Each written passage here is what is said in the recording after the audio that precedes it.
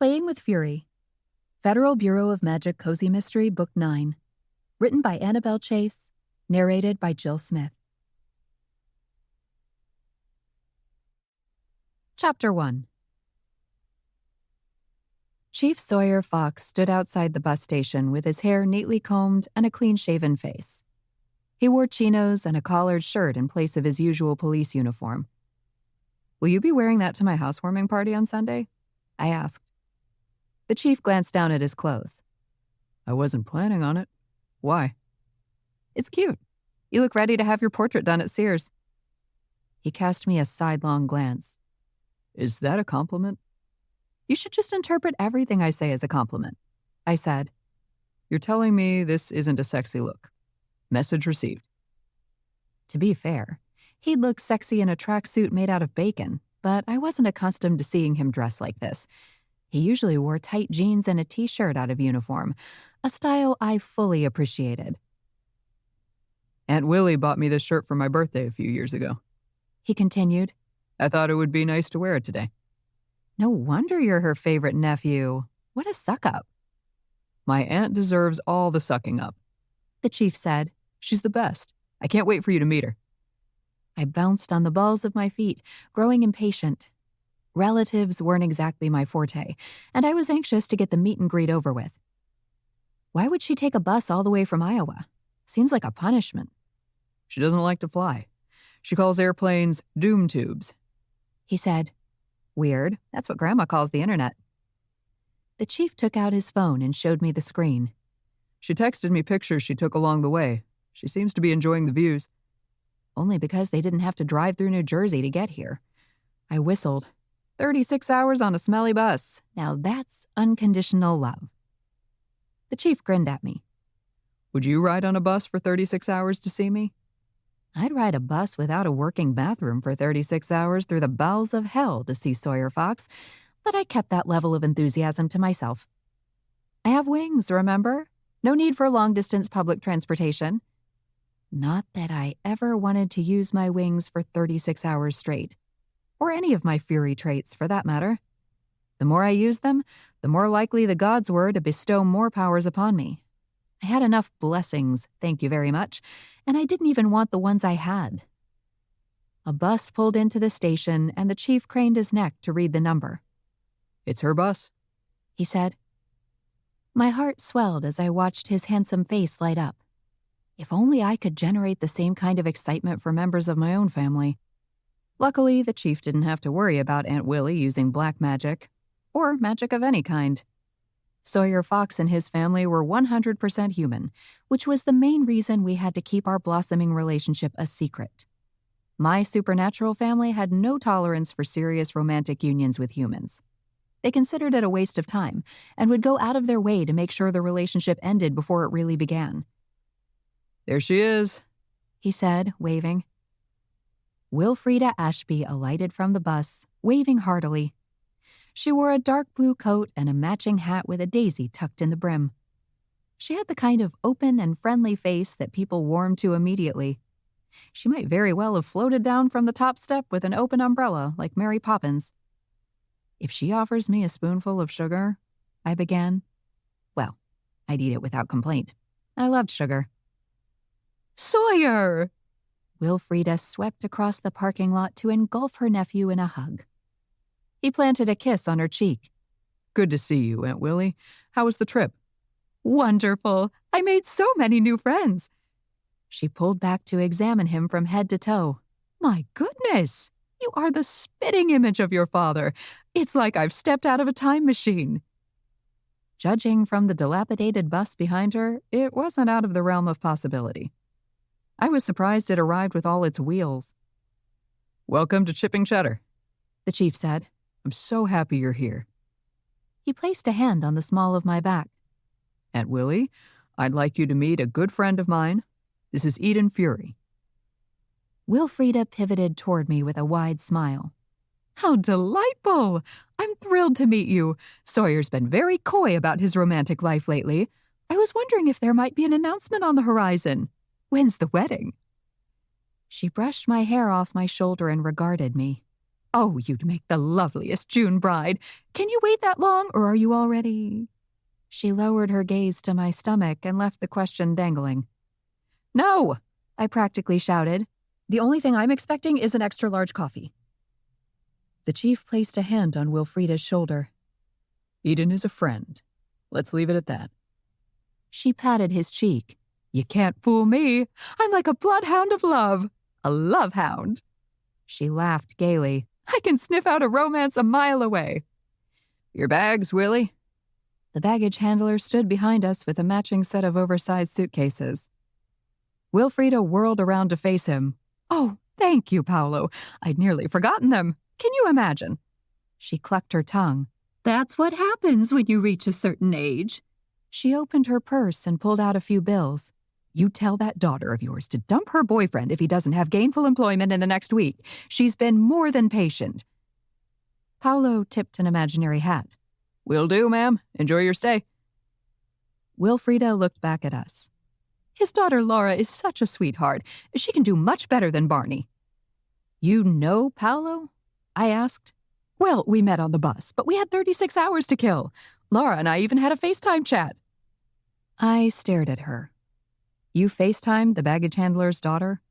Oh, no, Paolo was the driver. Anyway, it was easy enough. I can show you how to do it if you like. I FaceTime Sawyer every week.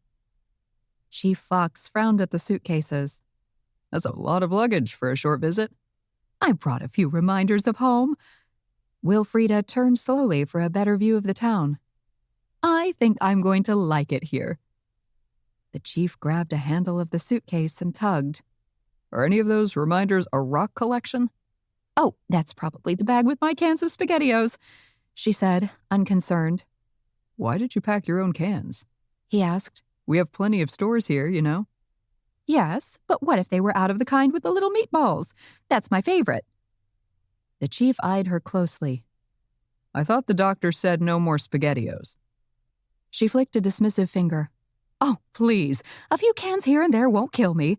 It's not like I'm lacing them with cocaine. A slow smile spread across her face. Now there's an idea. The chief fixed her with a hard look. Auntie, you've never tried cocaine. She shrugged. I'm still young enough. Plenty of time to experiment. The chief struggled to lift the heavy suitcase, and I wondered whether I should intervene. I decided it was best not to flaunt my supernatural strength. It has wheels, silly, Wilfreda said. I don't think the wheels do very much good with a bag this heavy, he replied. I took the other suitcase and rolled it toward the car. Sawyer's been so excited for your visit. She smiled adoringly at him. Same here. I can hardly wait to see the bay. It's been far too long. Lakes are wonderful, but sometimes your lungs crave salt in the air. A seagull swooped down and rested on her hat. Stay another minute and I'll charge you rent. The seagull promptly flew away. Are you thirsty? The chief asked as we crossed the parking lot. We can load your bags into the car and walk to one of the coffee shops. The Daily Grind, I said quickly. Corinne Leroux owned Magic Beans, the other decent coffee shop, so it was probably best to stick to the human-run places in town during his aunt's visit. I wouldn't mind a nice cup of tea, she said. We placed the bags in the safety of the trunk and continued downtown on foot. It feels good to stretch my legs, Wilfreda said. She stopped every few steps to admire the shop windows. I could spend a week just browsing here. You might have to, the chief said. There won't be room in your luggage. A woman passed by walking a terrier, and Wilfreda clapped her hands. Oh, I can't wait to meet Achilles in person. He reminds me of that dog you had when you were younger, Hayden. I laughed. You named a dog Hayden? He was named after Hayden Fry, the chief said. Who's Hayden Fry? I asked. Wilfreda and the chief sucked in simultaneous breaths. I was being chastised for my ignorance in stereo. He's a football player turned coach, the chief said. Hayden Fry is beloved in Iowa, Wilfreda added. May he rest in peace. Anyway, Hayden was a Rottweiler, not a pug, the chief said. Oh, I know, but same sweet face, Wilfreda said. You could melt butter on it. I didn't know you had a Rottweiler, I said. It was a reminder that the chief and I were still in the getting-to-know-you phase, even though it seemed like I'd known him forever. The daily grind was fairly busy, so the chief joined the line and Wilfreda and I snagged a table not far from the window. Her gaze traveled around the room, taking it all in. "This place seems popular," she said. "It has good coffee. I became a bit of a coffee snob in San Francisco, and this was the closest thing to it in chipping cheddar." She placed her hands gently on the table. "Tell me about San Francisco, dear. I've never been, although I've always wanted to visit." "I liked it there. I would have stayed if my job hadn't transferred me." No need for her to know that I was transferred from the FBI after I inadvertently siphoned a vampire's traits and nearly killed my partner in the process. Poor Fergus had to endure a hospital stay and a memory wipe, and I had to endure being sent packing to my hometown. Wilfreda lowered her voice. "Sawyer says you work for the FBI." I smiled. "You don't have to whisper. It's not a secret." What was a secret, of course, was that I actually worked as an agent for the Federal Bureau of Magic. Humans like Wilfreda Ashby were oblivious to the supernatural world, and we aimed to keep it that way. Chief Fox had been unaware of us too, until he witnessed my resurrection. Wilfreda removed her hat and smoothed her hair. "How fortunate for you that you were transferred to your hometown. What could be better?" I strangled a laugh. It wasn't what I envisioned for myself.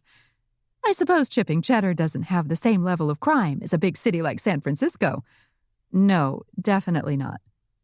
What the town did have was a powerful vortex, a spot where magical ley lines converge, and a dormant portal to Otherworld, the supernatural realm.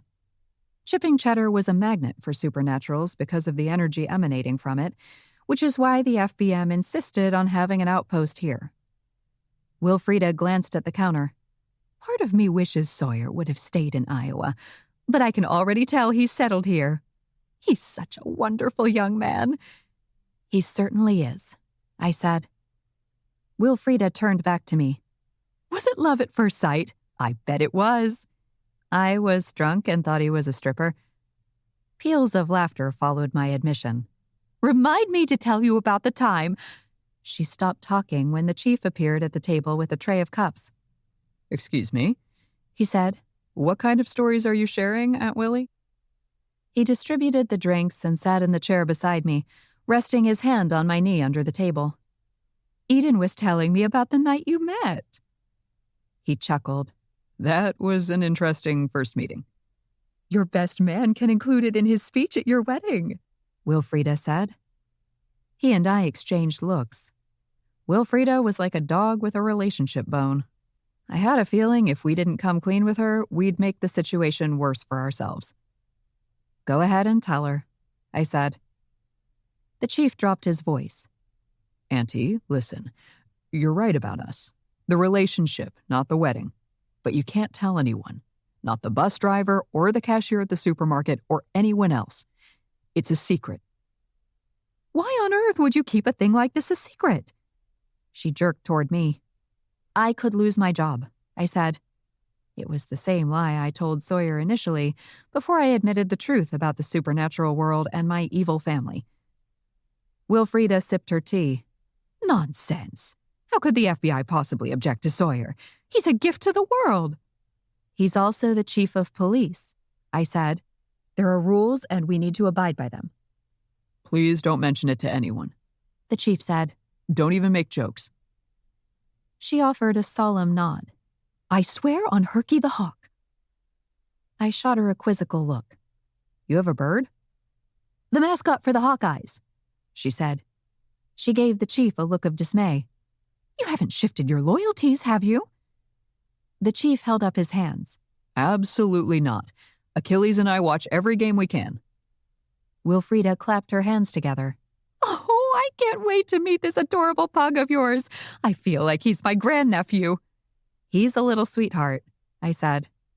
"Like father, like pug," Wilfreda said. "Do you have a dog, Eden?" If by dog you mean a hellhound with acidic saliva that could scorch the earth, then yes.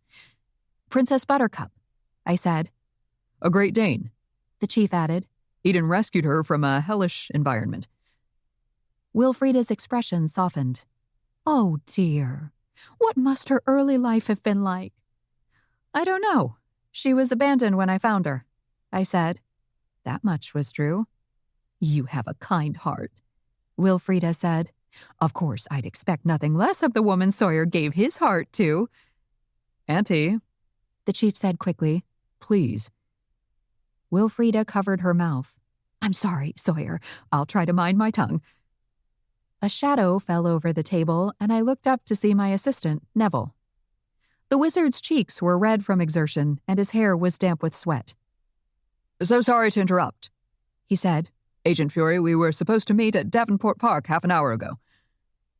I clamped a hand over my mouth. Crap on a cracker. Oh, I'm sorry, Neville. I was so wrapped up in Wilfreda's visit, I'd completely forgotten. Wilfreda, I'd like you to meet my assistant, Neville. Neville, this is Chief Fox's aunt. She's visiting from Iowa. Neville bowed his head. Nice to meet you, ma'am. Neville is such an interesting name, she said. Are you familiar with Neville Chamberlain? He was the former Prime Minister of the UK, Neville said. You weren't named for him, were you? Wilfreda asked. He basically handed Sudetenland to the Germans on a silver platter. Appeasement, Neville said. That was his foreign policy. Terrible, they said in unison, and laughed. I wasn't named after him, Neville said. Well, thank goodness for that. I plucked my coffee cup from the table. I hate to leave you so soon, but duty calls. We'll see you tomorrow night, the chief said. Wilfreda perked up. What's tomorrow night? A VIP party at the mayor's house, the chief said. Thought you might like to be my date. Wilfreda looked at me. And will Neville be yours? No, Neville said quickly. I'm not a VIP, just a P. He looked at me. I'll meet you out front, Agent Fury. Be right there. How exciting, Wilfreda said, straightening in her seat. My first weekend here and I'm already going to the mayor's house. I promised you a good time, the chief said. I'm already having a grand time, she said. And you don't need to worry about Neville as competition. He's clearly in the friend zone. What makes you say that? The chief asked, clearly amused by her assessment. He's too short for her, and looks like he spends most of his time indoors. Not that there's anything wrong with that, she added quickly. Neville's invaluable, I said. I honestly don't think I could do my job half as well without him. It's good to surround yourself with people you trust, Wilfreda said. That's why family is so important. There was no point in contradicting her. People as pure and innocent as Wilfreda wouldn't understand my predicament, and I was determined to keep it that way. I hurried to catch up to the short, pasty wizard.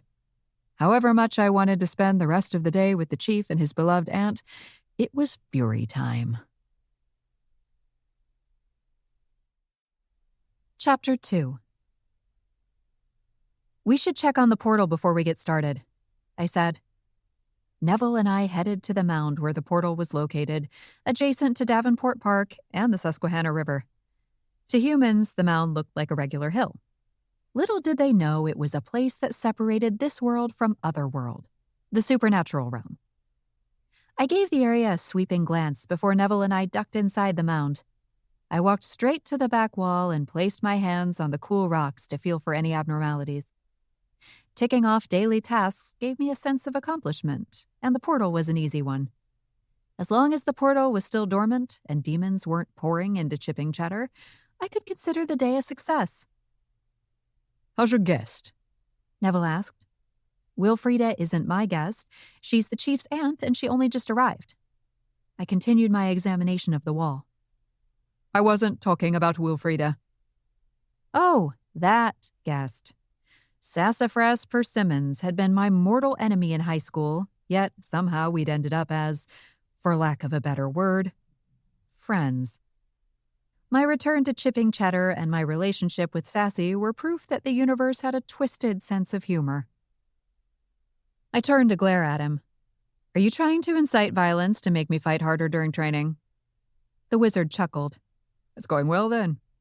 She's annoyingly cheerful. She's already smiling by 7, which should be against the law, by the way. He frowned.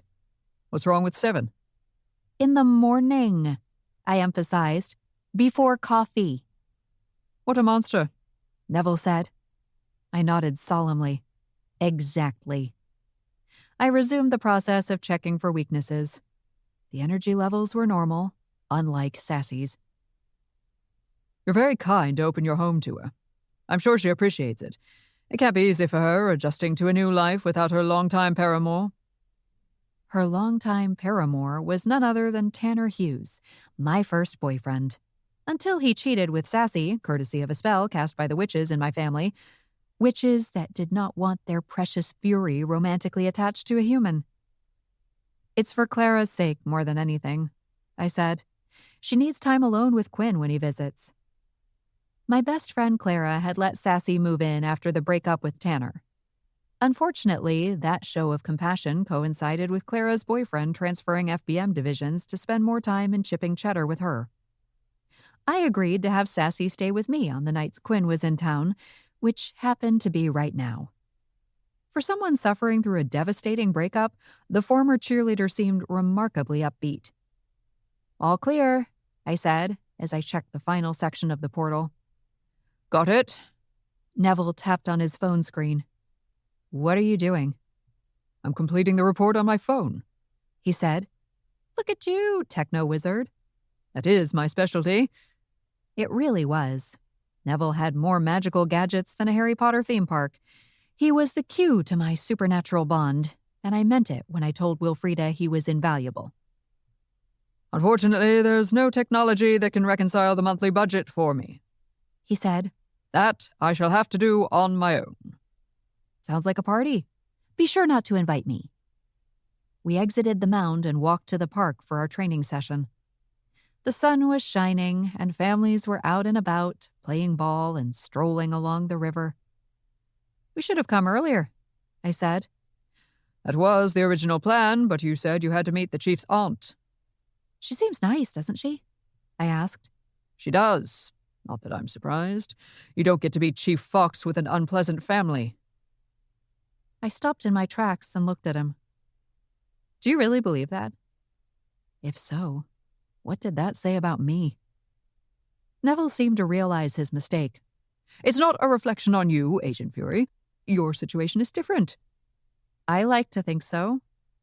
I'm looking forward to Sunday, Neville said, clearly trying to change the subject. I blew a raspberry. Can we skip over Sunday and go straight to Monday? Neville looked taken aback. Agent Fury, it's your housewarming party. Yes, but I'm not the one who wanted to host it. I'd succumbed to pressure from my family to show off the renovation of the old barn that was now my new house. I viewed the party as a Band-Aid. The sooner I ripped it off, the better. Neville pointed to a secluded area of the park. We should work over there. I spotted a family of 4 playing frisbee nearby. I don't know, Neville. I think we might have to relocate for today. There's too much potential for interference, even if we use a cloaking spell. We could use your backyard, he suggested. There's ample space. That's true. Although the potential downsides included interference from my family, as well as a nosy human neighbor. The area behind the barn is far enough from the main house. Your family won't even know we're there. As I debated the options, a toddler stumbled across the grass. He tripped and fell flat on his face. The moment he lifted his head from the dirt, his piercing cries filled the air. I winced at the ear-splitting sound. You've convinced me, Neville. My house it is. We took Neville's car to Munster Close. It was tough being a passenger in the wizard's car. Aside from the strong smell of spearmint air freshener and the endless selection of jazz, he drove with the dainty foot of a 90-year-old skeleton.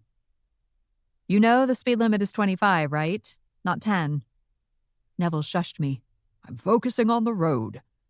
If you focus any harder, you'll have your face pressed against the windshield. He parked in front of my house and shot me a triumphant look. See? All in one piece?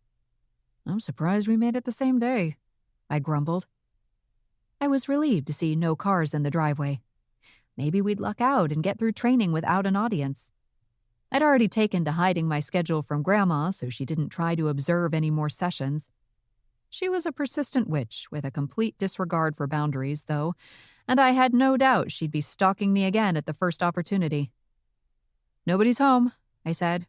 "We might as well use the whole backyard. No need to hide behind the barn."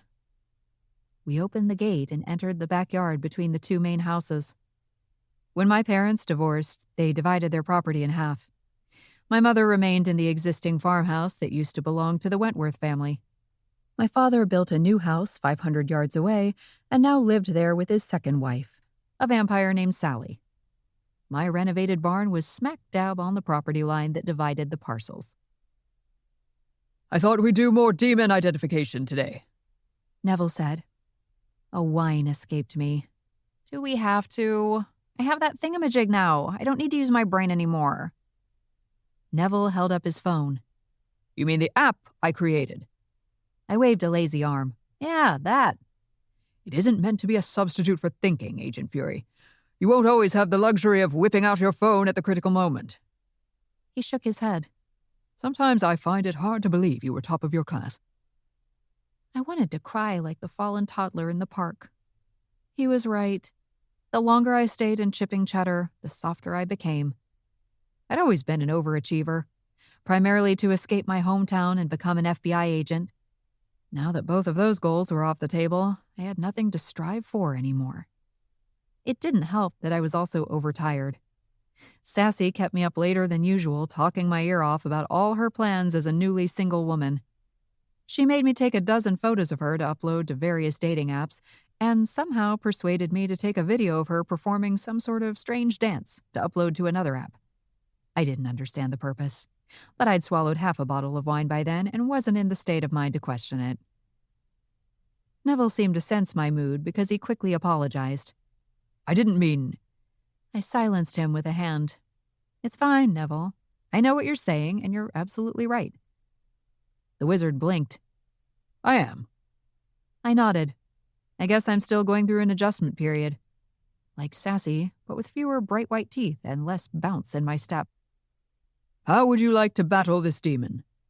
Neville conjured a strange-looking creature with a beige face and thin lips. No teeth that I could see. Its smooth, bulbous head reminded me of a cartoon alien. "He looks like he's going to either ask me for Jell-O or shout at me to get off his lawn. What's the threat? It'll gum me to death?" The demon held up a hand, and sharp claws slid from its finger pads. "Pro tip. They're poisonous," Neville said. "Now you tell me." I jumped back a solid 2 feet as the demon swiped at my middle. It certainly didn't move like a geriatric. I had to figure out what it was before I could fight it. I fumbled for my phone as the demon mashed its lips together and advanced. "No technology," Neville yelled. "Then what's the point of having it?" I glared at the wizard before turning invisible. It was the one power I could use to buy time. The demon grunted a noise of surprise. Its head swiveled left to right, and it sniffed the air. Judging from the 2 holes that passed for a nose, I bet the power of scent wasn't one of its strengths.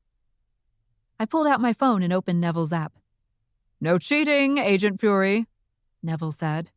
"What? You can't see me." Anything appurtenant to me was as invisible as I was. "I don't have to see you. I know you." "Is it a Voldemort demon? It has that poor excuse for a nose."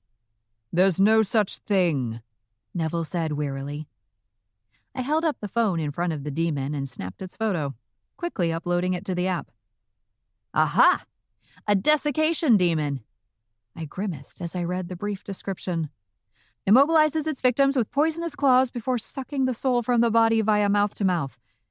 I glanced at Neville. "That's gross. Why would you subject me to this one?" The demon followed the sound of my voice, and I scurried closer to Neville as it clawed the air between us. "You're a fury," Neville said. "I expect you to overpower it."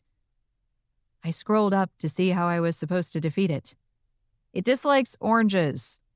I moaned. "Is this a dating app or a demon app? What do I care if the demon doesn't care for vitamin C?"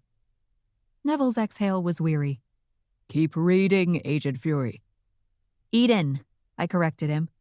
"You really should stop talking if you expect invisibility to work in your favor," Neville said. The demon reached me before I could finish reviewing the summary. I felt a rush of movement as the claw sliced through the air. Thanks to my quick reflexes, I jumped aside at the critical moment and the demon tumbled forward. "Oh, now I see why you chose this one," I said, smiling. I darted to the nearby lemon trees that Aunt Thora lovingly and magically cared for and plucked one of the lemons from a branch. Hopefully she'd forgive me for taking one without permission. It wasn't like a tree of knowledge or anything.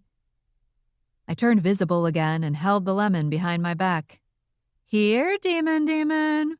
Who's a good bulbous demon?" It jerked toward the sound of my voice and smiled when it spotted me. Well, I assumed it was a smile. It looked more like an unhinged Muppet mouth. The demon charged, and I stood my ground. I let it get within 6 inches of me. "Say ah," I said. I whipped out the lemon and squirted the juice directly into its Muppet mouth. The demon hissed, and steam emanated from its mouth and nostrils. It dropped to the ground and writhed helplessly as its body crumpled and sank into the earth. "It looks terrible, but it smells heavenly," I said. Neville crossed the lawn, shaking his head. "You cheated," he said. "Fine, then give me a B instead of an A. I can take it." "Cheaters don't get knocked down a grade. They fail." "This is a demon identification session," I said. "If you didn't want me to use the technology the gods gave me, then you should have—" The wizard's face reddened. "The gods didn't give you the technology. I did." "I'm back," Sassy's voice rang out. Neville and I exchanged alarmed glances. I quickly stomped on the remaining bits of the demon's body. Sassy rounded the corner of the main house and sauntered across the backyard. Her arms were laden with shopping bags. She flashed a smile when she saw Neville. "Oh, great. We have company." "We do not have company," I said, bristling. "Neville and I are just finishing up a training session." "I don't understand why you train for a job you already have," she said. "And I don't understand why you're not working," I said. She shook a bag at me. "What do you think this is? All these stores are my clients. They buy regular ads in the newspaper. Anyway, it's important to shop local." "The FBI likes to make sure I'm current with my skill set," I said. "That means constant training." Really, it was because the FBM threw me into the deep end when they put me in charge of the chipping Cheddar outpost. I'd trained as an FBI agent because I'd wanted nothing to do with the supernatural world, so I had some catching up to do. Sassy pretended to snore. "In that case, I'll see you inside. I can't wait to try on my new clothes." "Didn't you try them on in the store?" I asked. "Of course, but the lighting will be completely different in your place." She hesitated. "On that note, you really should think about investing in a full-length mirror. It explains a lot." "I'll bear that in mind," I said. Sassy held up one of the bags. "I bought you a dress for the mayor's party. I checked your closet and noticed you didn't have anything appropriate to wear." I balked.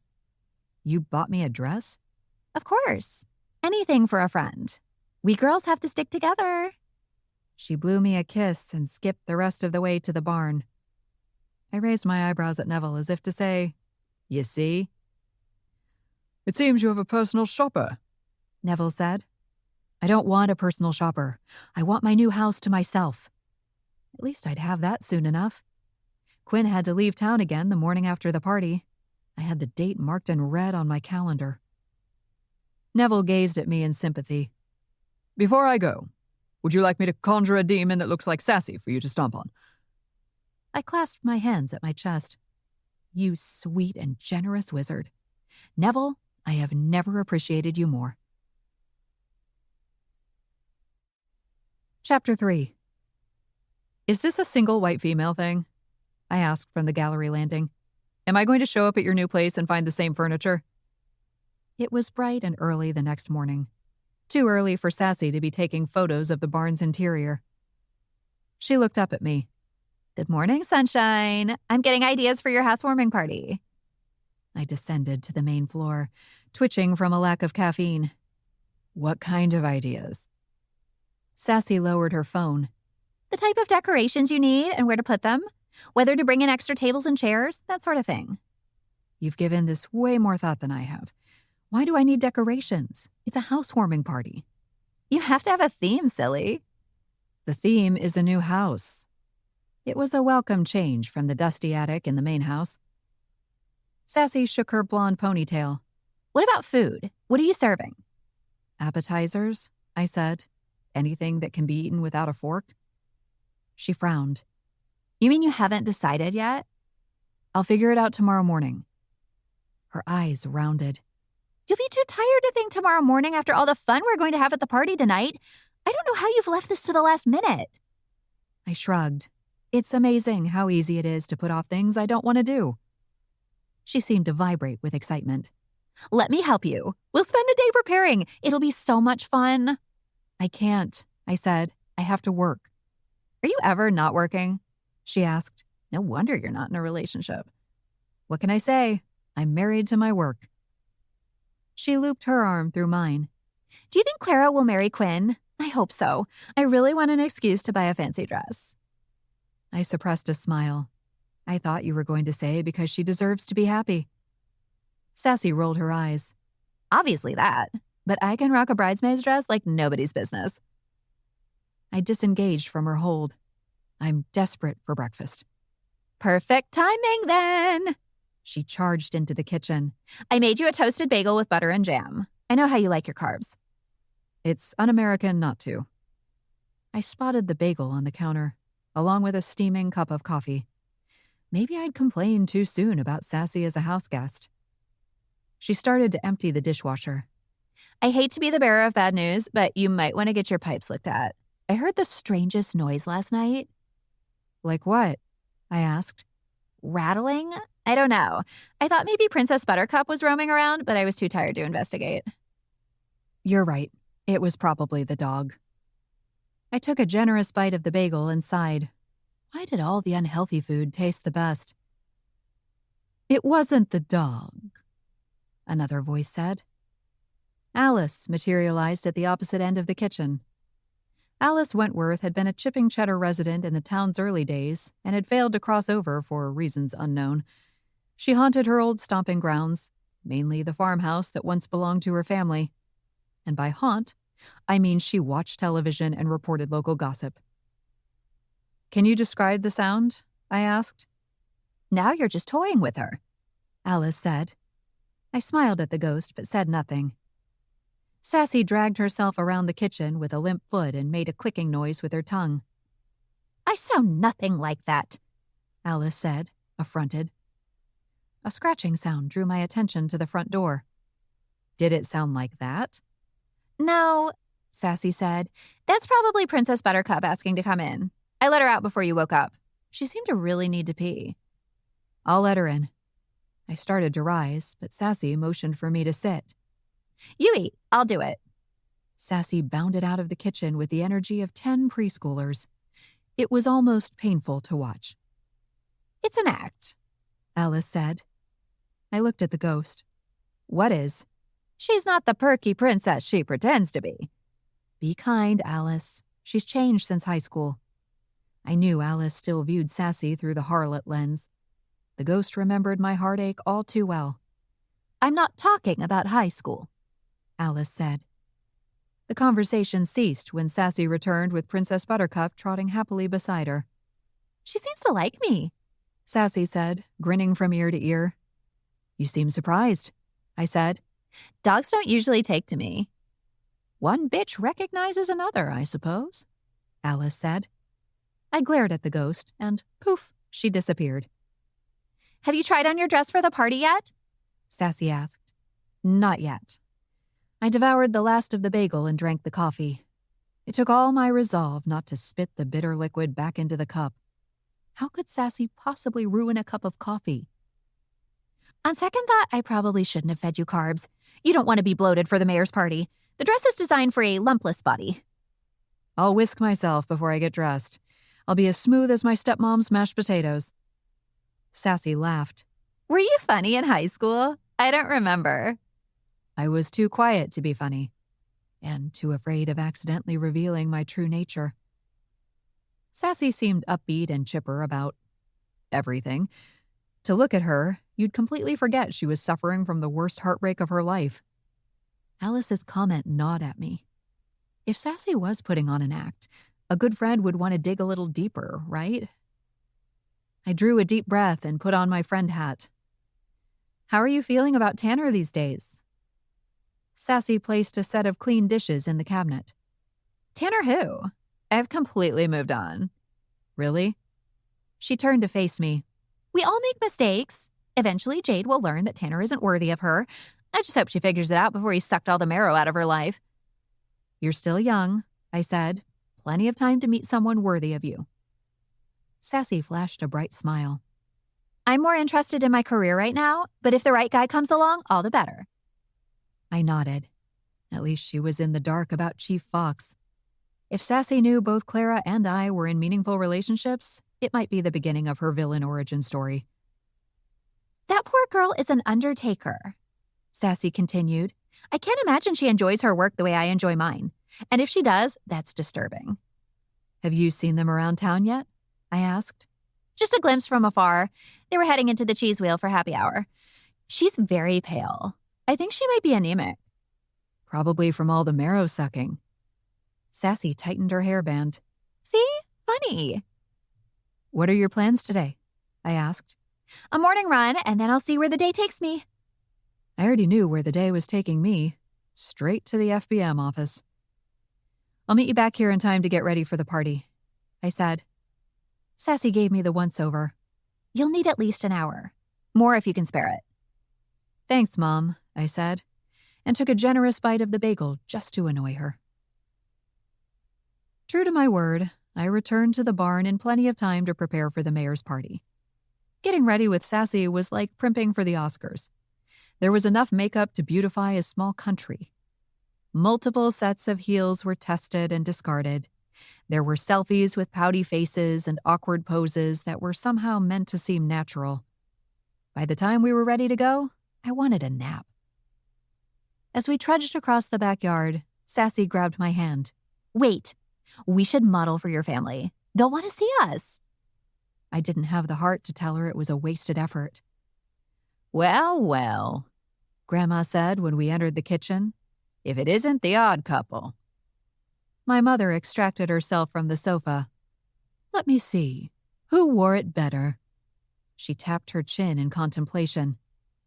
That's only when two people are wearing the same outfit, Sassy said. You're both wearing dresses, my mother said. That's close enough. Leave it to my mother to find new and inventive ways to criticize me. It's not a competition, I said. My mother gave me a disappointed look. No, it really isn't. She faced Sassy. Maybe you can teach my daughter to apply makeup the way you do, Sassafras. Your smoky eye looks professionally done.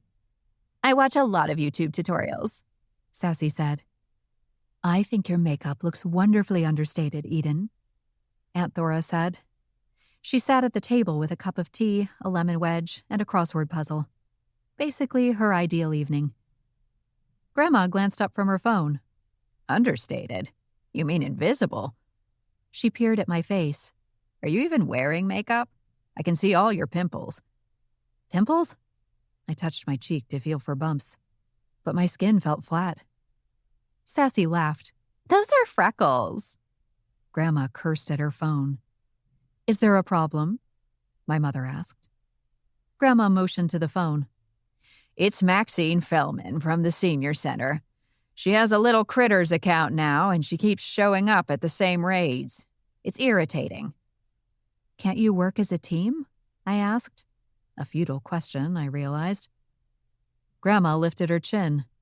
There's no I in team, but there is in win. I sniffed the air. Who's wearing floral perfume? Your grandmother has been going out in the evenings, my mother said, suppressing a smile. We think she has a gentleman companion. Grandma? Not unless she was using him as a human shield. I told you, Grandma said. I'm out playing my game.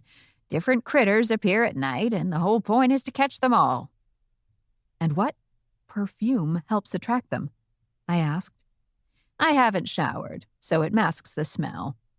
I consider it a public service, Grandma said, the same way your mother views dating. My mother's smile morphed into a frown, and I ushered Sassy toward the door before a fight broke out. I didn't need to offer my frenemy a front row seat to a supernatural showdown between witches. "Your family is full of energy," Sassy said as we waited for the Uber. I made sure to have the car pick us up at the entrance to the cul-de-sac so we didn't linger in front of the house. The windows weren't soundproof. "They're certainly full of something," I murmured. The Uber arrived and whisked us away to the party. I felt a rush of excitement as we pulled into the semicircular driveway behind a line of other cars. "Wow, this really is the social event of the season," Sassy said. "I'll bet half the business owners in town are here tonight. No wonder Cal made sure to get me on the guest list." Callie Butte Danforth was the owner of the Buttermilk Bugle, the local newspaper, and Sassy's boss. We exited the Uber and made our way to the entrance, where a server greeted every guest with a flute of champagne.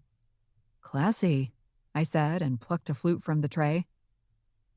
If the bold black and white marble floor and elegant chandelier in the entryway were any indication, the home of Wilhelmina Whitehead was more lavish than I expected from the sensible mayor of Chipping Cheddar. "If I lived here, I'd be hosting parties every night," Sassy said in a conspiratorial whisper. "This place is amazing." "She's the mayor, not a real housewife," I said. Sassy cast a discerning eye around the room. "There are plenty of hot guys to choose from tonight." She bumped my arm. "Ooh, there's Chief Fox. I thought nothing could look hotter than his uniform, but apparently I was wrong."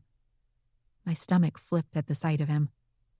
He stood in a small circle with Mayor Whitehead, Hugh Phelps, and Cal. The chief wore a dark blue suit and shoes so shiny they reflected the artificial light. The ends of his hair curled around the collar of his shirt in a way that made me long to run my fingers through them. "He does look exceptionally good," I admitted. How could I say anything else? To deny it would invite suspicion. A glazed look crossed his rugged features when he spotted me. It was a gratifying moment. "Agent Fury," he said as we approached the group. "I've never seen you so radiant." He seemed uncertain whether to kiss me or shake my hand. I didn't blame him. I was experiencing the same confusion. "Your home is gorgeous, Mayor Whitehead," Sassy enthused. "If I were you, I'd work from home every day." "Thank you," the mayor said. "It's one of the things I love about living here. The view of the bay never gets old." Sassy craned her neck to see the veranda at the back of the house with its direct view of the water. "Life goals." "Claire's out there now," Cal said. "She brought her boyfriend. Quinn, is it? Nice fella." "I'm very fond of Agent Redmond," I said. "That's right. He's a colleague of yours, isn't he?" Cal said. He elbowed me with such enthusiasm that I nearly spilled my drink. "He is. In fact, I should probably go say hello." If I stood with the chief too long, I risked lapsing into unconscious habits like pinching his butt. "I'm going to mingle," Sassy declared. "Plenty of potential new clients here." Cal patted her on the back. "That's why you're my top seller." As I made my way to the veranda, Sassy threw herself into the party like a professional socialite. I'd never seen anyone work a room with as much skill and charm. "She seems to be over Tanner," I said to Clara and Quinn. Clara looked at me sideways. "I wouldn't be so sure about that. I accidentally bumped her arm the other day and I felt—" She hesitated, seeming to choose her words carefully. "Well, it wasn't the toothpaste commercial you're seeing right now." Clara was an empath, so she'd know better than I would. Still, I'd spent the past few days with Sassy and she seemed nothing but irritatingly positive. "She comments a little too much on the chief's looks," I said. Clara laughed. "And you're jealous? Please. It's pretty obvious he only has eyes for you. I'm telling you, you need to be more careful. Don't be seen so much together." "I'm being careful," I shot back. "I'm over here with you, aren't I?" Quinn laughed. "Oh, so we're the cheap seats." "It's easier to be around you because you know," I said. I didn't have to walk on eggshells and worry about saying the wrong thing in front of them. Keeping our relationship a secret was more stressful than I expected. "I don't suppose anyone else here knows," Quinn said. "His aunt, Wilfreda," I said. "She's here, isn't she? He said she'd be his +1 tonight." Clara brightened. Yes, I spoke to her earlier. She's delightful. There's no other word to describe her, I said. No wonder the chief is so fond of her. Looks like someone else might be growing fond of her. Clara inclined her head to the far side of the veranda where Wilfreda was chatting with a man I didn't recognize. He was tall and slender, with snow-white hair and a beard so soft and white it looked as though his chin was covered in clouds. He laughed at something Wilfreda said and offered her cheese. I balked. Wow. He's offering cheese from his own plate? That's practically a marriage proposal in this town.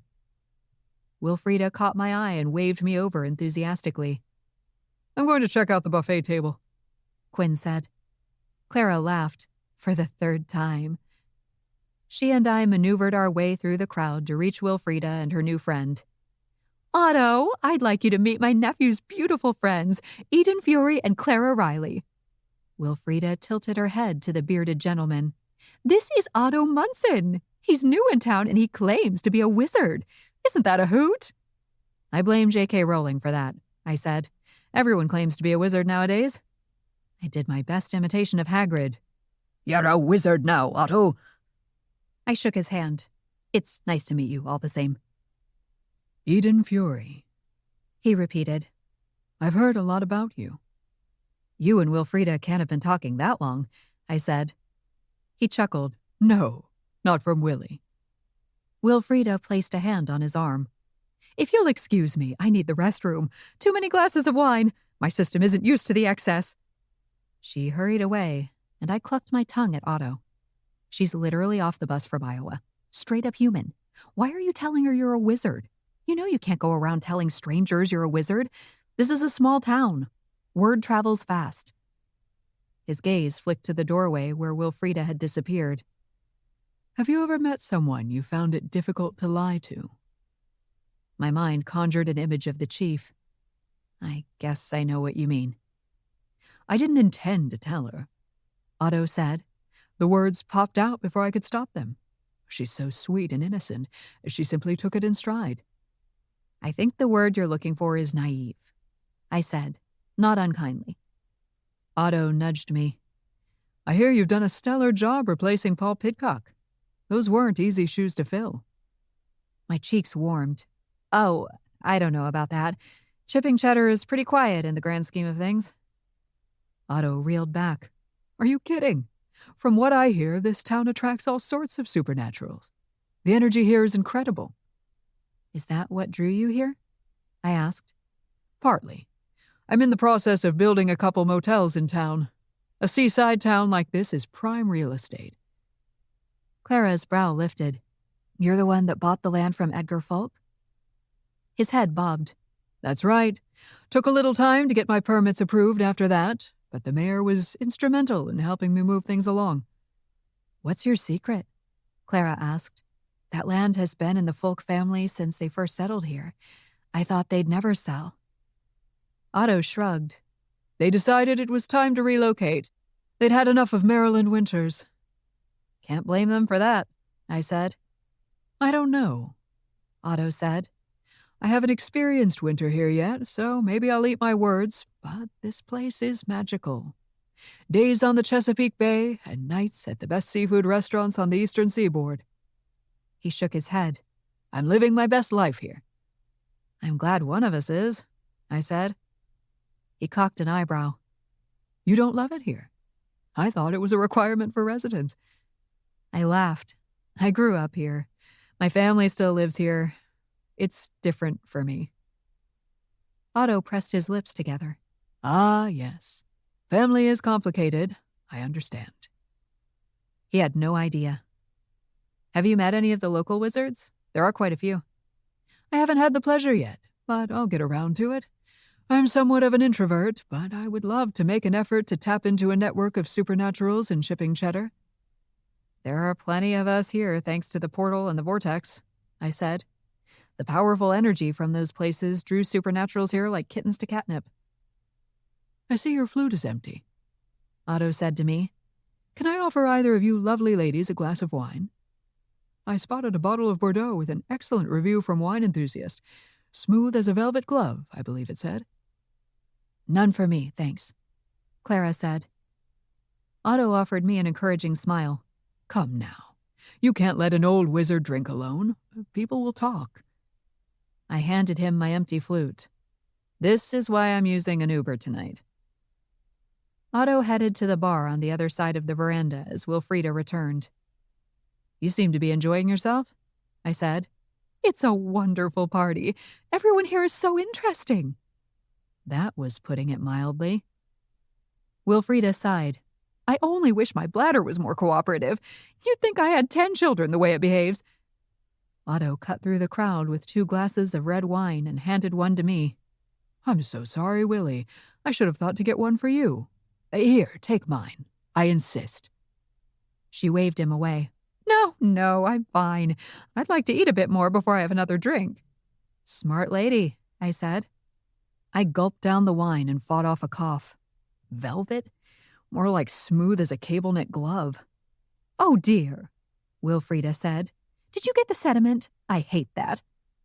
Otto held out his hand. Allow me to fetch you another one. No, it's fine. I wasn't a diva like my mother. Beatrice Fury was known to send back rice when it was deemed too sticky. If you don't mind, Otto, I'd love to talk to you about your motels, Clara said. I'm a reporter for the local newspaper, and this would make a great story for the business section. He lit up. Free publicity. Ah, wonderful. We'll be here, I said. I had a direct view of the bay on one side and Chief Fox on the other.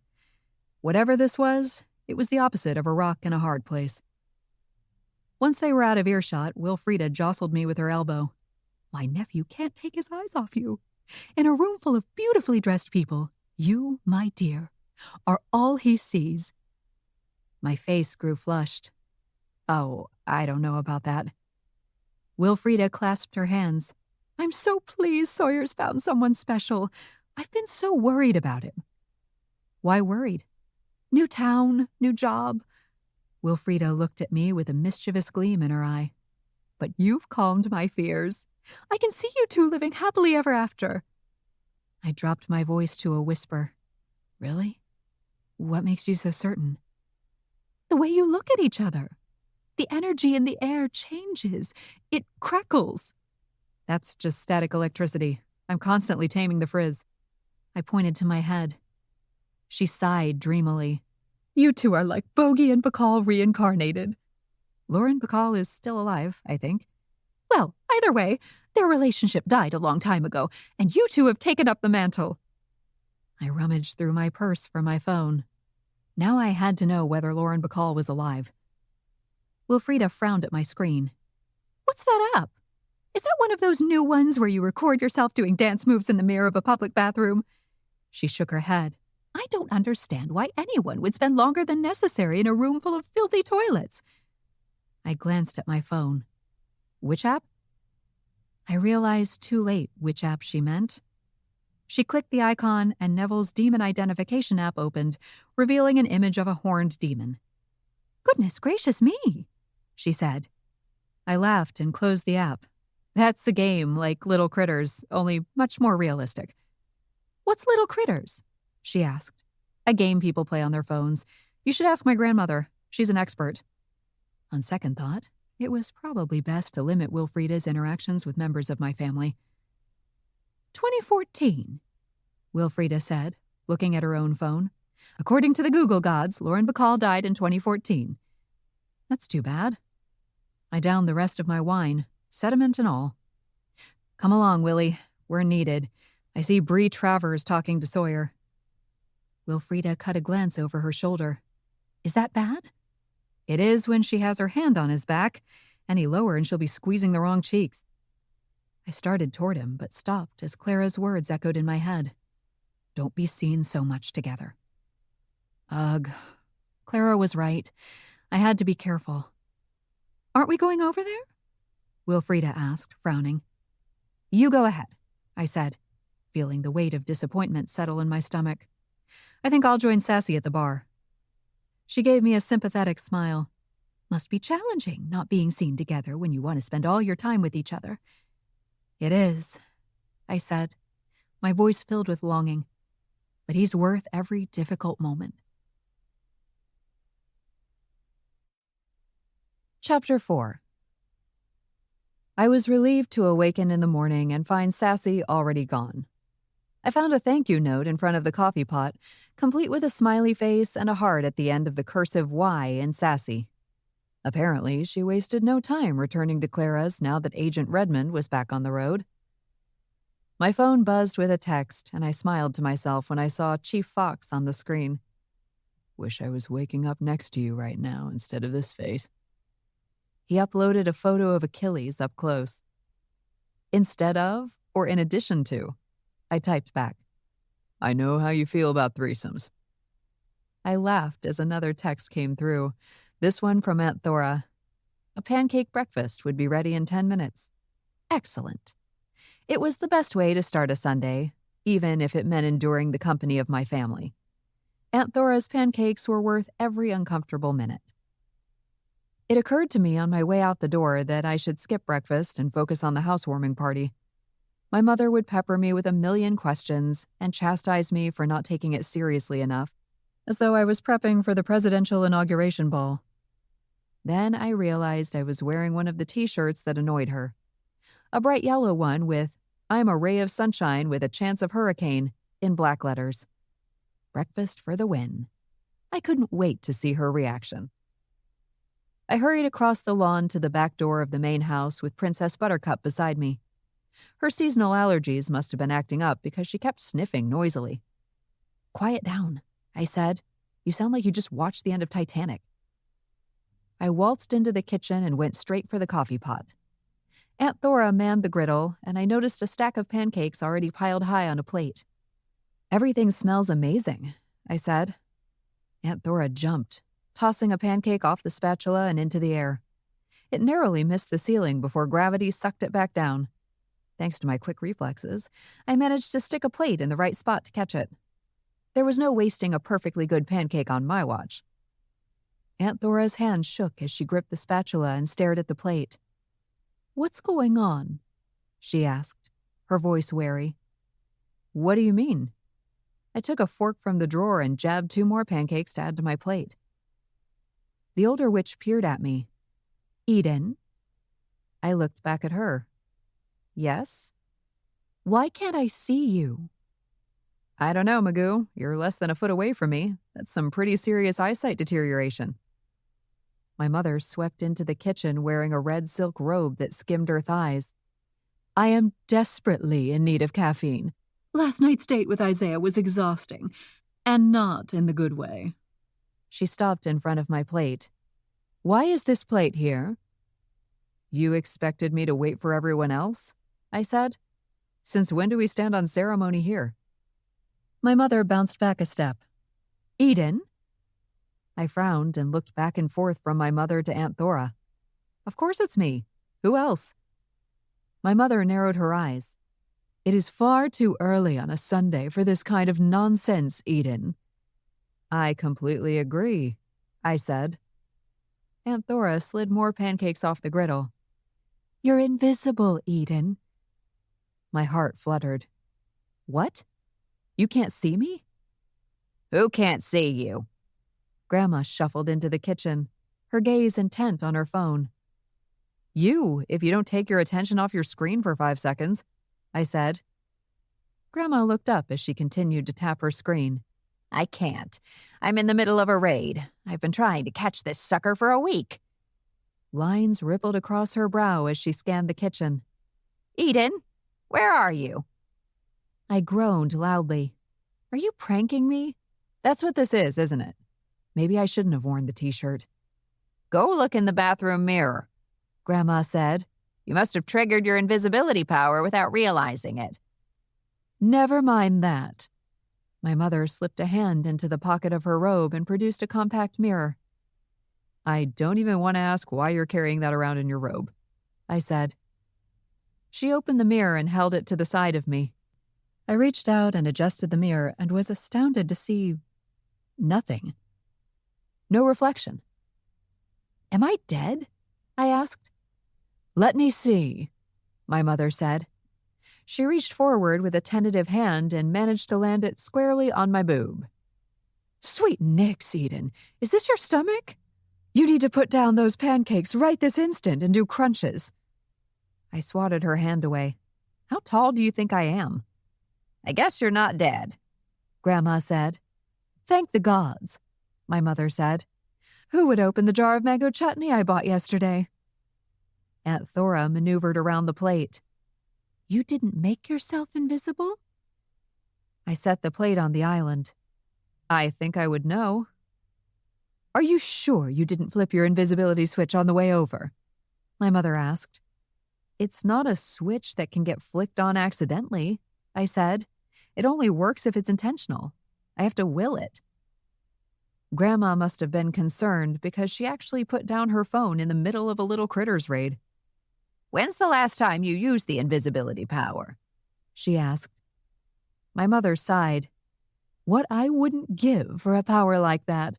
My first stop would be... I held up a hand and then quickly realized how ineffective that was. I don't need to know. You could do an invisibility spell if you really wanted to, Beatrice, Aunt Thora said. There are a multitude of spells and potions to choose from. If she weren't so old and sweet, I would have kicked her in the shins for making the suggestion. The last thing this town needed was an invisible, wicked witch roaming the streets. My mother did enough damage when everyone could see her coming. I turned invisible yesterday, I said, in an effort to wrest the conversation away from my mother. But that was only for a training session with Neville. You must have glitched, Grandma said. Happens on my game all the time. I think I've captured a glossy critter and bam! Gone. I didn't glitch, I said.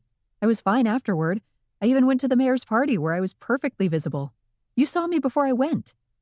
Sassy and I had returned to the barn last night in good spirits, slightly inebriated after tequila shots at the bar with several of her new clients. Okay, maybe not slightly inebriated. Maybe flat out plastered. My mother sucked in a breath. That's right. The mayor's party was last night. Too bad this didn't happen sooner. Invisibility might have been the better option. Even in the middle of a crisis, my mother found time to criticize me. I can see now why Tanner chose Sassy over you, my mother continued. Her style is impeccable. I felt the tension creep along my jawline. He did not choose her. My mother knew perfectly well that she and the other witches were responsible for Tanner cheating with Sassy. We'd recently come to blows over it. We didn't put a spell on Sassy, Grandma said. Only Tanner, which means Sassy is a strumpet. It was years ago, I said. I've decided to let it go, which the three of you should be happy about, considering the part you played. My mother tapped her fingernails on the island. Why have you decided to let it go? Give it a rest, Beatrice, Grandma said. The girl says she's moving on. My mother cocked her head, thinking. The only reason I would let a thing like this go is because of another man. Yes, we know how you are, Grandma said, but we're talking about Eden. I swallowed hard. Maybe I should have feigned a grudge. Anything to keep my family from sniffing out my relationship with the chief. You wouldn't let the Tanner thing go unless you replaced him with someone you like better, my mother said. I haven't been with Tanner since high school, I said. You know that. I think it's wonderful that you and Sassy have mended fences, Aunt Thora interjected. It shows true character. It shows you're weak and gullible if you think she won't do it again, Grandma said. That girl is only out for herself. She began tapping rapidly on her screen.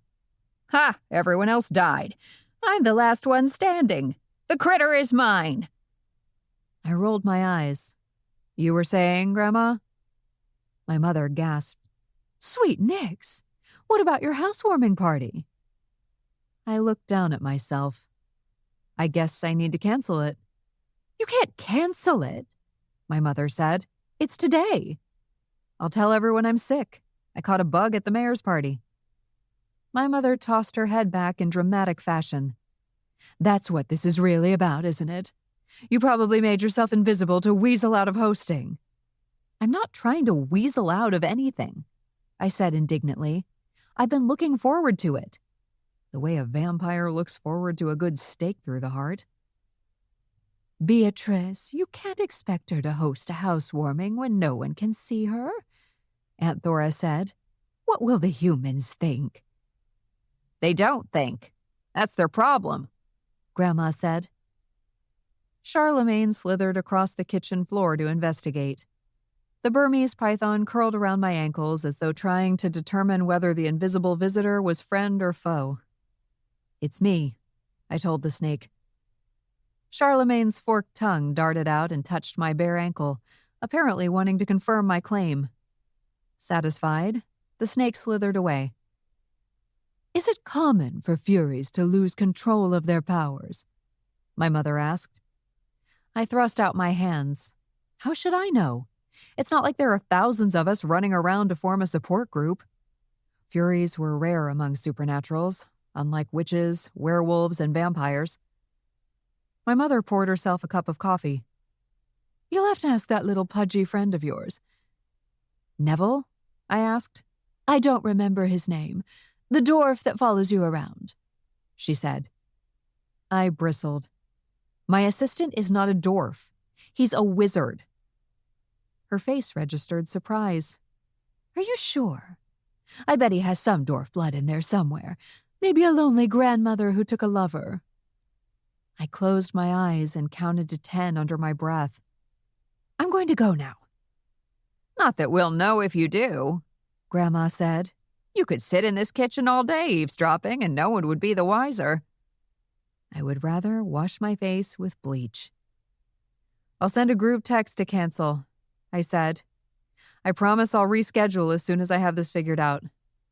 You can't cancel a party via group text, my mother said. She leaned her back against the counter and sipped her coffee.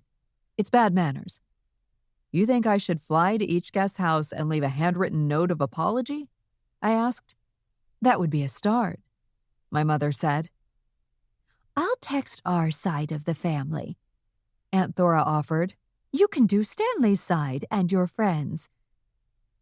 Do you think Anton and Verity are home now? I asked. I know for a fact they are, my mother said. I invited them for breakfast this morning, but your sister-in-law said she was making a sausage casserole. She should have invited you, Grandma said to my mother. A sausage casserole sounds right up your alley. I'm going to head over there now, I said. Maybe Verity can help me. As a druid healer and a medical doctor, my sister-in-law was a good bet to diagnose my condition. You'd better fly there, Grandma said. If anyone sees a car without a driver, they'll flip out. She made a good point. What about your pancakes? Aunt Thora asked. You haven't had any. I gazed forlornly at the short stack. As much as I hated to pass them up, I'd completely lost my appetite. I would have preferred not to fly to my brother's house, but Grandma was right. I couldn't drive a car in my current state. If Deputy Sean Guthrie happened to spot my car on the road, he'd pull me over for the sheer joy of it. An invisible driver would only complicate matters. Anton's house had undergone extensive renovations in recent months, and it now looked like an entirely new building. Even the exterior had been redone. They'd wanted more space for their growing family, and I also suspected Anton suffered a little from keeping up with the Joneses-itis, although he'd never admit it. In a way, I understood. Our parents each owned a beautiful home without a mortgage. I'd lived in an apartment rental in San Francisco until I moved back to Chipping Cheddar, where I lived in the attic until the barn was finished. And the only reason I could afford the barn was because of my parents' contributions. They were evil, not frugal. Anton and Verity both had good jobs, yet they still struggled to afford their middle-class lifestyle. Home ownership was a more challenging goal for our generation, but I knew if I ever said this in front of either parent, I'd have to endure words like bootstrap and, in my day, no thank you. I pushed open the front door and nearly backtracked right out again. The place was pure chaos. Ryan was running around the house with a roll of toilet paper trailing behind him, and Olivia was lecturing a family room full of pretend students. Stuffed animals covered every inch of the sofa and chairs, as well as the coffee table. Crayons and markers were scattered across the floor, and I noticed Ryan's chubby cheeks were streaked with purple and red marker. No one noticed my arrival. To be fair, I don't think they would have noticed if winged monkeys invaded. I wandered into the kitchen where my brother and Verity were engaged in a heated debate. "I don't think it's a good idea," Verity said. The red splotches on her cheeks suggested she was upset about Anton's proposal. "We need the money," Anton replied. "Yes, but it seems unethical somehow." Unethical? What was my brother suggesting?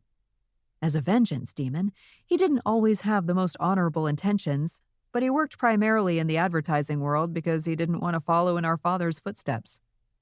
He took the odd vengeance job here and there to pay for the home remodeling, but always outside of my territory. He and my father knew they couldn't operate within my jurisdiction. Certain crimes resulted in banishment to Otherworld, and I had no desire to send my family there. Okay, sometimes I had a strong desire to send my family there, but usually it had nothing to do with my job. "Someone's here," Olivia announced from the family room. She stared straight at me. "Can you see me?" I asked. "No," Olivia said. Verity shrieked and clung to Anton. "Relax, it's me," I said. "Eden." "Why would you frighten us like that?" Verity asked. She pressed a palm against her chest and struggled to return her breathing to normal. "Sorry, I didn't mean to scare anyone. I'm having an issue and I thought you might be able to help." "Well, now I'm having an issue," Verity said. Anton waved a hand in front of me, trying to assess my location. "You're not invisible on purpose?" "No, it seems I woke up this way. I thought Verity might be able to examine me or something." She snorted. "Well, I've never examined an invisible body before, but I'm certainly willing to help any way I can. Step into my office." "Thanks." "Can I come?" Olivia asked. "No, sweetie," Verity said. "You keep working on your lesson." "What's the lesson?" I asked as I followed Verity upstairs. "The pros and cons of having a soul," Verity said. Yikes. I'd have to keep an eye on that one. We entered Olivia's bedroom. "This is your home office?" I asked. "It is right now. Hers is the cleanest," Verity said. "Your brother is supposed to clean our room today, but it doesn't take a crystal ball to know I'll be looking at the same pile of folded laundry next week." "Don't surrender," I said. "If you do it for him, he'll just keep leaving the piles and never put them away himself."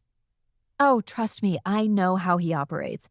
We once waged a silent battle over dusting that lasted until he couldn't stop sneezing at bedtime and pulled a muscle." I sat on Olivia's bed and looked around at the decor. The walls were decorated with pastel sugar skulls. A line of voodoo dolls sat on a hot pink shelf. On the ceiling, directly over the bed, was a black spider at least 6 feet in circumference. "What's the theme of her room? Morbid chic?" Verity offered a small smile. "Let's just say there was a rather lively debate on the subject, and I lost." "Imagine when she's a teenager," I said. Verity closed her eyes. "I try not to." "Maybe it's a phase," I said. Even as the statement passed my lips, I knew it was a lie. Olivia leaned toward our side of the family rather than Verity's and seemed to embrace the macabre. Verity and I would have to work doubly hard to make sure she didn't completely succumb to the dark side. Verity shrugged. "She's my daughter and I love her. I'll accept her no matter what." I felt a surge of love for my sister-in-law. Anton had chosen well. Not that I had any doubt. My mother wasn't a fan, but no one would have been good enough. Or in our case, bad enough for her firstborn. "What do I need to do?" I asked.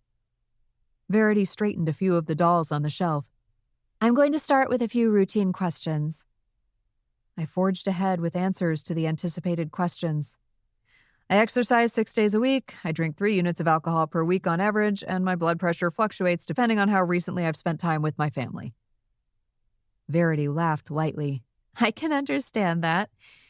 Any chance you might be pregnant? I nearly fell off the bed. Whoa! Who put you up to that? Verity frowned at me. I'm a doctor, Eden. It's a standard question. Oh, really? You would ask Neville the same question? Her face flashed with annoyance. Obviously not. I rest my case. Verity exhaled loudly. It's challenging enough to examine you when I can't see you. Can you at least cooperate with what I can do? I shifted uncomfortably. It is highly unlikely that I'm pregnant. Verity pursed her lips. Highly unlikely, but not impossible. I didn't realize you were seeing someone. I'm not, I lied. She waved a hand. Never mind, it's none of my business. It's just that pregnancy could be a reason your fury powers have gone haywire. A unique supernatural body like yours could react strangely to a baby. Strangely how? Although I was fairly confident I wasn't pregnant now, I was curious how being a fury might impact a future pregnancy. Your body might consider a baby an invader, something to vanquish. That could trigger your defense mechanisms. You think I won't be able to deliver a healthy baby? The idea hadn't occurred to me. I honestly don't know, Verity said. It's only a theory. Did you have trouble? I didn't recall Verity having issues during her pregnancies. Not that I was around at the time. Still, I would have gotten every excruciating detail from my mother if she had. I'm only a druid, Eden, and my main power is healing. Pregnancy wouldn't have the same effect on me. I really doubt I'm pregnant. So what else could cause my powers to glitch? I asked. Verity perched on the edge of the bed. An illness? Have you experienced any symptoms? A fever, nausea, chills, or body aches? No, I felt fine, other than hungover from mixing wine and hard liquor last night. I didn't even realize I was invisible until I went to the main house for breakfast. Verity crossed her arms, thinking. What about new medications or vitamins? I shook my head, not that she could see me. Nothing, I said. Any pain of any kind? Only my head, but that went away as soon as my mother stopped talking. Verity smiled. I don't know what to tell you, Eden. Maybe it'll work itself out in a day or so. If not, make an appointment with my office and we'll dig deeper. Okay. I take it the housewarming party is canceled? She said. It was a crushing blow. She returned to a standing position, smirking. I'll bet. Olivia appeared in the doorway, holding one of the toys from the family room. Quasimodo wants to examine you. He's training to be a doctor like Mommy. Does he have supernatural vision? I asked. No, but he does have a god's complex. Will that help? She looked hopefully in my direction. It's a requirement. I slid off the bed onto my feet and stretched. Hey, Olivia. When I first came into the house, how did you know it was me? She hugged the ugly doll to her chest. I don't know. I just knew, the way you know which song is starting on the radio from the first few notes. Huh. But you sure you can't see me? I waved a hand. I'm sure. Olivia thrust the doll toward me. Can you see her, Dr. Quasimodo? She held the doll's face to her ear. He says you're very pretty. Tell him that's an ethical violation. I said, no hitting on the patients. Do you want to play hide and seek? Olivia asked. I think Auntie Eden has a distinct advantage, Verity said. Olivia tossed her toy onto the bed. That's okay. I need a challenge. Daddy always hides in the same place. Let me guess. On the sofa under a blanket, I said. How did you know? Olivia asked in amazement. Verity glanced my way. Would you mind one game? I consider it my sworn duty as the fun aunt, I said. Let's limit the area to downstairs so Ryan can play too. I quickly regretted my decision. Ryan managed to not only find me hiding in plain sight, but he and Olivia wrapped me in toilet paper so that I looked like a mummy. Then they grabbed markers and began drawing on the toilet paper. Not so invisible now, Anton said, amused. I laughed. I guess not. Suddenly, being invisible didn't seem so bad after all. Chapter 5. I left Anton's house feeling calmer than when I arrived. It didn't matter that Verity couldn't diagnose me. Whatever was wrong, I could handle it. Invisibility wasn't the end of the world, only a temporary setback, and the gods knew I was familiar with setbacks. Might as well enjoy this one while it lasts. My phone buzzed with an incoming call from Clara. "Hey, how are you this morning?" I asked. I figured she'd be feeling a little down in light of Quinn's departure. "You need to head over to the construction site on Havarti Road," she blurted. "There's a demon." I groaned. Sunday is supposed to be a day of rest. "Tell that to the demon when you get there. I'm sure it'll be very understanding." "Where are you now?" I asked. "I'm hiding behind a dump truck so I can follow it if it tries to flee." "Don't do anything rash. I'll be right there." Clara's only power was empathy. She was no match for a demon. "Just FYI, you won't see me. I'm invisible." "Is that the real reason you canceled your housewarming?" Clara asked. Sassy was seriously bummed. She thinks you canceled because you didn't have a theme. "I'll tell you more after I deal with this demon." I spread my wings and launched myself into the air. It didn't take long to reach the construction site where I spotted Clara cowering behind a dump truck. I circled the site from the air until I saw the demon. It was surprisingly small, maybe the size of a howler monkey. It seemed to be digging in the dirt behind the foundation of the building. I landed next to the creature and observed it silently for a moment, trying to figure out the type. Its body was covered in coarse brown hair, and its nails and feet reminded me of a platypus. Its eyes were small and black. Weird monkey duck demon was the only term that came to mind, and I finally gave up and pulled out my phone. I had the benefit of invisibility, so I took advantage of it by opening the demon identification app. I snapped its photo and uploaded it. Neville could chastise me for cheating later. There was precious little information. The app identified the creature as a digger demon. A little on the nose, but whatever. I guess the demon saw the mounds of earth at the construction site and figured it hit pay dirt. The demon also traveled as part of a pack. In that case, where were its buddies? "If you're looking for buried treasure, you might want to try my backyard," I said. "My hellhound loves to hide my mother's jewelry." The demon's head jerked up, and its beady eyes darted from left to right. When it failed to spot me, the demon stuck its claws in the ground and resumed digging. "You're a conscientious thing, aren't you?" I said. The demon snapped to attention again and made a squeaking sound. Poor little guy actually sounded scared.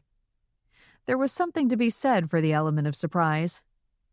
"Where are your friends? Did they leave you to do the dirty work?" I laughed at my own joke. The demon continued to dig. "Listen, fella, I can't let you do that. You shouldn't be here." It wouldn't be difficult to haul the small demon to my office and hold it there until agents arrived to escort it to Otherworld. "I think there might be a misunderstanding." A friendly voice interrupted my thoughts, and I turned to see the bearded wizard from the mayor's party. Clara stood beside him, her cheeks aflame. "Otto?" I asked. "Sorry, Eden," Clara said. "I probably shouldn't have sounded the alarm." Otto squinted. "By the gods, you were serious. She's invisible." "I certainly am," I said. "Can you make yourself visible so we can talk?" the wizard asked. "It feels strange to explain the situation to thin air." The demon seemed relieved to see Otto. It squawked a greeting and carried on digging. "I'm afraid I can't right now," I said. "I'm running a simulation as part of a training exercise, and I have to stay invisible today." The lie rolled straight off my tongue, and I did a silent prayer to the gods for forgiveness. "The demon works for Otto," Clara said. "I have a team," the wizard added, "but this little guy is especially diligent." "You have a team of digger demons working for you?" I queried. "That's against regulations." "I have special dispensation," Otto said. "I can find the paperwork for you." "Who would give you permission for this?" I asked. "It's far too risky to have a group of demons crawling all over the place." Otto scratched his beard. "Why? Humans without the sight won't be able to see them at work. And the whole area is cordoned off with signs." He inclined his head toward Clara. "As a matter of fact, you and your friend are technically trespassing. Not that I have any intention of enforcing it against you. I've been dealing with a rash of trespassers at my other site, so I put the signs up here." "What kind of trespassers?" I asked. "I think they're teenagers looking for somewhere to party," Otto said. "You know how they are." "Why can't they party in the woods like every other teenager in town?" I joked. "They haven't done any damage to the building, but with a demon crew working at the site, I didn't want any unnecessary risks," Otto said. Speaking of unnecessary risks, I glanced at Clara. "Why were you out here anyway?" After speaking with Otto at the party, I decided to write a more in-depth article on the increase in local construction. I wanted to take a look around on my own and take photos. "You should have mentioned it to me," Otto said. "I'd give you the grand tour. You're welcome to chat with me whenever it suits you. I think I bored everyone else at the party talking about it, but my work is my passion." "I get that," Clara said. "Sometimes I forget there are other jobs. I only seem to talk about the news." Otto smiled at her. "A young woman after my own heart." I watched the demon continue to dig. "Why use demons instead of human crews?" "Well, for starters, it saves me a lot of money," Otto said. "And these demons are disadvantaged. They've ended up in this realm, and I happen to be in a position to provide for them." "Why can't they go back to Otherworld?" I asked. If they wanted to go, I had agents that could transport them free of charge. "As I'm sure you can imagine, there are many reasons a supernatural might not want to return to Otherworld," Otto said. "It's not my business to ask why, only to do what I can." "It's my business to know if they're a threat to my territory," I said. "If these demons are in trouble in Otherworld, I need to know why." Otto wagged a finger in my general direction. "I'd heard you were diligent, which is exactly the reason I made sure to have my paperwork in order. Where's your office? I'll drop off copies of the information I have. The rest is up to you, I'm afraid." "Thanks. Anything you can offer would be helpful." "Aren't you worried you're exploiting them?" Clara asked. "Exploiting them?" Otto repeated. "In what way?" "If they can't go home and they're limited in what they can do in the human world, they're sort of stuck relying on you," Clara said. "I offer them honest work and a decent wage," Otto said. "What's wrong with that?" "Where do they live when they're not working?" I asked. "Underground. They're burrowers," Otto said. "They don't take up space, and the potential for interaction with humans is limited. The arrangement has worked well for both of us." "If you're free today, I'd love that tour," Clara said. "I have a coffee date later this afternoon, but I should have enough time now." He slipped his hands in his pockets in a casual gesture. "With Wilfreda?" Clara asked. "Wait, what?" Then I remembered how cozy they seemed at the party. "That's right," Otto said. "Can't get anything past a reporter." Oh, boy. Did the chief really want his beloved aunt going out with a wizard? That seemed like an unnecessary risk. "You know she's only in town to visit Chief Fox." "Oh, I know, but it's so difficult to meet a genuinely nice woman. Why talk myself out of spending time with one, however limited?" "You make a compelling case," I said. Neville could learn a thing or two from Cloudbeard. "I don't suppose you can join us for the tour," Otto said. The thought of listening to business chatter was enough to bring back my hangover headache. "Sadly, I need to finish this training exercise," I lied, "but I'll read all about it in the newspaper." I left the construction site, feeling oddly protective of Wilfreda. Even though she was a grown woman, I felt a sense of responsibility toward her. Did the chief even know about the date? Otto was a respectable businessman, but he was still a wizard. It was best for someone like Wilfreda to steer clear of supernaturals. I knew the chief was on patrol this morning because he'd made sure to take off the afternoon for my housewarming party. I flew over town, high enough to avoid telephone poles, but low enough to spot his crisp uniform. I located him in an empty parking lot on the waterfront. He appeared to be having an intense conversation with a man in sunglasses and a tailored suit. The man was gesticulating wildly in the direction of the water, and the chief was making calming gestures with his hands. Whatever the conversation involved, it wasn't a friendly one. I landed on the edge of the parking lot and strained to listen. Achilles seemed to smell me. The pug raced over and licked the empty air. I crouched down to pet him and lead him safely back to the chief. "I'm telling you for the 100th time," the man said, shaking with anger. "You need to launch an investigation pronto. Someone stole my Beamer. I left it right here." He stomped his foot like a petulant child. "And I told you that the sign clearly states not to park here during certain hours because of the tide. It's possible your car was towed." I was impressed by the chief's calm demeanor. Anyone who used the word pronto in my presence was asking for a swift kick to the groin. "This is an outrage," Mr. Beamer said. "You need to find my car.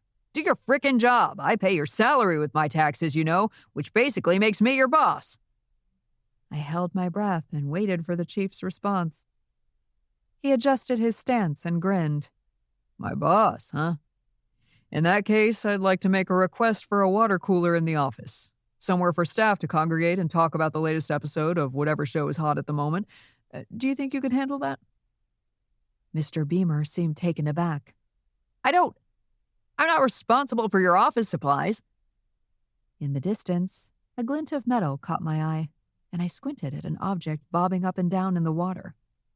An object that didn't belong there. An antenna. Uh-oh. I had a sinking feeling the man's car hadn't been towed. I took to the air and skimmed the water until I reached the antenna. Sure enough, a black car was visible below the surface. Mystery solved. Although I wasn't in the mood to get wet, I wanted to help the chief resolve the matter quickly before it escalated. I had to avoid getting my wings waterlogged or I wouldn't be able to fly. I waited for a wave to push a portion of the car to the surface, and then I gave it a hard shove toward shore. The car caught the crest of a wave and rode it straight toward the parking lot. I flew behind it and made sure it cleared the concrete hurdle. "What the hell?" Mr. Beamer yelled. The BMW rolled across the parking lot, covered in seaweed and other debris, and slowed to a stop about a foot from its owner. Mr. Beamer and the chief gaped at the car as though a kraken had risen from the deep. Achilles barked at the metal monster.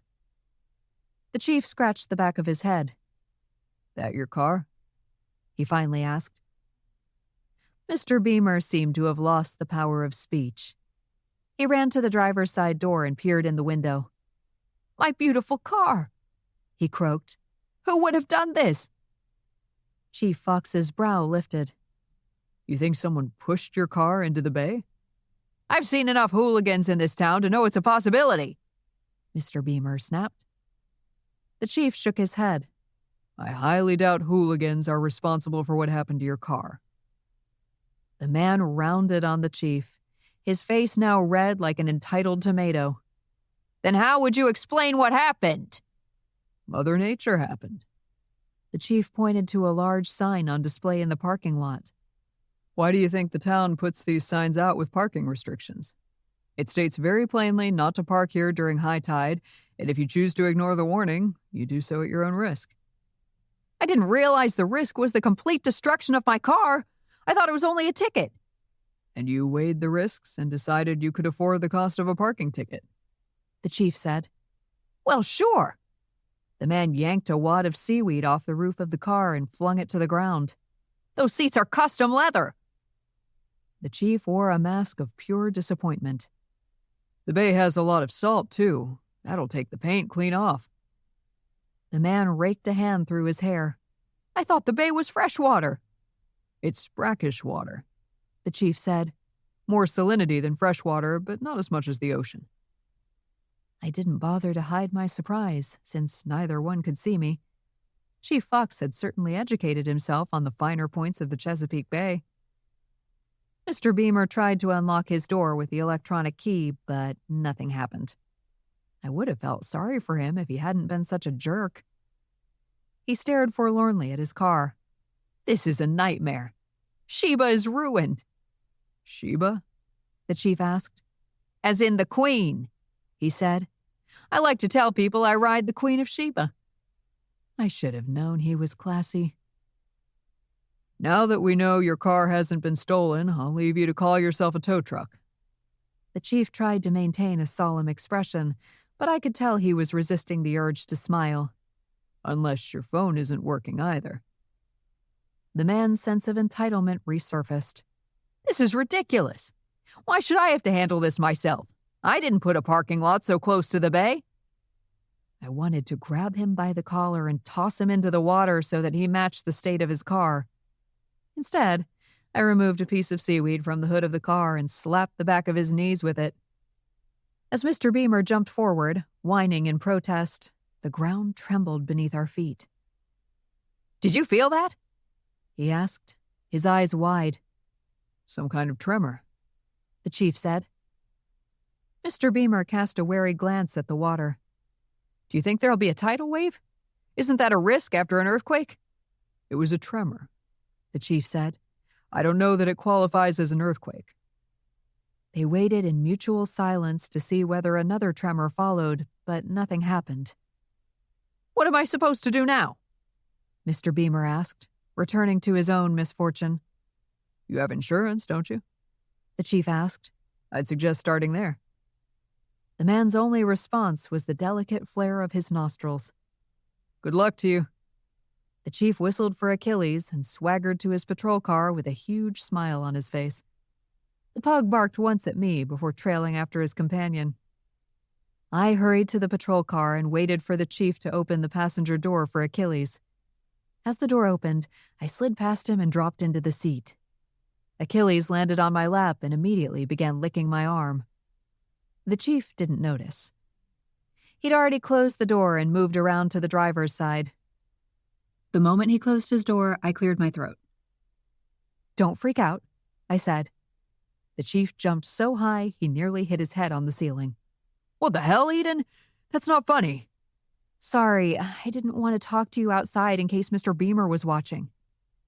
Chief Fox offered a lazy grin. Mr. Beamer only has one concern right now, and it isn't me. He cocked his head. Did you push the car out of the water? Guilty as charged. Did you cause the tremor, too? He asked. That wasn't me, I'm afraid. He looked thoughtful. Can you make yourself visible now? This feels weird, talking to empty air. Achilles is here. Pretend you're talking to him. The pug barked at the mention of his name. The chief turned to face me. What's going on, Eden? I heaved a sigh. I can't seem to shift out of invisibility mode. When did you shift into it? In my sleep, apparently. His brow creased. Bad dream? I laughed. I guess so. I woke up invisible and can't seem to get myself back to normal. Is that why you canceled your party? He asked. Yes. Of course, my mother thinks I did this on purpose to avoid hosting. A car passed by and the driver honked and waved to the chief. Maybe we should talk about this in private, he said. I can swing by my place. Sounds good. He pulled onto the road and I cracked the window for Achilles. What's Aunt Willie up to now? I asked. She went exploring. Do you know she has a date with a wizard this afternoon? I asked. She mentioned meeting a new friend for coffee. I didn't realize it was a date. He smiled. I'm glad she's putting herself out there. She's been lonely, I think. I don't think she can ever be lonely. She seems to make friends wherever she goes. I paused. You're not concerned about the fact that he's a wizard? He glanced in my direction. Should I be? I don't know. What if he does magic? He chuckled. The world is full of supernaturals. Isn't that what you told me?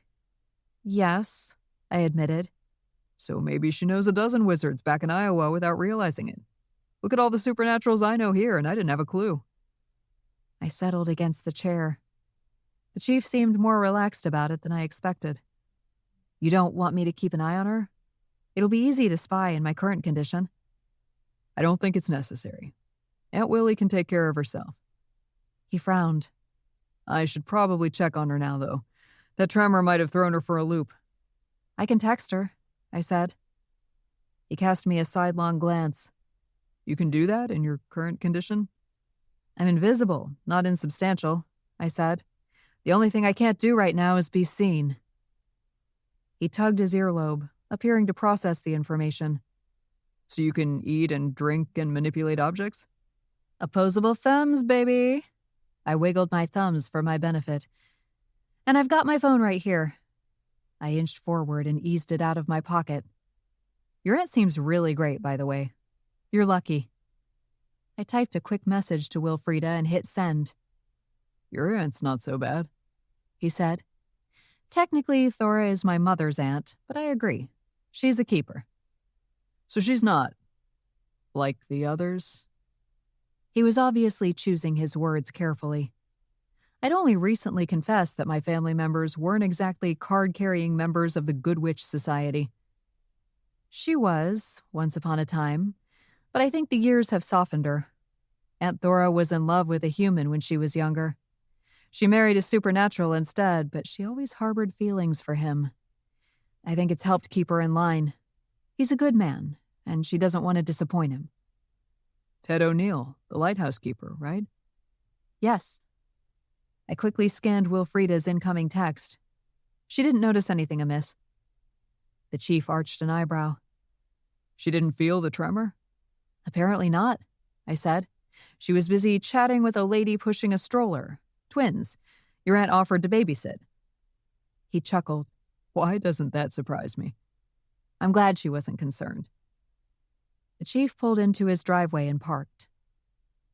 Should I be concerned? It's not typical, but it was quick and painless. The water didn't even react to it. No big waves or anything unusual. I set Achilles on the ground and we entered the chief's house. The first thing I noticed was the new placement of the furniture. You rearranged the room? I asked. Aunt Willie's idea. She thought it would make the place look more spacious. I nodded, observing the results. And she was right. Let's talk about you now. He extended a hand toward me. Where are you? I moved into his arms and snuggled against his chest. It felt good to be held by him, even if he couldn't see me. I stood on my tiptoes and kissed him. Kissing my invisible girlfriend is strangely erotic, he whispered. I unfastened a button and slipped an invisible hand underneath his shirt. How about this? Even better.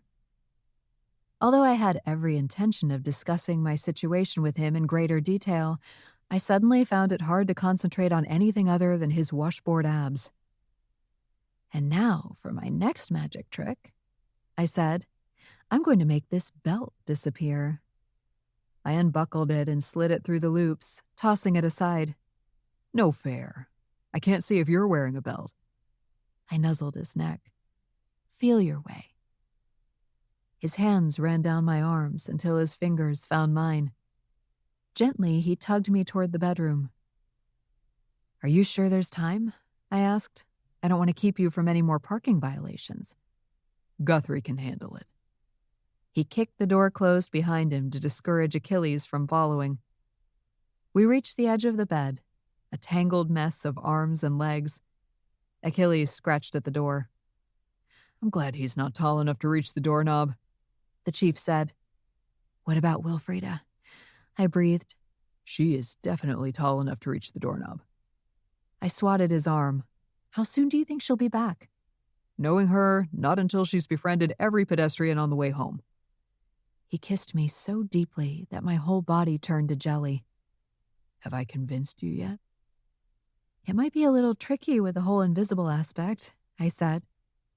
He brushed my cheek with his thumb. I'm up for the challenge. I tugged on his trousers. Very up, it seems. I should probably let you take the lead. I don't want to touch you in the wrong place. I laughed. Sawyer, we're about to have carnal relations. There are no wrong places. Both of our senses seemed heightened thanks to my invisibility, which was an unexpected bonus. Afterward, I rested my head on his chest and listened to the sound of his heartbeat.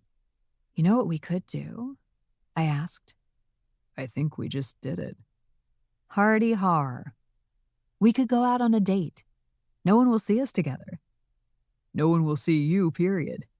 I like the concept, but the chief of police can't be seen in public talking to himself and ordering food for his imaginary friend. Not unless I want to find a new career.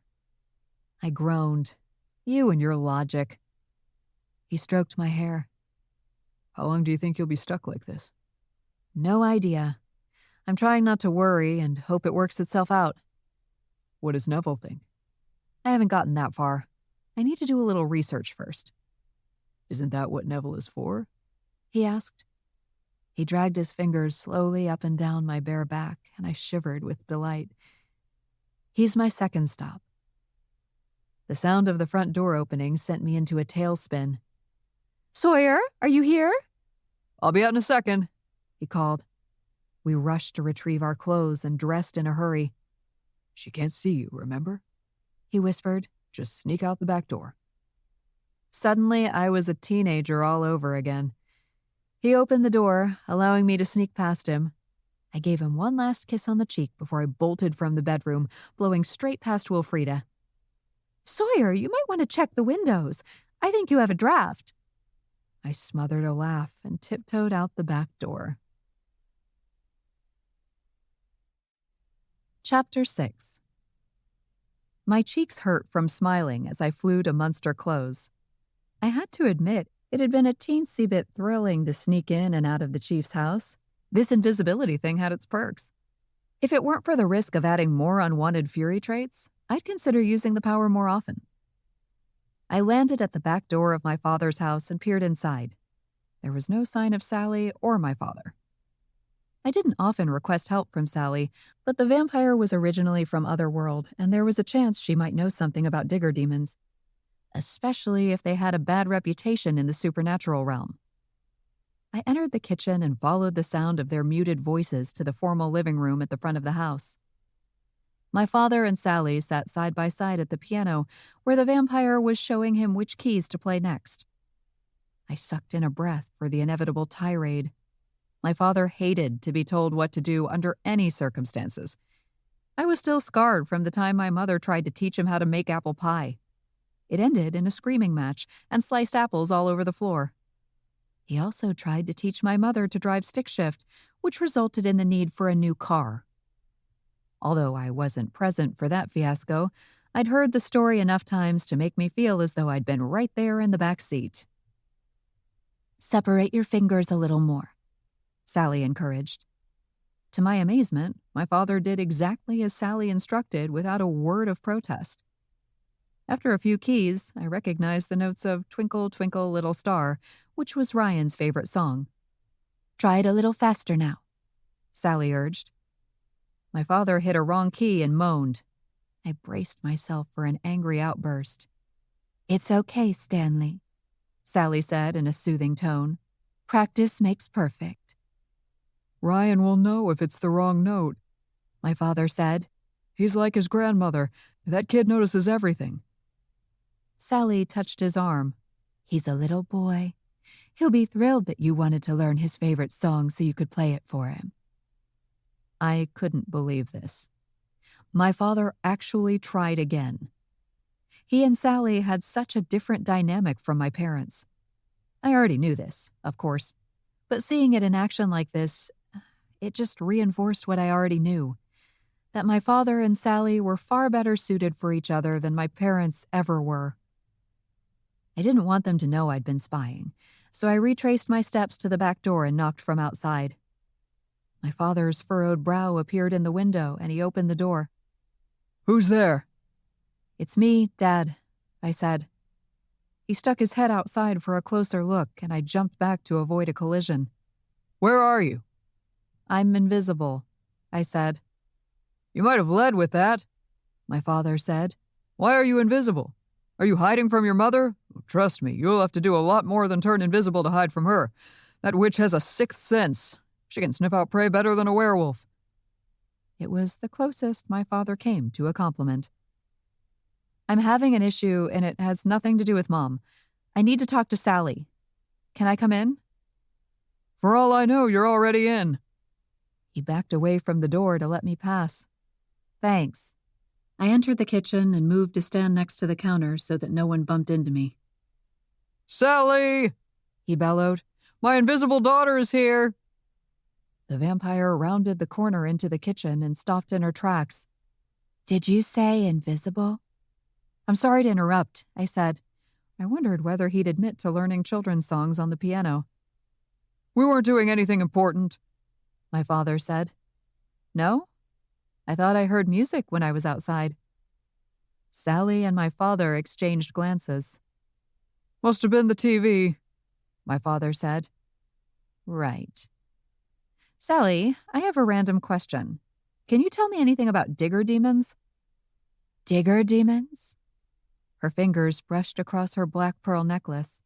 "I don't think so. Why? Should I know something?" "They've come here from Otherworld, and I want to make sure they're not a threat." Sally glanced at my father. "Have you heard of them?"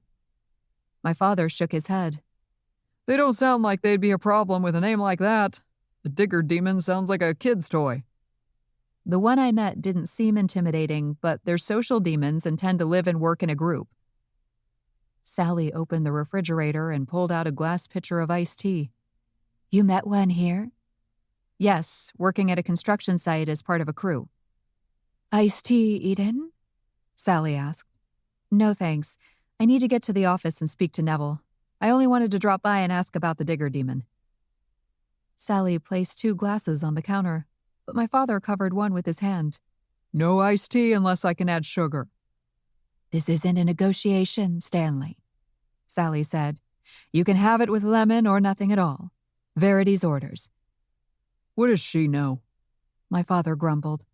"She's a druid and a medical doctor," Sally said pointedly. "I'd say rather a lot."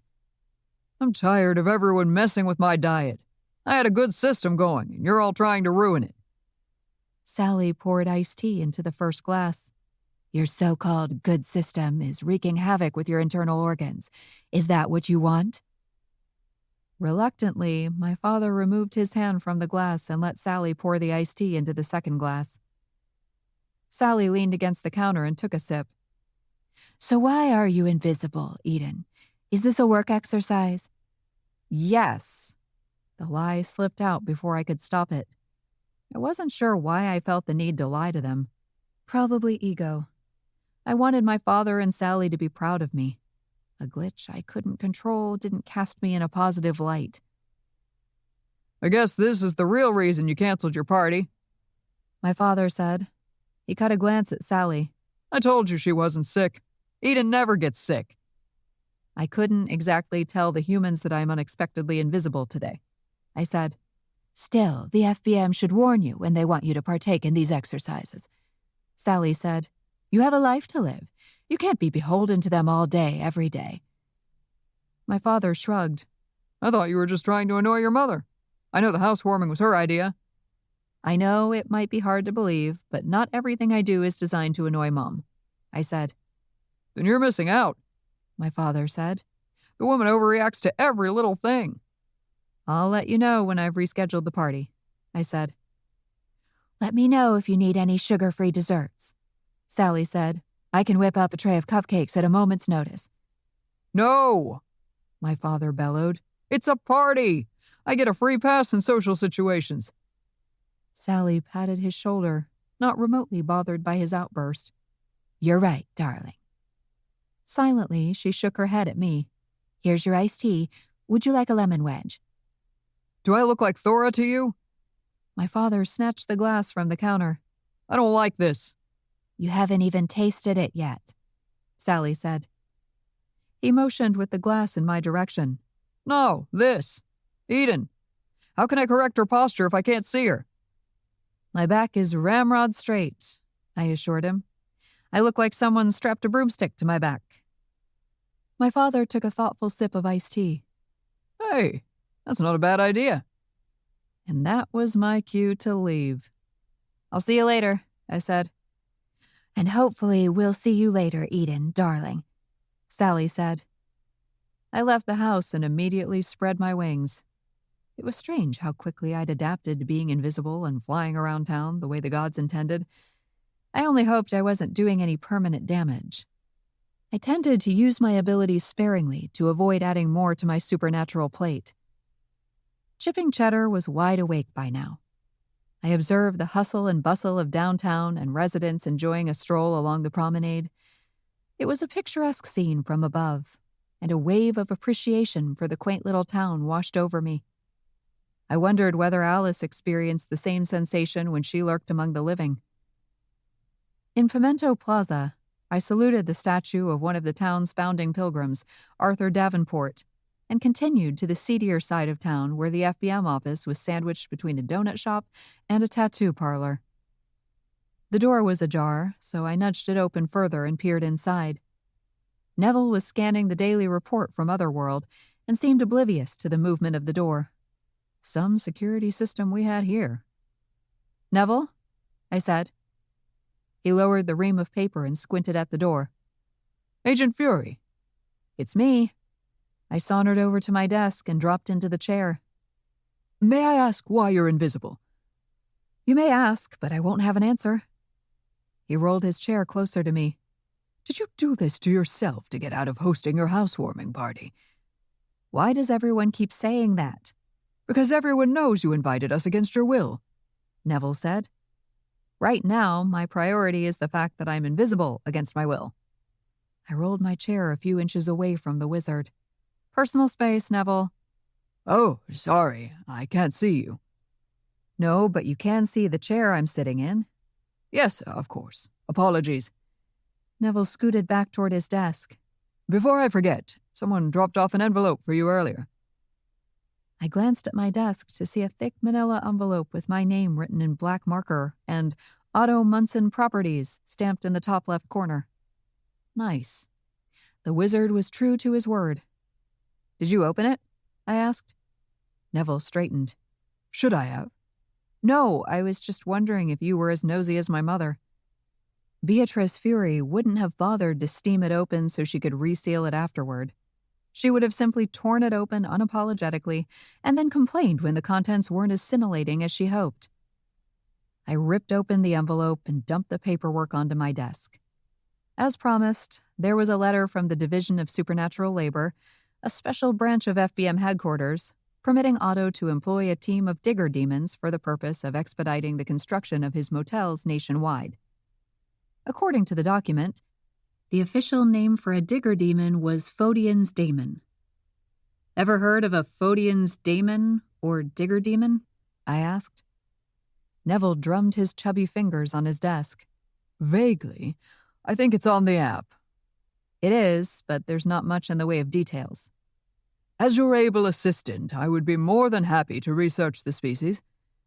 Can we talk about me first? The question reverberated in my head. Wow, I did not mean to channel my mother just then. No worries. You're obviously dealing with an issue. I'm not dealing with it. That's the problem. I woke up like this and I have no idea why. Grandma thinks it's a glitch. Neville chuckled. You're not a game, Agent Fury. That's what I said. He maneuvered his chair in front of his computer. Fury, inadvertent invisibility, he said as he typed the words into the search bar. What does it say? I asked. He spared my chair a glance. Computers may be fast, Agent Fury, but you still need to give the data a chance to compile. He scrunched his nose as he read the results. You're making that bunny face. That means bad news. He scrunched his nose even more. Bad news. Bunny equals bad, I said. I've watched you react to enough negativity to recognize bad news. No bad news. I haven't even scratched the surface yet. I reviewed the rest of the paperwork from Otto. Everything seemed to be in order, although there was nothing about the digger demon's otherworld history. There's nothing noteworthy in a general search, Neville said. Only a brief descriptive summary. Let me try different search terms. I wheeled over to his desk. Anything yet? I paused for a split second. How about now? Are you sure it's only invisibility you're suffering from? The wizard asked. No signs of regression, perhaps? I puffed out my chest. I'm the same Fury on the inside. Only the outside's been affected. How many cups of coffee have you had today? Not enough. His computer bleeped, and his gaze shifted to the corner of his screen. I'm afraid research will have to wait. There seems to be an incident that requires your attention. What kind of incident? I craned my neck to read the incoming alert. Vampires have been spotted congregating at a construction site on Asiago Street. According to the paperwork, that was the location of Otto's second motel. A nest? I asked. That would be highly unusual in Chipping Cheddar. Most local vampires had homes of their own and respectable jobs.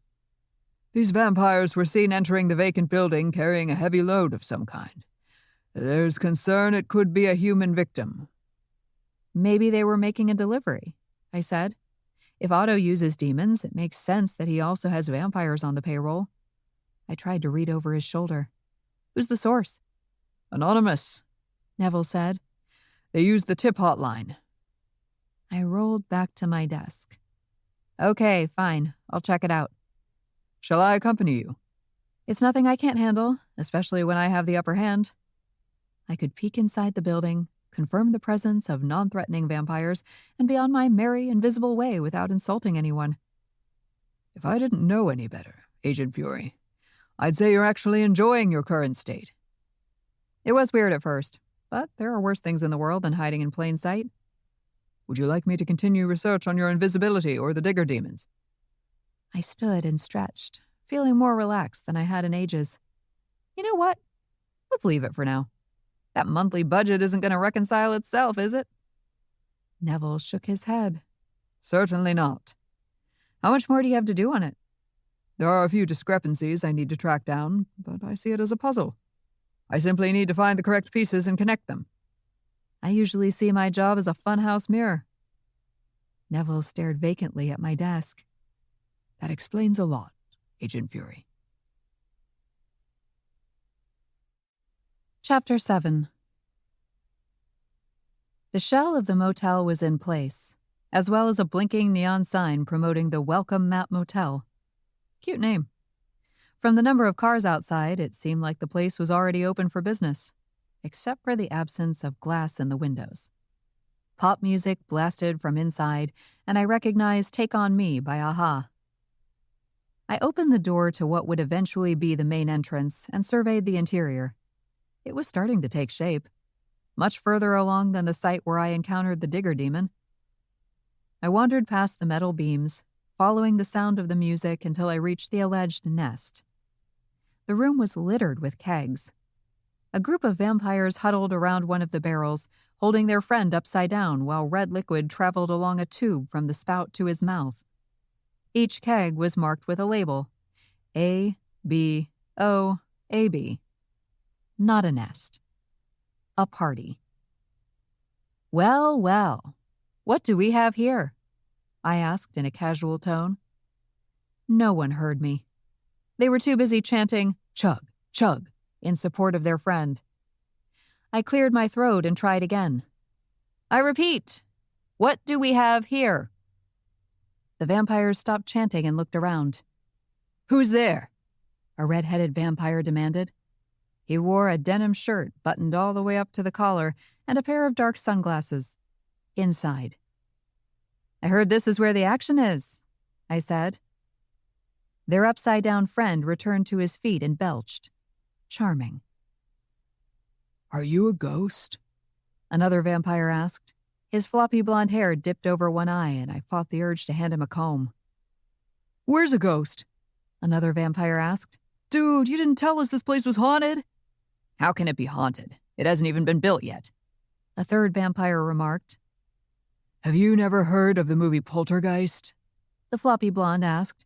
They moved the tombstones, but they didn't move the bodies. You're a vampire, Blaine. The redhead scoffed. Get it together. We're no more afraid of ghosts than we are of crosses or garlic. Blaine rubbed his arm in a nervous gesture. I'm a little afraid of crosses. I snapped my fingers. Can we focus? The red-headed vampire scanned the empty air between us. I would, but I don't know where to look. I grabbed one of the kegs and held it in front of me. Pretend this is me. Who is me? Blaine asked.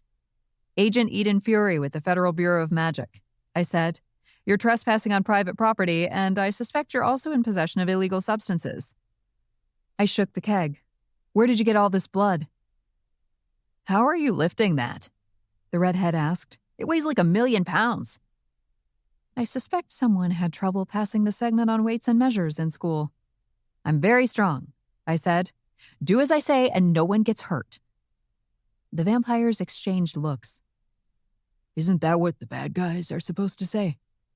The floppy blonde asked. I exhaled loudly. Where did you get the blood? There's enough here to service the whole hospital. We intercepted a shipment, the redhead said. A proud grin accentuated his fangs. We didn't plan it, Blaine said. We saw an opportunity and seized the moment. And this motel was sitting empty, so we decided to put it to use. The floppy blonde added. Out in front it says, "Welcome, Matt," so we took it as a literal sign. The motel is empty because it's still under construction, I said, and your seizure of the moment is considered a crime of opportunity. Blaine cocked his head. I don't understand why we can't see you. Is that how the FBM operates? Invisible agents? That's pretty cool, a fifth vampire said, nodding with enthusiasm. I don't know, Blaine said. I feel like it's a violation of our rights. We should have the right to address our accuser. You can address me as Agent Fury. Satisfied? Now I need your names and contact details. Laughter drowned out the high-pitched voice of Cyndi Lauper. I'm not giving you anything except a puncture wound, the redhead said. Blaine cracked his knuckles. Yeah, I've never tasted a federal agent before. This is your last chance. I want your names and contact information, and then I want you to head straight home. If you refuse to cooperate, I'll need to arrest you. The vampires smirked at me. 6 of us and 1 of you, Blaine asked. I'll take those odds. Yeah, no dice. The floppy blonde agreed. I shook my head, disappointed. I should have known they'd choose the hard way. Hard to fight what you can't see, I said. I set down the keg, unwilling to waste any of the blood. The keg hadn't yet been tapped, so it was likely salvageable. The second the keg touched the floor, Blaine charged me. I had a feeling he was the stupid one in the group, and he didn't let me down. I snatched the keg off the floor and used it as a shield. Blaine crashed into the barrel and staggered backward in a stupor. I set the keg aside and grabbed Blaine by the collar. Last name and address, I said. The sixth vampire decided to try his luck and sprinted forward. I flung Blaine backward, and the 2 vampires smashed into each other. You're making this worse for yourselves, I said. Now I have to add assault of a federal agent to your charges. I'll bet you're a real hag, the redhead spat. That's why you stay invisible. You're so ugly that we could die from looking at you. That's your lethal weapon. Looks can kill, the sixth vampire said, laughing. If you want ugly, I can give you hideous, I said. Arguably, ugliness was one of my superpowers. Unfortunately, it would be wasted on them given that I was invisible. Although it wouldn't be wasted on me. An idea took shape in my mind. Pasty Vampire was right. No one could see me, which made this the ideal opportunity to let loose and go full fury. The only potential downside was acquiring more fury traits, but these vamps were small potatoes. If I dispatched them really, really quickly, the risk was low there'd be any repercussions. Snake hair don't care, I said, and uncloaked my head. The snakes writhed and hissed. There was no chance of turning anyone to stone, and no chance of anyone catching a glimpse of my dark wings either. 6 sets of fangs gleamed in the light. You're not the only ones who can make puncture wounds, boys, I said. What's that sound? The floppy blonde asked. The snakes hissed louder. I believe it's the sound of you getting your ass kicked, I said. I sprang into action. I knocked 2 of their heads together so hard that they fell unconscious. For the next 2, I waited until they were almost on top of me before turning their fangs on each other. They both wailed in protest as another set of fangs pierced their skin. I grabbed the floppy blonde in a headlock. Name and address, I demanded. Scooter, he choked out. Your real name, I said, tightening my grip. His name is Tad Witherspoon, the redhead said. He unbuttoned his denim sleeves and rolled them up. Now let him go. I released the vampire and shoved him aside. Do your eye a favor and get a haircut, Tad. I looked at the last vampire standing. And your name, friend? You'll have to guess. Oh, Rumpelstiltskin, is it? The tempo changed to a familiar funky beat, and the pasty vampire tapped his foot in time to the music. I know this song, I said, trying to remember the name. The redhead edged closer, his hips swiveling to the music, and I stepped out of reach. Is this a dance-off? Because it's hardly fair when no one can see me. Every time you speak, you give away your location, he said. You might want to think about that. The singer crooned the first few lines of the song. Never gonna give you up. I gaped at the redhead. Am I seriously being rickrolled by a vampire? The vampire groaned. Aw, man, I was so close. Your name is Rick, I said. He bowed. Rick Ashley. Not quite the same, but close enough. He cut a glance at his friends. It wasn't a fair fight. You're invisible and all the blood has rushed to their heads. Newsflash, Rick. It wouldn't have been a fair fight anyway. I'm a fury, and you're 6 measly vampires. Rick's eyes bulged. An actual fury? Wow, I thought you were a myth. Rare but real. So you're supposed to be pretty strong. How much can you bench press? I rolled my eyes. Men. I need to gather all your info, Rick, and then I need to get this blood to a safe location. I also need you to promise me that you won't trespass or steal again, or you won't like the consequences. Rick held up a hand, his palm facing me. I swear, it was all in good fun. We wouldn't really have hurt you. Oh, I know you wouldn't have, I said. You're lucky the owner doesn't know you're here. He might want to press charges, even if I'm willing to let you off the hook. Rick's expression turned curious. Why are you willing to let us off the hook? Because I think you're young and stupid vampires, and we all make mistakes when we're young and stupid. I had an ex-boyfriend who was living proof of that. In your case, the consequences would be far more severe than the crime. The other vampires stirred, and Rick seemed to reach a decision. Why don't my friends and I drive these kegs to the hospital? He asked. That is, if you trust us. I'm going to give you a chance to make this right, Rick. I paused. And if you don't, I know how to find you. I felt good about myself for letting the vampire brat pack off the hook. My mother was always raging that I had an unhealthy relationship with rules, but this proved I was flexible. As I flew over town, I decided to make a pit stop at Clara's to see how her tour with Otto went and tell her about the trespassers. It was only as I stood in the foyer that I realized the car outside belonged to Sassy and not Clara. Technically, Sassy was the last person to see me. We arrived home from the mayor's party together and went straight to bed. She knew nothing about the supernatural world, which meant she couldn't know I was invisible. I turned to beat a hasty retreat when a wailing sound stopped me in my tracks. Dear gods, someone was attacking Sassy. I raced to the living room, ready to come to her aid. Sassy stood on the middle cushion of the sofa using a cucumber as a microphone. A quick glance at the television revealed the closing credits to Titanic. Great balls of fury. She was belting out the lyrics to Celine Dion's My Heart Will Go On. Discarded tissues littered the coffee table. I hovered in the doorway, unable to move. The former cheerleader's eyes were rimmed with red and her skin was blotchy and tear-stained. I was pretty sure she was still wearing the same boxer shorts and t-shirt she'd worn to bed at my house the night before. This was a far cry from the woman with the peppy demeanor who left me notes with smiley faces and hearts. For a non-supernatural, she'd always seemed the least human of anyone I knew. This Sassy was so normal.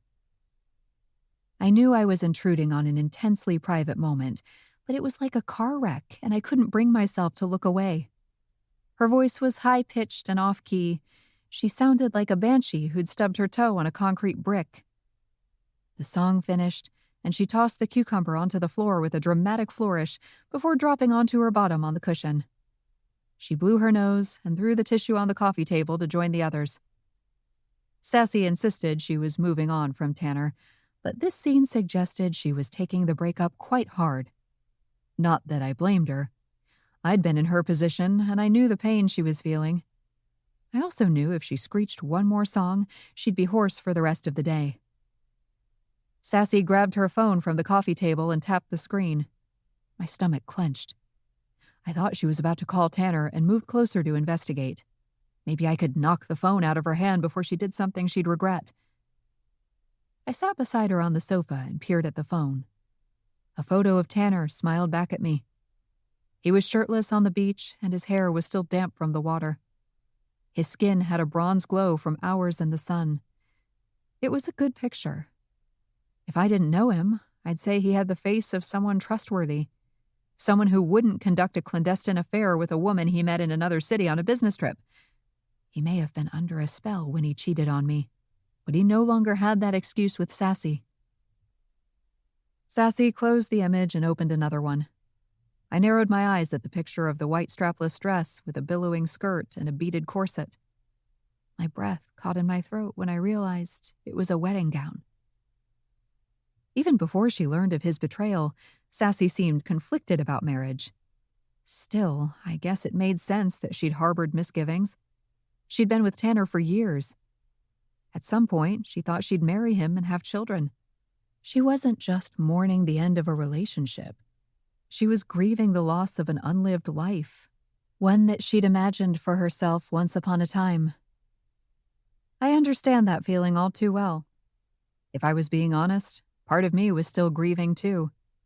Not the loss of Tanner, of course, but my life as an FBI agent in San Francisco. It had been the dream I'd worked toward, and it had ended in a split second. In the time it took me to siphon vampire power and bite Fergus. My partner may have lived, but my dream died that day. I resisted the urge to put a comforting arm around Sassy. She had no idea I was here. If she suddenly felt the weight of an arm along her shoulders, I'd be listening to more than an off-key power ballad. Sassy swiped away the image of the bridal gown and closed her eyes. A few more tears spilled down her cheeks, but she didn't bother to wipe them away. She seemed listless now, her energy spent. She dragged herself off the sofa, leaving the phone on the cushion. I watched her wander aimlessly into the kitchen and fumble around until she managed to fill a glass with water. Anger began to bubble. How dare Tanner hurt her like this? His selfishness had reduced a vibrant young woman to a shell of her former self. It wasn't right. For a fleeting moment, I considered paying a visit to Tanner and his new girlfriend and scaring the living daylights out of them. I was invisible. He'd never know it was me. Or I could replace his contact lens solution with rubbing alcohol. Okay, that was overkill. I didn't need to blind the guy, only humiliate him or scare him. Something to make him feel an ounce of what Sassy was feeling right now. Except I couldn't. If I did something like that to Tanner, then I was no better than my family, and I'd spent too many years trying to distance myself from their antics to succumb to that kind of behavior now. To paraphrase Gandhi, I had to be the change I wanted to see in my neck of the woods. In an effort to distract myself from evil thoughts, I picked up her phone and spotted a dating app. There was a little number posted in the corner of the app. Sassy had 50 unread messages from potential suitors. I knew she was active on the dating sites, but from what I could see, she hadn't been bothering to communicate with anyone interested in her. With one eye on Sassy, I started clicking through her messages. There was nothing wrong with helping her along. I ruled out the ones that only said hi, or the more eloquent, hey, beautiful. I also deleted the ones that only talked about themselves and didn't ask her any questions. One narcissist in her life was quite enough. Sassy leaned against the kitchen counter and hiccuped. It was painful to watch her, and I felt guilty for ever being annoyed by her plucky attitude. It had been forced cheer, though. Sassy had been pretending to be fine for my sake, and that made me feel even worse. Her heart was broken. She had every right to tap her inner Celine Dion. It wasn't healthy to sweep her feelings under the carpet. We may have had our differences, but I had no desire to see her suffer. I scrolled through the profiles at lightning speed and found the one that seemed the most compatible with Sassy. It helped that he was insanely hot. If I weren't in love with the chief, I'd be uploading my own profile just to find this guy on the app. I left his photo visible on the screen and set the phone on the cushion before fleeing the scene. Sassy needed a distraction from Tanner, and I had a feeling that Cowboy 99 was the perfect choice.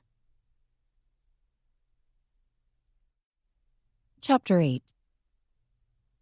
I felt emotionally drained by the time I walked through the front door of the main house, and immediately regretted my decision to stop here on my way to the barn.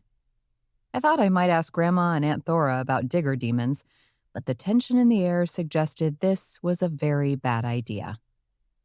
Hostility crackled as I entered the kitchen. My mother twirled around in an emerald green dress like a 5-year-old showing off her underpants. "You asked and I answered," Grandma said from her place at the table. My mother stopped spinning. "Yes, but I didn't like your answer. That means you should try a different one." Grandma gave her a defiant look.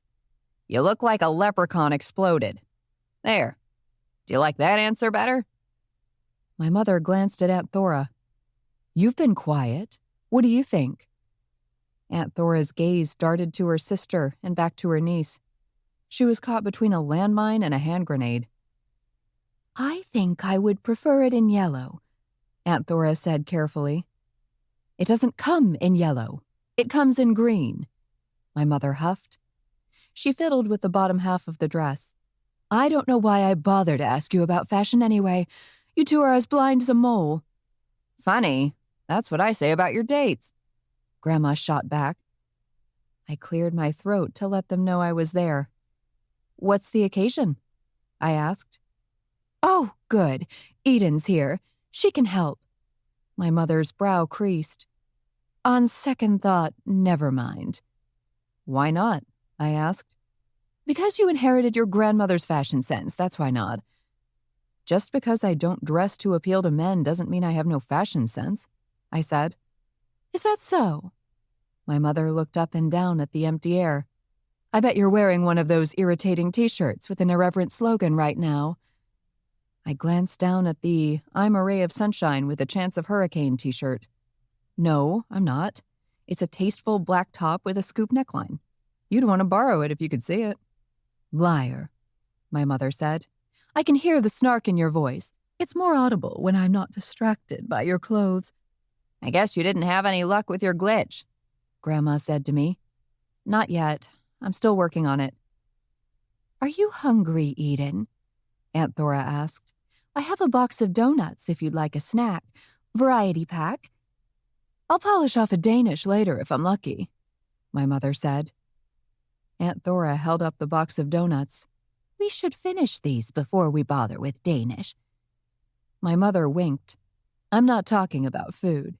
I'm talking about Hans, that sweet man I met at the library." "You were at the library?" I asked. My mother adjusted her earring. "That sweet man I met outside the library, on my way home from the liquor store." "Now that's more believable," I said. "He invited me for a drink?" She smiled demurely. "Let's just say that rolls will be buttered." She paused dramatically. "On both sides." "That reminds me," Aunt Thora said. Grandma glanced at her sister. "Dare I ask?" Aunt Thora unhooked her purse from the back of the chair and emptied the contents on the table. 3 lemons spilled out, along with a wallet, loose change, a pack of mints, and a pair of glasses. "Why are you carrying around lemons in your handbag?" I asked. Aunt Thora sniffed the interior of the bag. "It masks the smell." "What smell can you possibly be generating in your purse?" my mother asked. "I'd left a buttered roll in there from the senior center, and it got moldy." Aunt Thora put all the items back in the purse except 2 lemons. "I also used them in lieu of pepper spray. If I squirt a little lemon juice in their eyes, I'm home free." "You're a witch, Thora," Grandma said. "You don't need to rely on lemon juice to overpower an attacker." "I'm not like you, Esther. I don't like to use magic if I can help it." "Must be where Eden gets it," my mother grumbled. You weren't always like that, Grandma said. Old age has made you as soft as one of those buttered rolls. Oh, mine won't be soft, my mother said. It'll be very, very hard. She picked up an oven glove and fanned herself with it. Who are you calling old and soft? Aunt Thora demanded. You make me sound like a well-used mattress. Grandma's gaze flicked to my mother. I'll let that one go. Too easy, my mother said. You certainly are, Grandma replied. My mother and Grandma locked eyes, their faces hardening in tandem. The energy crackled again. Take that back, my mother insisted. Grandma's expression hardened. Respect your elders. Can we not do this now? I asked wearily. You're not doing anything, my mother snapped. You're not even visible. Grandma shrugged. You raised her to be lazy. Lazy? I blurted. I was the hardest working member of my family and had been from a young age. My mother rolled her eyes. That was her father's doing, and you know it. Stanley's never been proactive about anything except his next meal. Suddenly, I was 7 years old again and listening to my parents berate each other while Anton and I hid in another room and pretended not to hear them. You two are fighting with each other, remember? I said. When did this become about me? Oh, it's always about you, isn't it, Eden? My mother said. I made a helpless gesture at Aunt Thora. Not that she could see me. I guess she gets that from you, Grandma said. Maybe Eden would be the fury she was meant to be if you and Stanley hadn't screwed her up. Now I was screwed up? I learned from the best, my mother said, offering a malevolent smile. Grandma shoved back her chair and stood. Esther, sit down, Aunt Thora urged. This doesn't need to escalate. Too late. Grandma sauntered into the family room, her fiery gaze pinned on my mother. Beatrice, why don't we see whether you really did learn from the best? I groaned and clapped a hand over my face. A vision of Wilfreda materialized in front of me, and I felt a stab of envy over the chief's normal family. If only I could click my heels 3 times and be human. My mother strode to the opposite end of the family room. You seem to forget I'm younger, faster, and I have more stamina. Oh, I know, Grandma said. I saw it written in a bathroom stall at the senior center. My mother balled her hands into fists. You're a despicable witch. You know that? The lights flickered as Grandma's eyes narrowed. Dark energy radiated from her. My mother's arms flailed. I just had the rug steam cleaned. Grandma raised a hand and smiled. Worth it. No! I rushed between them, a mere blast of air. A bolt of white-hot lightning lit up the room. I blinked at my mother as the smoke cleared. She stood with her arm outstretched and her green dress intact. The stench of acrid air filled my nostrils. I jerked my head to see Grandma caked in black ash, burning to a crisp. My mother blew on her knuckles, satisfied with the outcome. I warned you. The older witch keeled over and her body twitched on the floor. I dropped to my knees beside her, my stomach in knots. She's not breathing, I said. Of course she's not breathing, my mother scoffed. I killed her. Did you think I'd miss? This is Alexander Hamilton all over again, Aunt Thora moaned. She was supposed to aim at the ceiling. My mother turned to look at her. Why would I aim for the ceiling and risk the chandelier? It came all the way from ABC Carpet and Home in New York City. Priorities, I murmured. Eden, grab the shovel, my mother said. We need to bury her in the backyard. I have a manicure in less than an hour, and Jacinda hates when I'm late. I'm not digging the grave, I said. My mother shook her head at Aunt Thora. See? Lazy. I'm going to tell you the same thing you told me when I was 9 and spilled glitter all over my room, I said. This is your mess. You clean it up. I marched out of the house before she launched a magical grenade in my direction. I couldn't go back to the barn, not with my mother burying Grandma in the backyard. She'd find a way to rope me in, invisibility notwithstanding. I decided to go see the one supernatural in the world who would understand and commiserate. I needed my big brother. Chapter 9. I spotted Anton's car driving in the opposite direction of his house. At first glance, I thought he was heading to the office, until he turned left on Parmesan Place.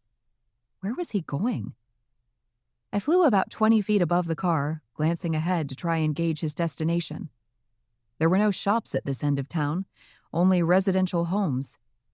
It was possible he was meeting a friend, but I couldn't think of anyone we knew who lived on this road. My throat went dry. What if he was meeting a girlfriend? No, that was preposterous. Anton would never... Then again, he had 2 small kids at home, and he and Verity had busy work schedules. Statistically speaking, he was a prime candidate for an affair. No, I refused to believe my brother would do anything to hurt Verity. He wasn't always on the right side of ethical lines because of our family, but my sister-in-law was nothing but a positive influence on him. She was smart, pretty, compassionate, and capable. No woman could compete with Verity. Well, now I had to know where he was headed. The car pulled into the driveway of a Dutch colonial-style house, and I landed on the sidewalk for a closer view. The lawn was slightly overgrown, and the flower beds were in danger of being overtaken by weeds. Anton smoothed his hair as he waited on the doorstep. The fact that he had to wait was somewhat of a relief. If he'd walked right in or used a key, I'd be more nervous. The door opened, and a beautiful woman greeted him by his name. Not Mr. Fury, but Anton. Sweet nix. Even worse, she was dressed in a silk nightgown with a matching robe. Bombshell was the best word to describe her. Blonde and buxom, she reminded me of a modern Marilyn Monroe. If she started to sing Happy Birthday, Mr. Vengeance Demon, I was going to lose it. My nerves came rushing back, and I hurried to the door so I could slip in behind him, careful not to step on the back of his heel. He might not be able to see me, but he'd feel that. "Thank you so much for coming on short notice," the blonde said. She didn't bother to tie the sash of her robe, leaving her cleavage on full display. No problem, Gina. It's all part of the job. The job?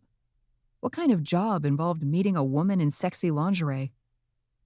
Gina escorted him into the family room at the back of the house and stood awkwardly in the middle of the room, wringing her hands. "I wasn't sure what you'd need. Do I bring out a few candles?" My breathing hitched. Why not take him upstairs if she wanted a romantic atmosphere? That won't be necessary. She dipped her hand into the pocket of the robe and produced a tattered red heart made from felt. "I have this. I thought you might want it." Anton crossed the room to inspect the felt heart. You made this? She nodded and motioned to the kitchen. "Oh, and I also collected rocks from the woods in case we need to make a circle." What kind of kinky... Oh. There was only one job in the world my brother would undertake that required candles or rocks. It started with V and ended with, "Are you freaking kidding me?" Gods above, I almost wished he were here as a gigolo. Anything but vengeance. I clenched my hands and tried not to start swinging at him. Anton wasn't supposed to accept jobs on my turf. He knew better. As the local FBM agent, I couldn't condone the actions of vengeance demons, and Anton was supposed to be scaling back on vengeance-related deeds anyway. His expensive house renovations were finished and paid for, although maybe that was the issue. He paid for them and had no money left. Why don't we sit down and talk first? Anton suggested. He perched on the arm of an upholstered chair. I understand your breakup was pretty traumatic. Gina sniffed and sat on a settee. "Do you think I'd have contacted you if I wasn't traumatized?" Anton shrugged. People want revenge for all sorts of reasons. Your motivation could be completely petty, and you'd still be able to hire someone to do the job. "No scruples, huh?" she asked. "Sounds a lot like my ex." Tell me what happened, Anton said. Gina fished a tissue from her pocket and wiped her nose. "It was awful. We'd been living together for 5 years. That dirty rat knew I wanted kids, and he waited until I was past my prime to tell me it was over. I talked to him about freezing my eggs a few years ago, but he said it wasn't necessary. and that it would be soon. Always soon. But soon never came, Anton prodded. Gina shook her head. And Misty is already pregnant. With twins. I'm sorry. That must have been quite a shock. He rested his hands on his thigh. And who's Misty? The new girlfriend? Her jaw set. And my younger sister. Oof, that had to hurt. Anton sucked the air in between his teeth. Ooh, that's rough, Gina. I can understand why you'd feel moved to take action. Gina dabbed the tissue at her eyes. When I think of the years I wasted on him, it makes me so angry. She squished the tissue in her hand, and I was pretty sure she was picturing her ex's balls. They'd been sneaking around behind my back for the past year. I found text messages on his phone before I kicked him out. He was too stupid to delete them. What kind of revenge are you looking for? Anton asked. I was taken aback by his casual tone. He might as well have asked what kind of toppings she liked on her pizza. Gina's brow furrowed. The kind where he gets his comeuppance. What else? Do you want it to involve both of them or only him? She's pregnant, so I don't know. Gina stuffed the tissue in her pocket. Is there a way to make her suffer without hurting the babies? She swallowed hard. They're going to be my nieces or nephews. I don't want anything bad to happen to them. You could start by not harming their parents, I thought. There are a few options, Anton said. Physical pain is always one. You can opt for emotional torment, or even a petty prank if you want to keep it simple but get your point across. Gina seemed to consider the options, and I prayed that she'd come to her senses and ask my brother to leave so I could kick his ass. What qualifies as emotional torment? She asked. My heart sank. Well, I can offer some pretty horrible examples. How deep would you want to go? There's a core wound package where we strike at their very weakest spots. He cleared his throat. I assume you know their weak spots. Gina actually smiled. Oh, definitely. His dad left when he was 5 and they have no relationship to speak of. He never felt good enough for anyone. One of the fights we used to have was that he felt I didn't need him. I always told him that was better. You'd rather have someone choose you because they love you rather than they need you, right? She made a good point. And Misty? Anton asked. Gina groaned. Poor little Misty always gets passed over for everything, and she hates it. I'm older, so I got everything first when we were kids. She resented me for it. I think this is her revenge. I was beginning to understand the connection between Gina's boyfriend and Misty. And now it's the other way around, Anton said. Misty's pregnant with the children you wanted. Gina's expression grew pinched. I always wanted twins, too, you know? It's like salt in the wound. You should see how smug she looks, walking around town with her huge stomach. She's an embarrassment. Her voice cracked, and she averted her gaze. What did your parents have to say? Anton asked. We're not exactly a picture-perfect family, Gina said. They think if what I had was truly special, then we would still be together. You don't think there might be some truth to that? Anton asked. Her expression contorted. Hey, whose side are you on? Anton smiled. The one paying my bill? Gina crossed her ankles. Things weren't great between us, but that doesn't mean he should go sneaking around with my kid's sister. I could physically torture him and make her watch, Anton said. What would you think of that? Physical and emotional pain? A twofer, basically. I gaped at my brother.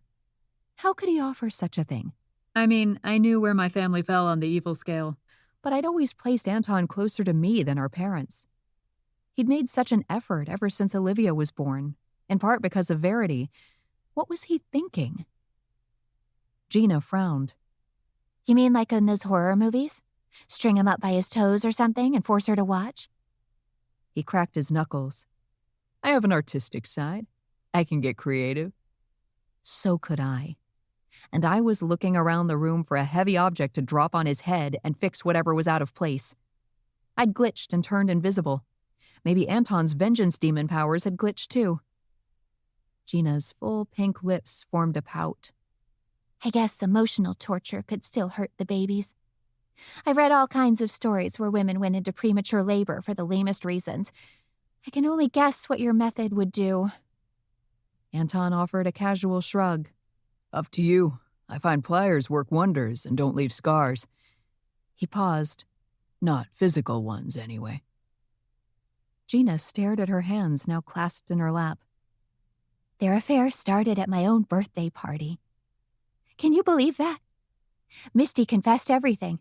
Said they made out in the coat closet. She didn't even sound sorry when she told me. Ouch. At this point, there was more salt than wound. That had to be painful for you, Anton said. It was excruciating. Her eyelids lowered. They really seemed to be in love. I don't think I ever looked at him the way Misty does. I can almost see the appeal from his perspective. If somebody looked at me like that... She trailed off. He didn't? Anton prompted.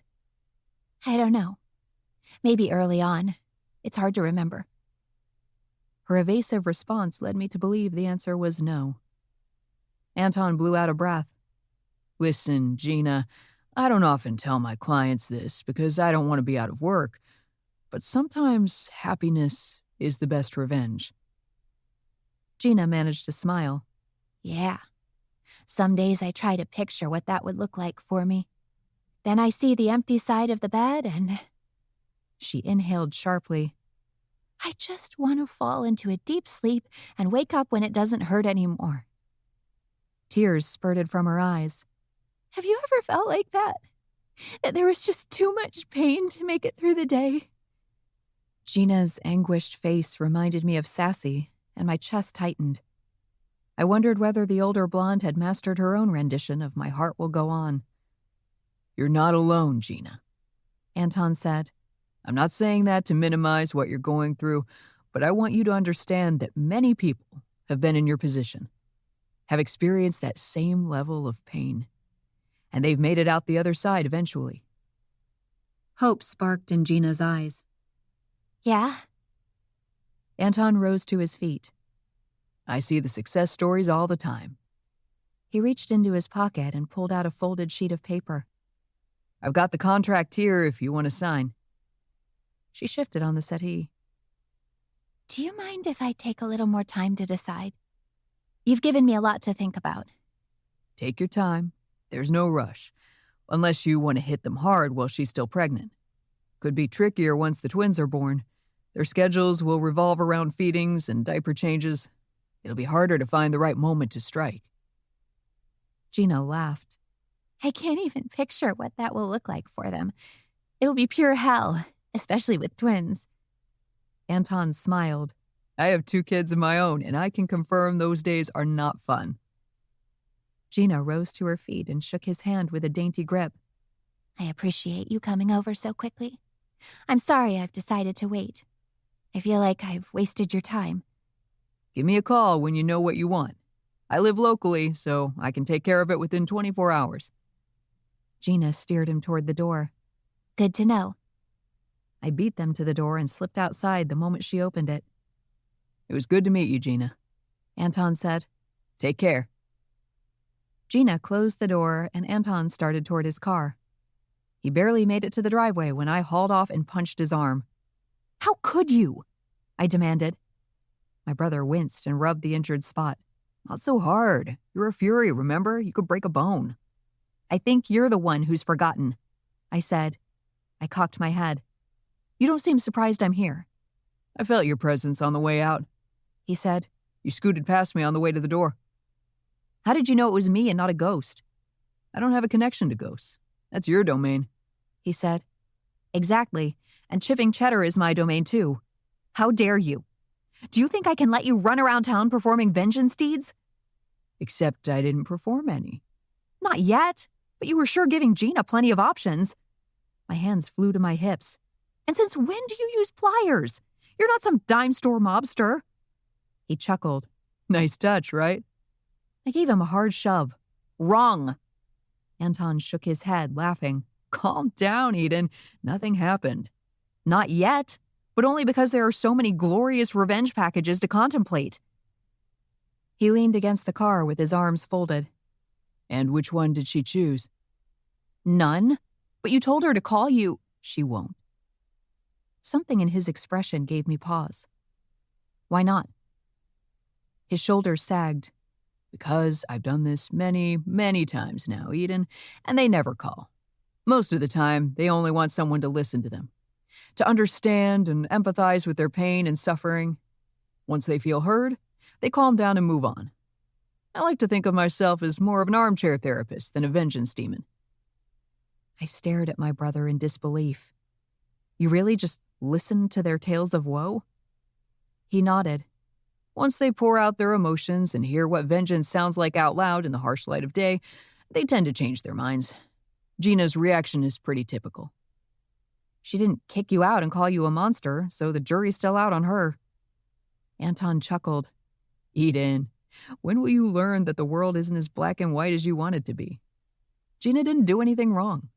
Having feelings and acting on them are two different things. As far as I'm concerned, I helped her choose the right path. I thought of how angry I felt on Sassy's behalf and of my own heartache. We'd both needed outlets for our pain. Sassy sang Celine Dion songs, and I ran away. What if something horrible happened to someone you love? Anton asked. I know there's no one special to trigger those powerful emotions now, but someday there might be. I tried to imagine how I'd feel if anything bad ever happened to the chief, and my blood instantly began to boil. You're right, I said. Someday there might be. So we're good? Anton squinted. I can't tell when I can't see whether that vein in your forehead is protruding. I instinctively touched the spot on my forehead. I believe you. We're good. Why did you follow me here anyway? He asked. Under the circumstances, I'd completely forgotten. I wanted to vent about Mom and Grandma and their insatiable need to murder each other. What else? And Gina thought her family wasn't picture perfect. He inclined his head toward the car. Step into my office. You can complain on the way home. You don't mind? You're my sister, Eden. How could I mind? Anton slid into the driver's seat and rested his hands on the steering wheel. You have my full attention for the next 15 minutes. The armchair therapist is officially in. Chapter 10. I brushed my teeth at the bathroom sink, ready to put the long day behind me. Eden, where are you? Alice called. I poked my head through the bathroom doorway. Almost done. I rinsed my mouth one more time and entered the bedroom. Where have you been all day? I didn't see you. And I don't see you now. Alice drifted around the room, confusion etched across her faded features. Oh, right. Because I'm invisible. I folded back the covers and climbed into bed. May I ask why? You may ask, but I don't have an answer. Grandma thinks it's a glitch. I might be back to normal tomorrow. Who knows? I fluffed the pillow and made myself comfortable. I was grateful to be in a proper bed again and not on a mattress on the floor of my mother's attic. A glitch? Alice asked. What does that mean? That my fury powers are acting up? I tried to think of a comparison the ghost would understand. Like a mechanical issue with a watermill. When the wheel turns, but it doesn't move the water. Or whatever watermills were supposed to do. Is that even possible?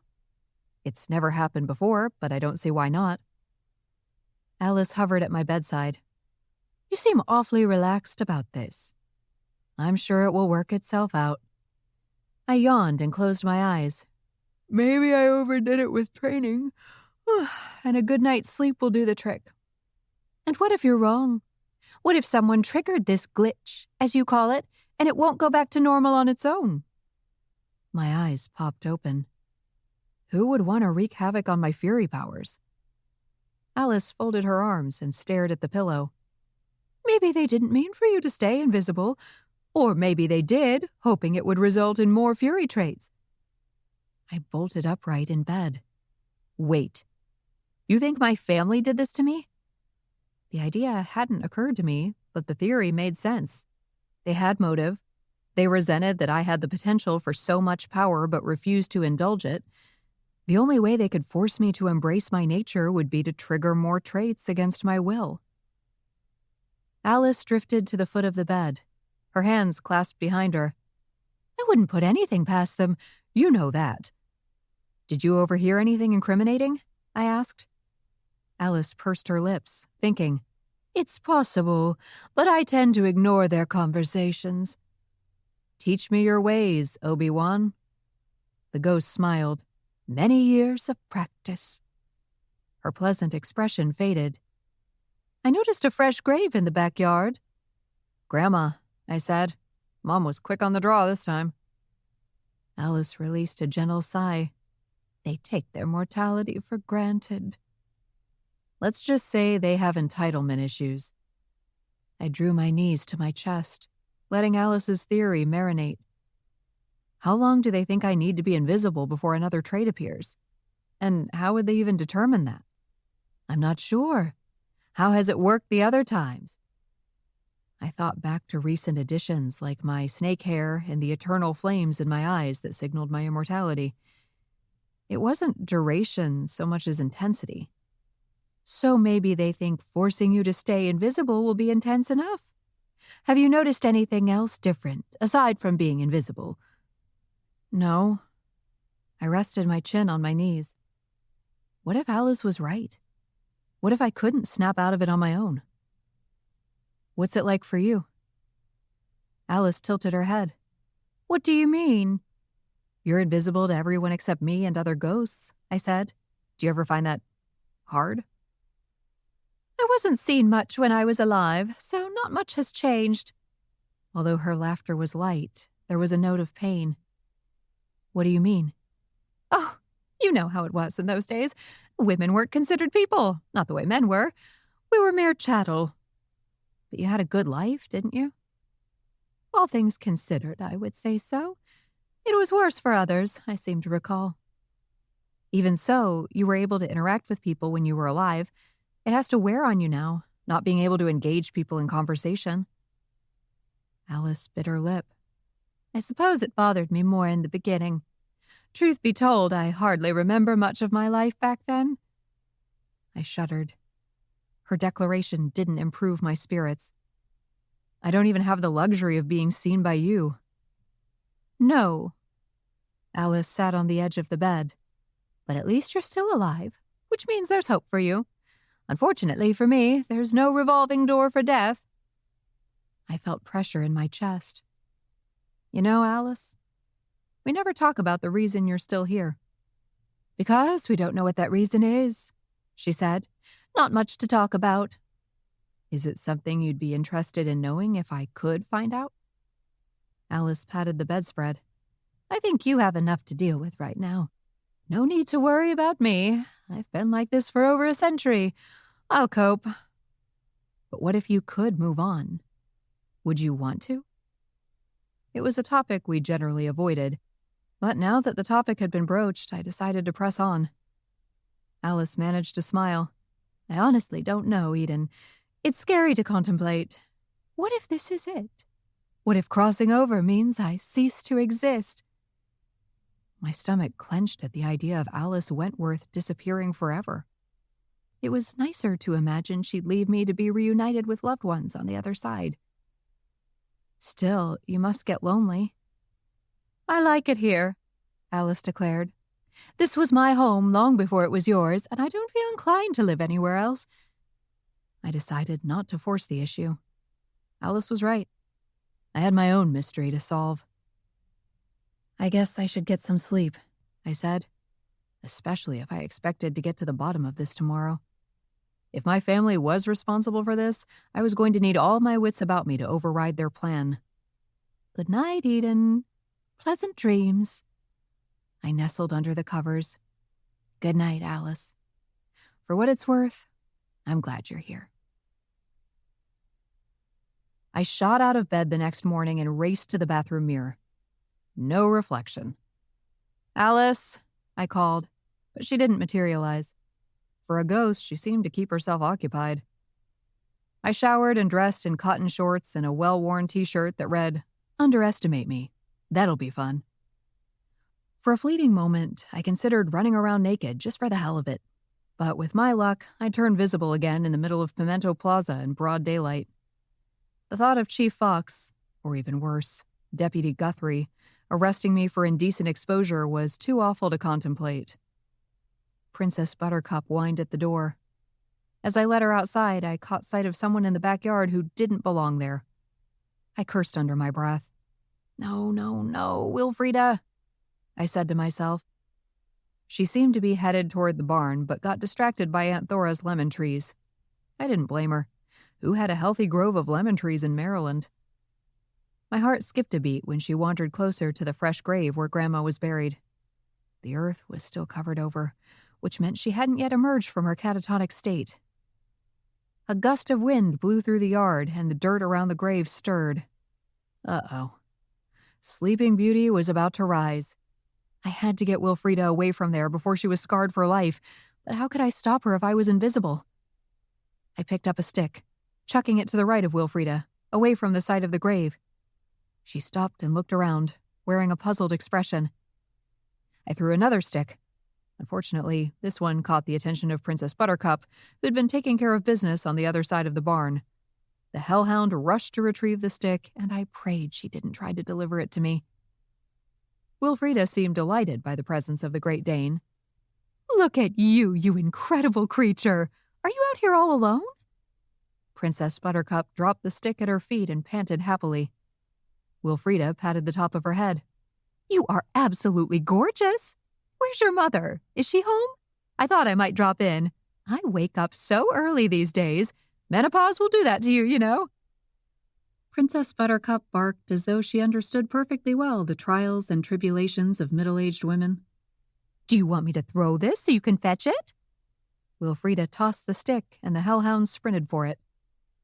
Out of the corner of my eye, I noticed a patch of dirt shift. Not now. Princess Buttercup must have seen it too, because she promptly dropped the stick and went to investigate. Have you lost interest already? Wilfreda asked. I was the same way with geometry. You've seen one angle, you've seen them all. Between my invisibility and Grandma's imminent resurrection, Wilfreda couldn't have chosen a worse time to visit me. I had to divert her attention away from the grave somehow, especially now when it looked like the cranky witch was about to climb right out of it. The chief would never forgive me if I scared the daylights out of his favorite aunt. What if she had a heart attack? I did the only thing I could think of and let loose a shrill whistle. If I could lure her away from the grave, she might miss the critical moment. Princess Buttercup barked at the dirt, and Wilfreda seemed torn between following the sound of the whistle and checking on Princess Buttercup. I whistled again and called her name. Wilfreda turned and walked toward the barn just as Grandma's hand broke through the earth. My heart thundered in my chest. Another hand emerged, and then an arm. Unfortunately, Princess Buttercup was not being helpful today. She barked again, drawing Wilfreda's attention back to the grave.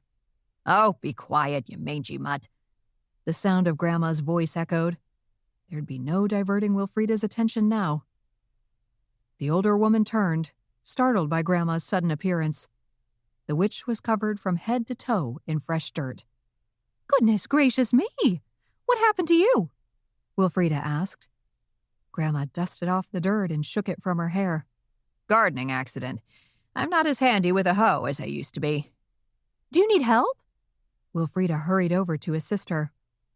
Grandma waved her away. I'm fine. I just need to give someone a piece of my mind.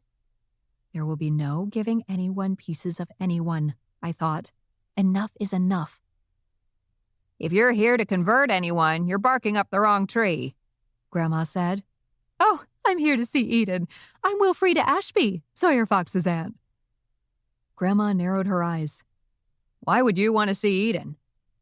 Wilfreda seemed to remember our secret. We got to talking the other night at the mayor's party, and she mentioned she lived in a converted barn. I've always wanted to see one. Grandma brushed more dirt from her hair. Knock yourself out. She turned abruptly and entered the house through the back door.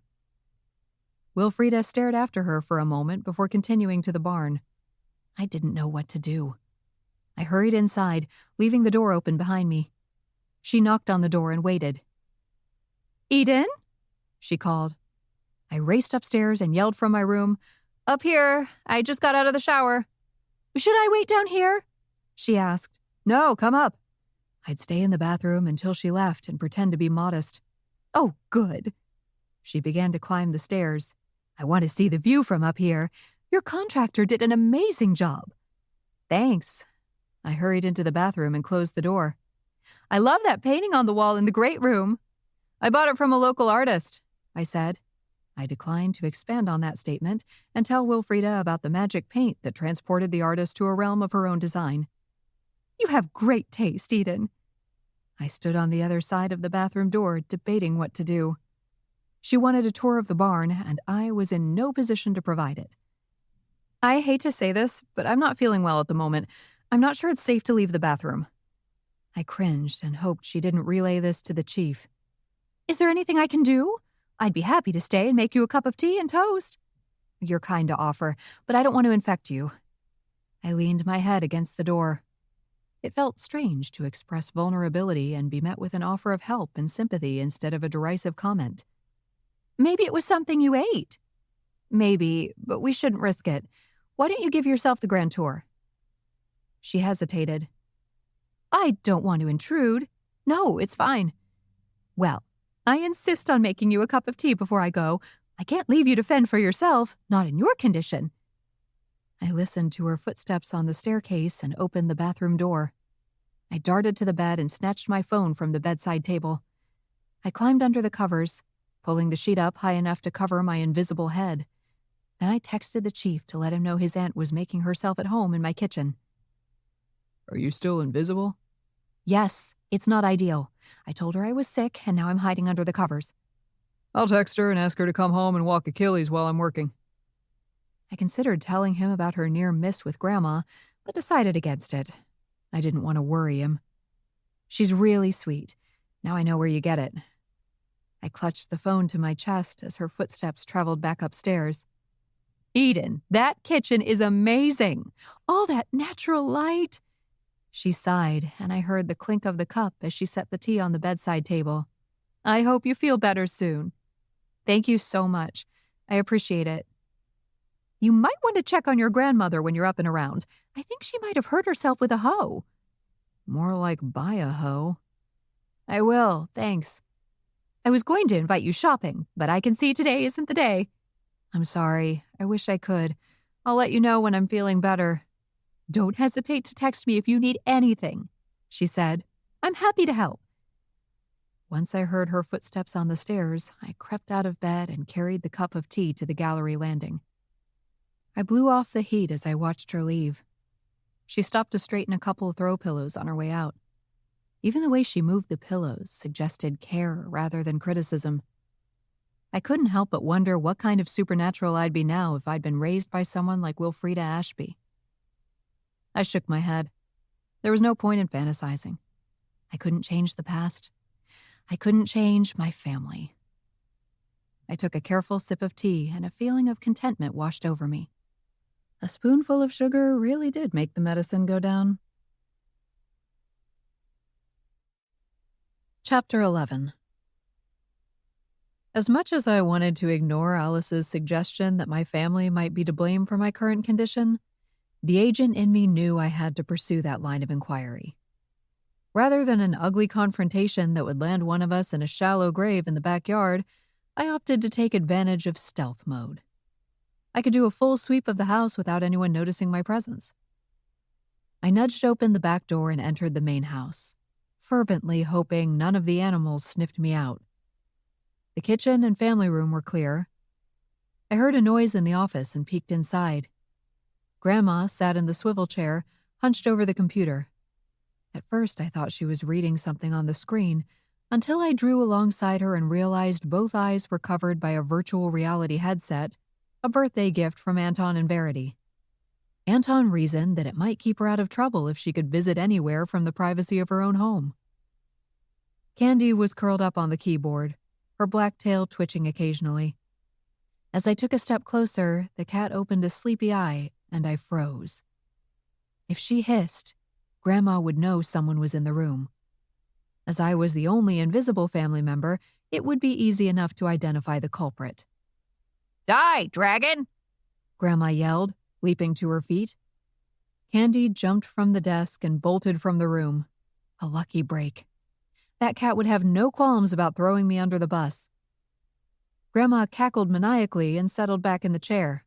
That's right, baby. It's a feast of roasted dragon tonight. Tankards of ale are on me. Grandma seemed sufficiently wrapped up in an alternate reality to allow me a swift look around the office. I explored the bookshelves to see whether any grimoires had been removed. Nothing seemed out of place.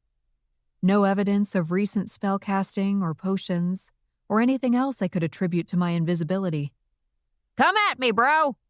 Grandma yelled. Her arms swung out and she narrowly missed the computer.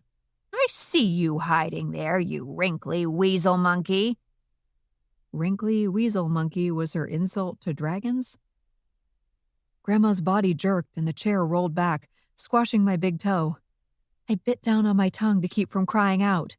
You want a piece of me, Mr. Potato Head? Go for it, Grandma said. She thumped her chest. My skin is thicker than a rhino's. Couldn't argue with that.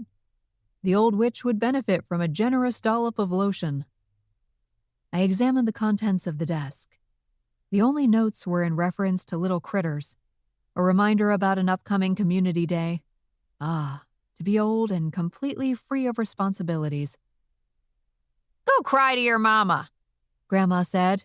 Oh, wait, you can't because I killed her. Yikes. I couldn't decide whether the game channeled Grandma's aggression or triggered it. I limped out of the room before she caught wind of an intruder and unleashed extreme measures on me. I hobbled to Aunt Thora's room next. She was on the bed, slumped against the headboard and intently reading a book by Ellen Hildebrand. I didn't realize Aunt Thora was a fan of beach reads.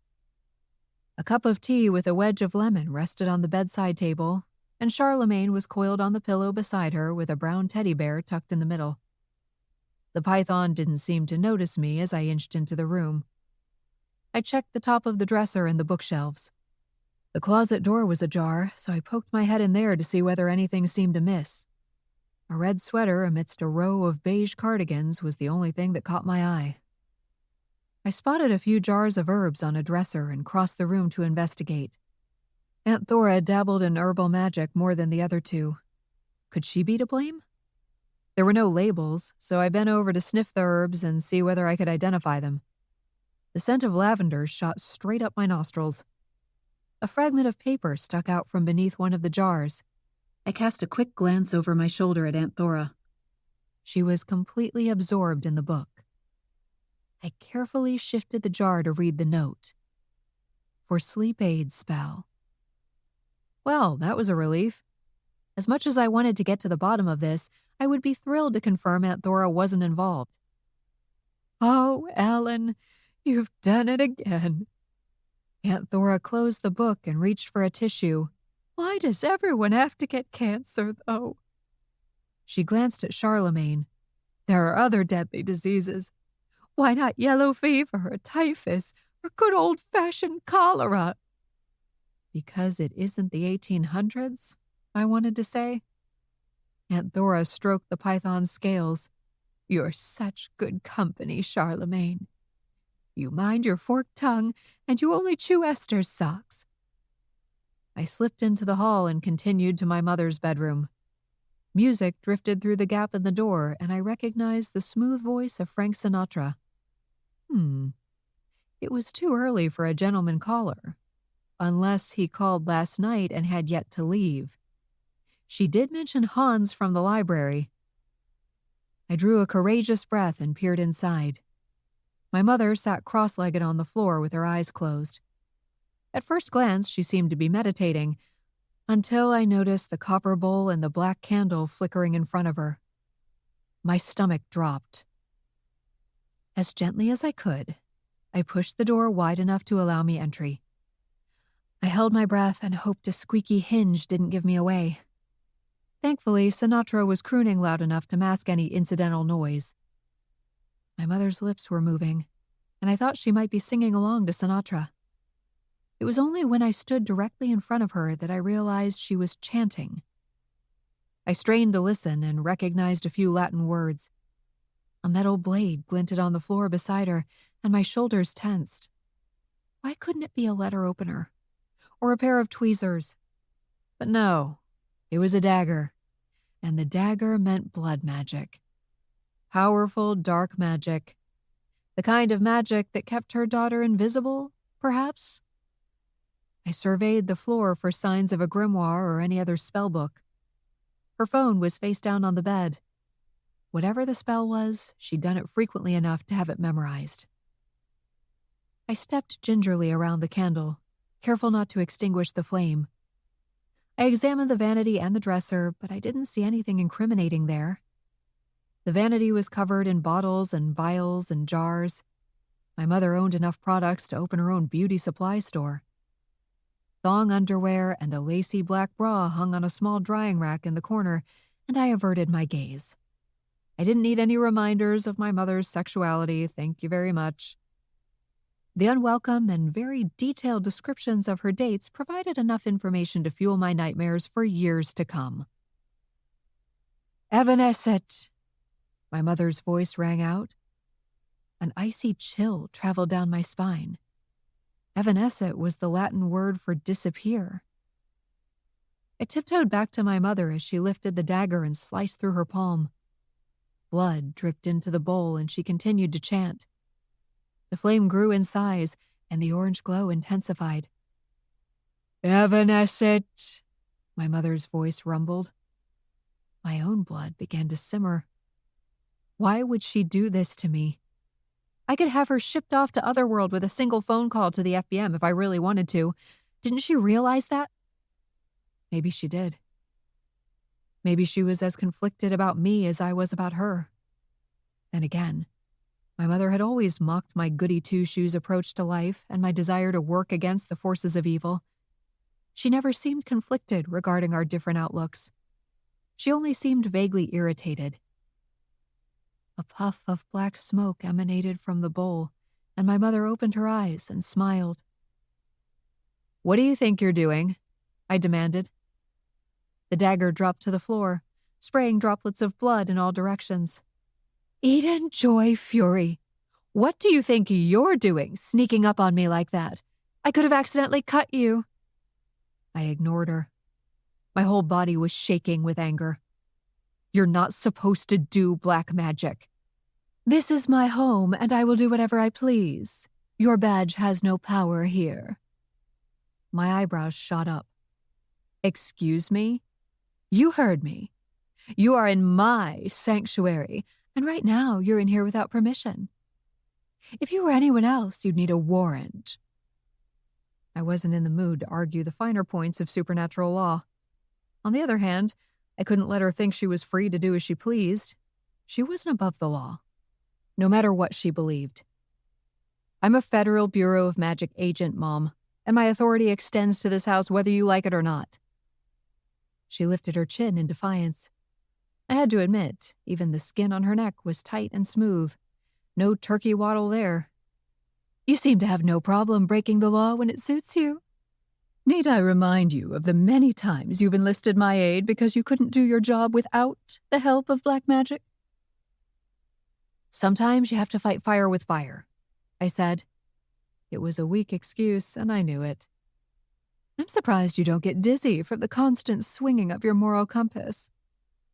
Is that why you're doing a spell to make me invisible? To keep my compass pointed in your direction? My mother burst into laughter. What? I tapped the bowl with my foot. This whole ritual that you know by heart? How many times did you perform it before it actually worked? Did you hit your head this morning? You're the one invisible, not the objects around you. Stop trying to deflect by insulting me. It won't work. My mother shifted to sit on her heels. You ridiculous child. What makes you think I'm responsible for your misfortune? I thought you stopped blaming me for nonsense in your teen years. I waved an angry hand at the bowl. You're doing black magic that makes me disappear. I heard you say evanescent. My mother continued to smile in a way that made me want to dump the bowl of blood on her head. I wasn't trying to make you disappear, misguided daughter of mine. I was doing a monthly spell to get rid of my wrinkles. She laughed. Trust me. If I were going to use dark magic to make someone disappear, I would have used it on your father years ago. I squinted at her smooth brow. You use dark magic as part of your beauty regime? Well, naturally. All the most beautiful witches do. She fluffed her hair. Mark my words, you only have a few good years left with that youthful skin. One day you'll be begging me for the spell. My fingers swept across my brow, feeling for frown lines. Whew. Still smooth. Can't you use Botox like other middle-aged women? My mother gasped. Do you seriously expect me to inject poison in my face? I contemplated the dagger and bowl of blood. You're right. This is much more civilized. Look what you made me do. My mother gestured to the bloodstains. You're going to clean up this mess once I've finished here. I'm sorry. I hated to apologize to my mother, but in this instance, I was in the wrong. I'd burst into her private space and accused her of harming me. Of course, she was using a type of magic that she wasn't supposed to, but my wrongful actions outweighed hers. For once. My mother blew out the candle. Don't tell your grandmother about this, or I'll never hear the end of it. Why not? Grandma was the last one who'd care that my mother was practicing the dark arts. Because I told her my perfect skin was the result of a cream I bought at the store. I don't want her to know I lied. Why did you tell her that? She snickered. Because she asked to borrow it. So I made her a jar of mayonnaise and mixed it with some of Aunt Thora's herbs. You should have seen her smearing it on the other night. I had to spell myself to keep from laughing. Fine, I won't tell. One burial this week was enough. My mother broke into a relieved smile. I knew you wouldn't. It goes against your code of honor. Sometimes that straight and narrow stick up your butt actually works in my favor. Lucky you, I said tersely. The floor trembled, and I grabbed the edge of the dresser to steady myself.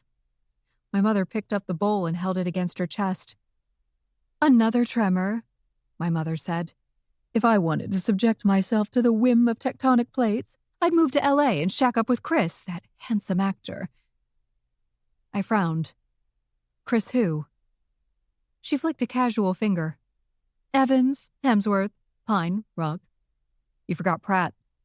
She offered a vague smile. No, I didn't. Is everyone okay? Aunt Thora appeared in the doorway, her face pale. Another tremor, my mother said. I thought you and Esther might be fighting again. My mother rose to her feet. No, it seems Eden and I are at odds today. Never a dull moment in this house. I stomped out of the room and past Aunt Thora in search of stain remover. I was annoyed with my mother, but I was even more annoyed that I was no closer to figuring out why this happened to me. Fun time was over. Like Scrooge, I no longer wanted to be a spectral resident observing the lives of those around me. I wanted to be visible again. Chapter 12. By the time I finished cleaning the bloodstains out of the carpet, I was in a foul mood. My mother had insisted on standing over me singing Happy Working Song from the movie Enchanted, and it took all my strength not to summon a horde of mice to carry her away and flush her down the toilet. I fled the house and flew to my office, stewing the entire way. My mother was concerned about being seen with wrinkles, whereas I was only concerned about being seen. Although I was glad to rule out my family's involvement, I was no closer to answers, and my conversation with Alice left me feeling anxious. I flung open the door to the office, ready to launch into research mode. Neville, we really need to... I halted in my tracks. Why are you attacking a yarn demon with sticks? The wizard sat at his desk, stabbing the ball of yarn. You really should wear a bell so I know when you're approaching. I believe the use of my voice serves the same purpose. If you must know, I'm not attacking anything. I'm knitting. These are knitting needles. He tapped the two sticks together. Huh. I didn't realize you knitted more than your eyebrows. Doesn't seem like your kind of thing. He seemed affronted. What's wrong with knitting? Nothing, if you're an 80-year-old in a nursing home. He clucked his tongue. Agent Fury, that sounds like something your mother would say. I sucked in a breath. Bite your tongue. That's basically the worst insult you can possibly hurl at me. It's the equivalent of a bucket of water on the Wicked Witch. I don't see you melting. I'm invisible. How can you tell? Neville resumed his attack on the blue yarn. Wilfreda reminded me what a relaxing activity this can be. Sure, if you find violence relaxing. It helps me maintain my focus. I'm not the expert she is, but I can manage a few basics. When were you hanging out with Wilfreda? We ran into each other at the coffee shop, and she happened to have her bag of knitting. He paused. That reminds me. She mentioned you were having stomach issues. Should I sanitize the office after you leave? I'm not having stomach issues. I lied because she came over unexpectedly, and, I'm still invisible. Kind of a problem. She expressed concern about your grandmother. Is she... Grandma's fine, I interjected. I didn't want to talk about my family. Well, your loss was my gain. I think I have a new favorite hobby. Let me guess. You're making yourself a Ravenclaw scarf for winter because one can never have too many. Neville offered a delicate sniff. If you must know, I'm making a tea cozy. A Ravenclaw tea cozy? I said. 2 pink spots emerged on his cheeks. Maybe. Can you stop practicing for your future as a wise old wizard and be present? I have a situation. He glanced up. What's the situation? I grew exasperated. What do you think? My invisibility. It's time to categorize this as an emergency. What if I stay invisible so long that it triggers more fury traits? As the words passed my lips, waves of panic ripped through me. I worked so hard to keep the use of my powers at a minimum and avoid more gifts from the gods. Alice might have been wrong about my family, but she wasn't wrong about the danger. The longer I maintained an invisible state, the more traits I might acquire. You could become the most powerful fury in history, Neville said, his eyes sparkling with excitement. My pulse began to race. By the end of the month, I could be a full-blown monster with no way to undo the damage. Neville, have you ever known me to want to be the most powerful fury in history? No, but think about the practical advantages. Neville set down the knitting needles. You don't have to fix your hair or match your clothes. He paused to scratch his cheek. Then again, I don't suppose you do those things anyway. Okay, now you sound like my mother. Drop-kick that ball of yarn, Neville. It's time to go keyboard warrior. See what you can find out about my condition. He repositioned his keyboard. Would you like to hear the results of my research on digger demons first? Only if it's illuminating. There isn't a tremendous amount of information on them. They seem to be regarded as transient rather than harmless. They're nomadic creatures that travel together. They don't pose a threat? I asked. Not inherently.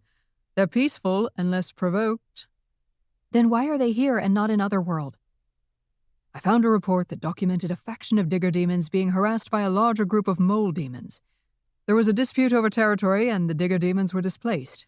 I can only assume that's the faction here now. Thanks, Neville. That's good to know. I've taken the liberty of adding the additional information on the Phodian's daemon to the app as well. If you should encounter another one, test it for me and confirm it works, would you? I'm sure it'll be the first thing I think of when one of them has its beady eyes pinned on me. I've also been looking into the tremors, he said. I nodded approvingly. You've been very productive. The records show an earthquake as recent as 2011. It registered 5.8. There were minor ones before that, he said. Those were more along the lines of what we've been experiencing. So Mother Nature's having another hissy fit, I interjected. No big deal. He wore a grave expression. Except it might be. I offer you one word. Mount Cinnabung. That's 2, word wizard, but I'll indulge you. What's Mount Cinnabung, other than a mountain that sounds like it's made of cinnamon buns? I paused. And now I'm hungry. Maybe I'd stop by Hole's next door and grab a bear claw to go. It's a volcano on the island of Sumatra. I frowned. Sumatra? Like the sex manual? Neville clapped a hand over his face. There are so many things wrong with that question, I don't know where to begin. I folded my arms across my chest. Tread lightly. I know your password to the wizard forum. You could very easily find yourself with an unflattering avatar. The wizard blew a raspberry. Agent Fury, given that you still turn your computer off and on again to resolve every possible technical issue, I highly doubt you've figured out my password. A smile tugged at my lips.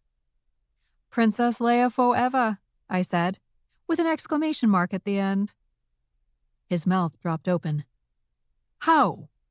I'm a trained agent, Neville. It's my job to be nosy. I leaned my hip against the desk. Now, what's Sumatra? Not a sex manual, and neither is the Kama Sutra, for that matter. Interesting. You sound very knowledgeable about what is and isn't a sex manual. I'd expect that from my mother, but not you. Neville pressed his lips together. The Kama Sutra encompasses far more than sex. It's a guide to living your best life. If you're having mind-blowing tantric sex every day, I'm pretty sure you are living your best life. Neville pressed on. Sumatra is an Indonesian island. The volcano had been dormant for 400 years and suddenly became active in 2010. And you think what? The tremors are a sign that the dormant portal is suddenly going to become not so dormant? That is a concern, yes. My mind began to churn, along with my stomach. But we check the stats there every day. We've been recording them and sending them off to headquarters. Wouldn't we see something was off? I suppose. Neville seemed genuinely concerned, and he wasn't one to worry needlessly. What do you think we should do? Neville held up a finger. I'm glad you asked. I propose we try to track the origin of the tremors so we can determine if they pose a threat to the portal. Isn't there a federal agency that handles that? I asked. Neville crossed his arms. In shipping Cheddar, don't you think that federal agency should be the FBM? He made a good point. Under the circumstances, it was best to avoid the involvement of a human agency. How are you going to track it? Is this where you toss around words like triangulate? Neville's eyes turned to slits. Why? I just need to know when I can zone out. Neville shook his head. Fine. Let's return to the subject of your invisibility. I sat on the edge of the desk. That's more like it. Should I fetch refreshments? I know how you think eating stimulates your brain. To be honest, I've lost my appetite, I said. My, this truly is an emergency. He started clicking away on the keyboard. As for you, I can offer you search results for Fury malfunctions. I chewed my lip thoughtfully. Don't do it on the FBM server. Use incognito mode. I don't want them to get wind of any problems. An excellent idea. If you're on the fritz, we don't want the bosses to know. He began typing feverishly. I sat on the edge of his desk. I don't feel on the fritz. I feel normal except for the fact that no one can see me. Welcome to my world, Neville muttered. Aw, Neville. Are you the Jan Brady to my Marcia? The wizard squinted at the screen. I didn't mean in reference to you. I only meant in general. He sounded so serious that I immediately felt guilty for mocking him. Do you really feel invisible? I sometimes feel overlooked, I suppose. Being an introvert doesn't help. It's why I enjoy my online community so much. I feel more seen there than I do in real life, even though no one actually sees me. I'm sorry, Neville. I see you. Honestly, I don't know what I'd do without you. That's because you rely on me for work, he said. If it weren't for my role here, I doubt you'd pay me any attention either. Neville, that's not true. Even as the protest left me, I wasn't sure I believed it. Would I hang out with Neville under different circumstances? It's no big deal, he said. I understand. You have Clara and Sassy, the members of your family that you actually like. There's no room in the barn for old Neville. Might as well put me out to pasture. I struggled to find the appropriate response. I'm sorry you feel that way. For what it's worth, I enjoy our time together, and even if they replaced you, or me, I'd still want to hang out with you. His eyes grew round and hopeful. Really? Really. I pulled my chair from my desk and scooted closer to him. What made your thoughts take such a dark turn? He resumed typing on the keyboard. It was chatting with Willie. She has such a presence. She looks so unassuming, yet everyone talks to her. As much as I enjoyed our time together, it made me feel inferior. No one can make you feel inferior, Neville. Oh, I know that, Agent Fury. I only meant that it reminded me how insignificant I feel at times. I live here, and yet Wilfreda seems to have made more friends during her brief visit than I've made in years. Socializing is within your control, you know. Spend more time offline. Seek out friends you can meet up with for Dungeons and Dragons, or a Lego challenge, or a book club meeting.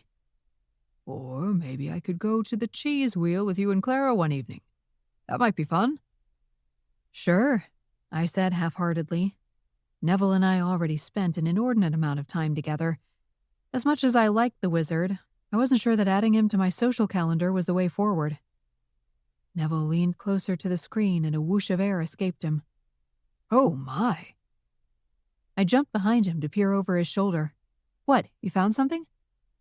It's a fairly distressing story. How distressing? There was a Fury named Allegra 200 years ago. He traced the line he was reading on the screen. She had a breakdown in Boston. Her powers seemed to control her rather than the other way around. She wreaked havoc until the organization... He swallowed hard. Until they eliminated her. I reeled back. They killed her? According to the records, she was deemed a threat. The fact that she was a powerful and rare supernatural made her all the more dangerous. Because she malfunctioned? Couldn't they offer help instead? I scanned the paragraph to see what went wrong. Well, she wasn't invisible. She turned a dozen people to stone and couldn't seem to stop. The FBM covered it up after they killed her, except they weren't called the FBM back then. They were an outpost of the Royal Bureau of Magic. England had sent more than your garden-variety colonists to America, it seemed.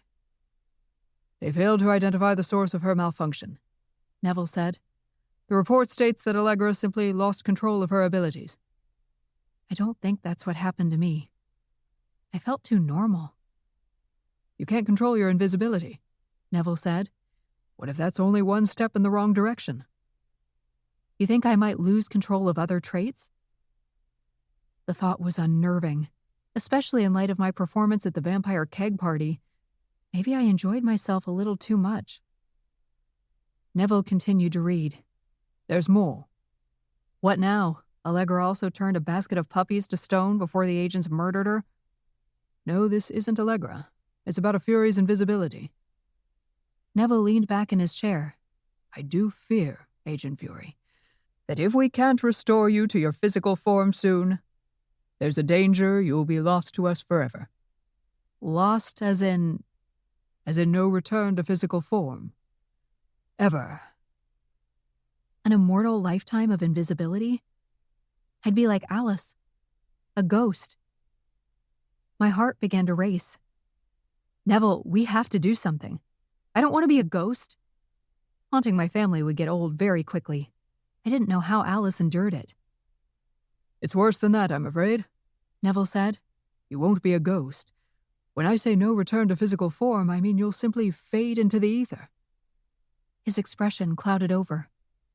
Until you cease to be anything at all. Chapter 13. Neville's research left me feeling nauseated, and I exited the office to clear my head. The prospect of ceasing to exist was too horrible to contemplate. I was supposed to be immortal. Not that I necessarily wanted to live that long. The idea that I could be blinked out of existence at my age was downright frightening. I felt as though I was standing on the threshold of my life and could see the road ahead. Of course, moving back to chipping cheddar from San Francisco had resulted in mild regression, but I was in my own house now and embarking on a serious relationship. I was making progress as an adult, and I refused to let invisibility become an insurmountable obstacle. I walked along the promenade, as oblivious to the presence of the pedestrians as they were to mine. A seagull swooped down, skimming the top of my head and yanking my hair in the process. I cried out and swatted the bird away. Yet another downside to invisibility. At least bats had radar. There'd be no bats getting tangled in my hair, thank the gods. As I continued to walk, ducking occasionally to avoid the rats with wings, I created a mental list of everyone I came into contact with the day before I turned invisible. My routine was fairly predictable. On a typical day, I could count on one hand the number of people I encountered. Of those who knew I was a Fury, only my immediate family had an incentive to load me up with Fury powers, and I ruled them out. But of course, it hadn't been a typical day. I'd attended Mayor Whitehead's party, which made my list of interactions longer than it otherwise would have been. Mayor Whitehead planned the party and invited me. What if she was somehow to blame for my current state? But how? The mayor was human and knew nothing about the supernatural world. Or so I believed. What if we were wrong about her? She unseated the incumbent mayor to the surprise of everyone. We assumed, of course, that she managed it without magic. Even if she did have one foot in the supernatural world, why would she target me? She had no reason to want me to embrace my full potential, unless she'd watched too many Batman movies and was in the market for a dark and broody protector of the town. It seemed unlikely. Then again, what if she wasn't trying to trigger more Fury traits? If she considered me an anticipatory threat, it was possible she was trying to sideline me before I could become a problem. Maybe invisibility was a fluke. Maybe she intended to kill me. I shivered, and it had nothing to do with the chill in the air. As troubling as the idea was, I had to look into Mayor Whitehead. I could easily snoop around the mayor's office without being seen, so I might as well take advantage of it. I flew over to the mayor's office and waltzed straight through the lobby and past the receptionist. Mayor Whitehead sat at her desk eating a salad. I watched as she dipped the forkful of lettuce in a ramekin of dressing and then ate it. Who dipped their lettuce in dressing? Maybe she really was a monster in disguise. I inched closer and examined the items on her desk. Lots of dull paperwork, great balls of fury, and I thought FBM bureaucracy was a nuisance. The mayor had it much worse. Petitions, budgets, spreadsheets, a calendar littered with meetings. There was nothing that suggested knowledge of supernaturals and no references to me. It would be helpful to scroll through her phone, but it was directly next to the plate, too close for me to grab without being noticed. As though she sensed eyes on her phone, the mayor tapped the screen and selected Happy Playlist. I smiled, recognizing the beginning of The Reflex by Duran Duran. Anton had been into all types of music growing up, and I'd learned the names of songs and bands through him. The knowledge was like secondhand smoke, drifting into my room and seeping into my system every time he played a song. The mayor tapped her fork on the side of the plate, mimicking the rhythm of the song. As she swiveled to face the computer, I slid the phone off the desk and hoped the music continued to play while I scrolled. I started with text messages, thumbing through familiar names and guests, thanking her for a wonderful party. No mentions of supernaturals or the FBM. I ignored the social media accounts. It made no sense for her to post anything suspicious. The apps were standard. No demon identification app on the mayor's phone. I placed the phone next to the plate as the landline buzzed. "Mayor, you have a call on line 1. "I'm eating right now. Can you take a message?" Technically, she was reading an article about a sugar detox meal plan, but I wasn't in a position to call her out. "It's Hugh." Hugh? As in creepy werewolf Hugh? Why would Hugh be calling the mayor? Hasborn Crawley was our man on the inside. The White Wizard served on both the human and supernatural councils so that he could feed us information and protect our interests among the humans. Hugh was far too wolf-centric to serve in that role. The mayor set down her fork. "Thank you." She clicked the speaker button on the phone. "How are you, Hugh?" "Excellent, Wilhelmina. And you?" Wilhelmina? Since when were they so close? When the Supernatural Council voted on whether to enlighten the mayor as to our existence, I was fairly certain Hugh voted against it. Did she know he was a werewolf? "Stressed and busy. The party threw me off my schedule and I've been struggling to get back on track." "Nothing that a round of golf won't cure," Hugh said smoothly. What was he up to? "I'm afraid I don't have time for golf, Hugh." "How about dinner, then? I have a prior engagement tonight, but we could meet beforehand." My stomach plummeted when I realized his prior engagement was the Supernatural Council meeting. I'd have to attend while invisible and explain my condition to the council members. Terrific.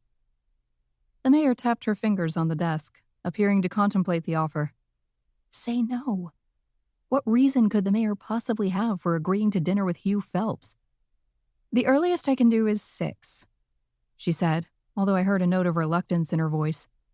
That made me feel a little better. Still, why go at all? Were Hugh and the mayor working together? Against me? What possible motive could there be? Hugh and I didn't particularly like each other, mainly because I refused his offer to be his chick on the side, but I couldn't think of any reason he'd want me out of the way. 6 is perfect. I'll meet you at Wedge, our usual table. Their usual table? Hugh's mail-order bride was a werewolf because his family was fixated on preserving their line, but I knew from experience that Hugh was open to outside relationships.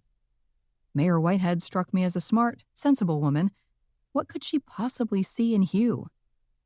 I'll see you then. She clicked the button and returned her attention to the salad. With a deep sigh, she dumped the remainder of the dressing on the salad. Well, there was one point in her favor. Dozens of questions circled the drain in my head as I vacated the office. I had to know why Hugh and Mayor Whitehead were having clandestine meetings. It was shaping up to be a busy evening. The restaurant was tucked away in a secluded part of town. The danger of them running into anyone important here was minimal. Hugh was the first to arrive, and I noticed the hostess greeted him by name. Your table is ready, she said. Would you like to sit now or wait for the rest of your party? I'll sit. She knows where to find me. Curiouser and curiouser. I trailed behind them and took a seat at an empty table within earshot. I nearly signaled the server to order a drink until I remembered no one could see me. Hugh ordered a dry martini with 3 olives and a glass of Merlot, so he even knew her preferred drink. The mayor hurried to the back of the restaurant, casting furtive glances around the room, probably to see whether she recognized anyone. Nothing screamed suspicious like hiding in a shadowy corner of a restaurant where no one would see you.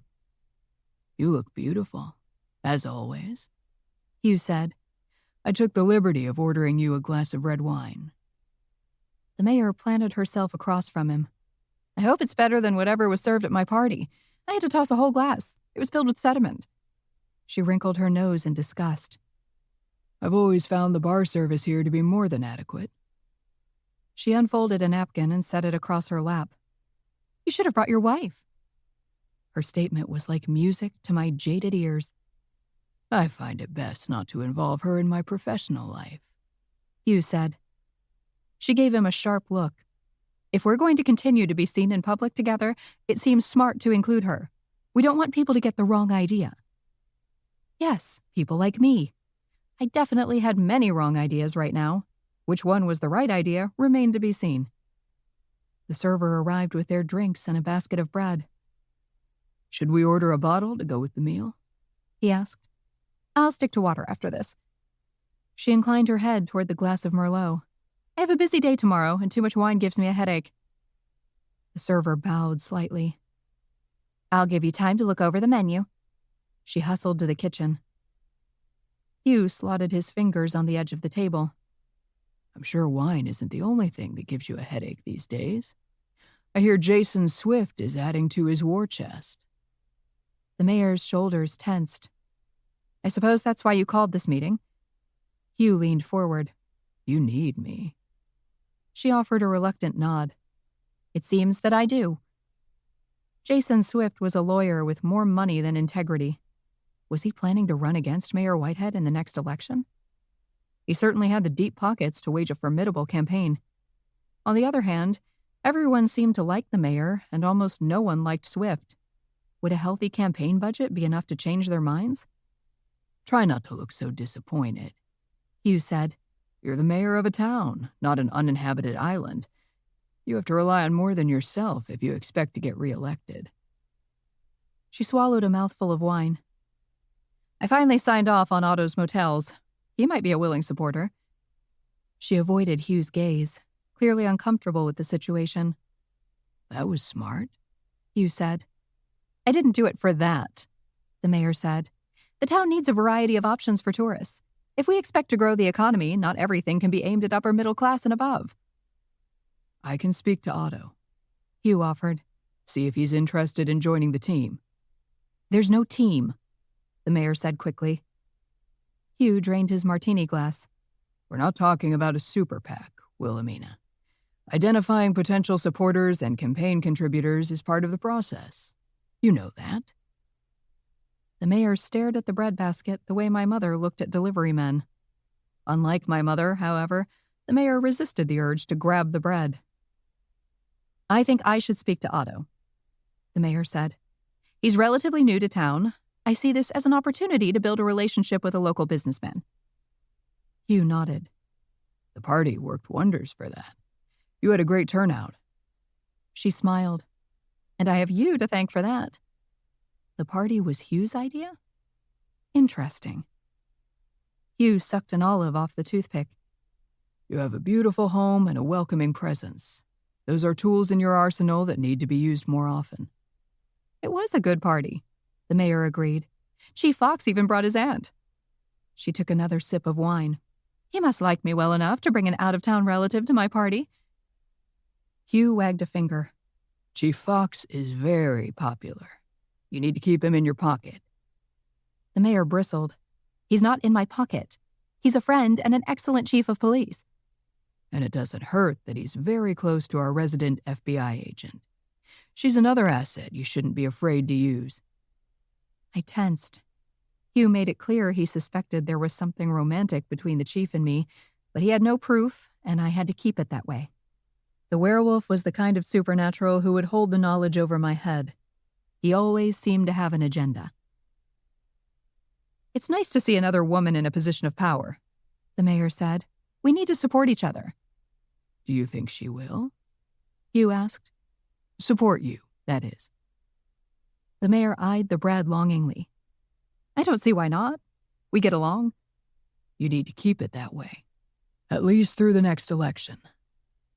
The mayor leaned back against the chair and studied him. Let's cut to the chase, shall we? What do you hope to gain from helping me?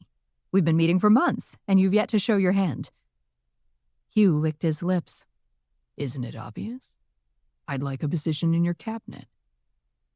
I gasped and quickly clamped a hand over my mouth. Hugh twitched and glanced in my direction. There were too many competing smells in the air now. It was doubtful he'd be able to sniff out my presence. The server returned to take their order, and their conversation came to an abrupt halt.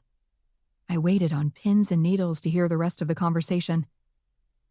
Once the server walked away, Hugh placed his napkin on his lap and said, I'd like to be the deputy mayor. I balked. Hugh as the deputy mayor? Why? He already served on the Supernatural Council, and we had Husborn as our double agent. What did he hope to gain? I don't think that's too much to ask, Hugh continued. Do you? Mayor Whitehead picked up her wine glass, her focus fixed on the breadbasket. I had a feeling whatever diet she was on wasn't going to last.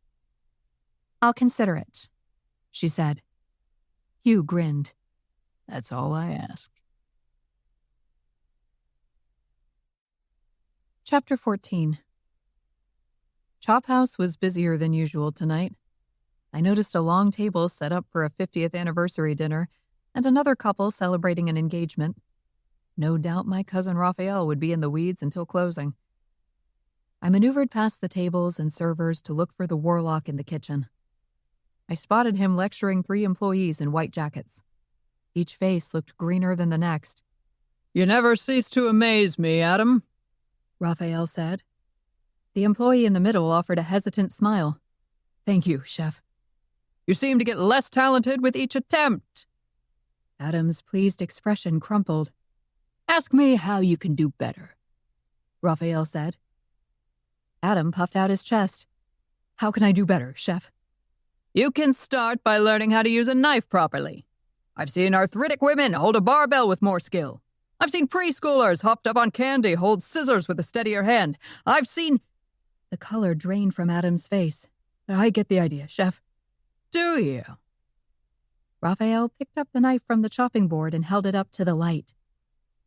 This beauty needs to be handled by a chef with unerring confidence. Someone who understands which blade to choose when chopping a toe of frog versus dicing a lizard's leg. The woman next to Adam suppressed a laugh. Raphael stopped talking and glared at her. Something amusing, Susan? Susan blinked rapidly, as though surprised by the question. Well, your examples, sir. Raphael inched closer to her face, still holding the knife. And what's amusing about them? Susan leaned back slightly, radiating fear. Nothing, sir. My cousin seemed to be breaking under the stress of a busy evening at the restaurant. I had to drag him away from these poor, unsuspecting humans before he decided to demonstrate his prowess on an eye of newt. I stood behind the warlock and whispered in his ear, "Come with me if you want to live." His whole body froze. "Oh, it's me, Eden." Raphael set down the knife. Practice while I'm gone. When I return, I expect you to be competent with that knife. I'll test you by having you trim each other's nose hairs with it. He turned and crossed the kitchen to the walk-in pantry. I trailed behind him and closed the door. I wasn't sure if you'd come tonight, Raphael said, his fearsome persona melting away. Julie told me about your situation. I knew I shouldn't be surprised. News traveled fast in my family. Who told Julie? Thora said you're glitching. I grimaced. We don't know what's happening. Nor was she supposed to tell anyone. Is there anything I can do? Concern furrowed his brow. Are you familiar with any conditions or spells that might cause this? You don't think it's a glitch? He asked. I honestly don't know. I'm trying to explore all the options at this point. I'd keep the conversation with Neville to myself. No need to worry anyone that I might have a Fury-style meltdown or cease to exist. You know as well as I do that there are plenty of spells that cause invisibility, but what would be the point of that when you already possess that ability? I glanced at the shelf at eye level to see rows of cans lined up in alphabetical order. Have you always alphabetized your inventory? No, it had been by color, but a couple of employees are red-green colorblind, so that system didn't work for us. He turned a can of kidney beans so the label faced front. Will you be rescheduling your housewarming? Julie and Mag are looking forward to seeing the barn. I will, but it's not exactly a priority at the moment. Understandable. He leaned a hand on a nearby shelf.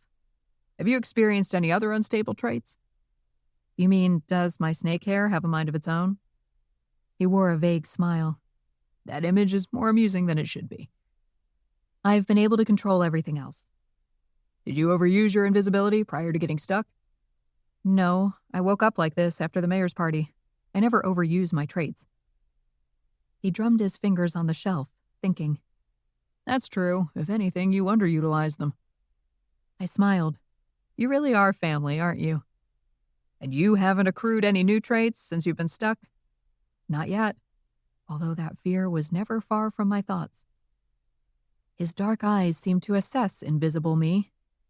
I doubt this is a breakdown of your system. I'm inclined to think this is an outside influence. But it makes no sense. Like you said, I can already make myself invisible. How does this help anyone? He sighed. I wish I knew. His phone beeped. It's time for your meeting. I should probably get in there. Thanks for your help. Good luck, Eden. I made my way to the private room that Raphael reserved for the Supernatural Council meetings. Everyone was present except Hugh, although I knew he'd be along shortly. As intriguing as his meeting with the mayor was, I was relieved to know it had nothing to do with my current state. I didn't love the idea of Hugh as deputy mayor, though. That was a development I'd be keeping an eye on. Although I understood the mayor's desire to form alliances with influential residents, she could do better than Hugh Phelps. I sat in the empty chair next to Chief Fox and slid a hand across his thigh. He shifted his leg over and shot a quizzical look at the empty space beside him. I really hope that's you, Eden, he whispered. Where's Eden? Adele LaRue asked. She stretched her elegant neck to peer around the room. I'm here, I said. The other members of the council looked baffled as they surveyed the room for me. She's invisible, Chief Fox added. The door swung open and Hugh staggered in. From his awkward gait, I'd wager he stopped by the bar for another martini before he left the other restaurant. He dropped into the chair opposite me. Aggie smiled. I remember when Eden first discovered she could turn invisible. What an exciting time.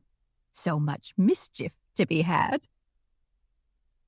Eden, my darling, why are you invisible now?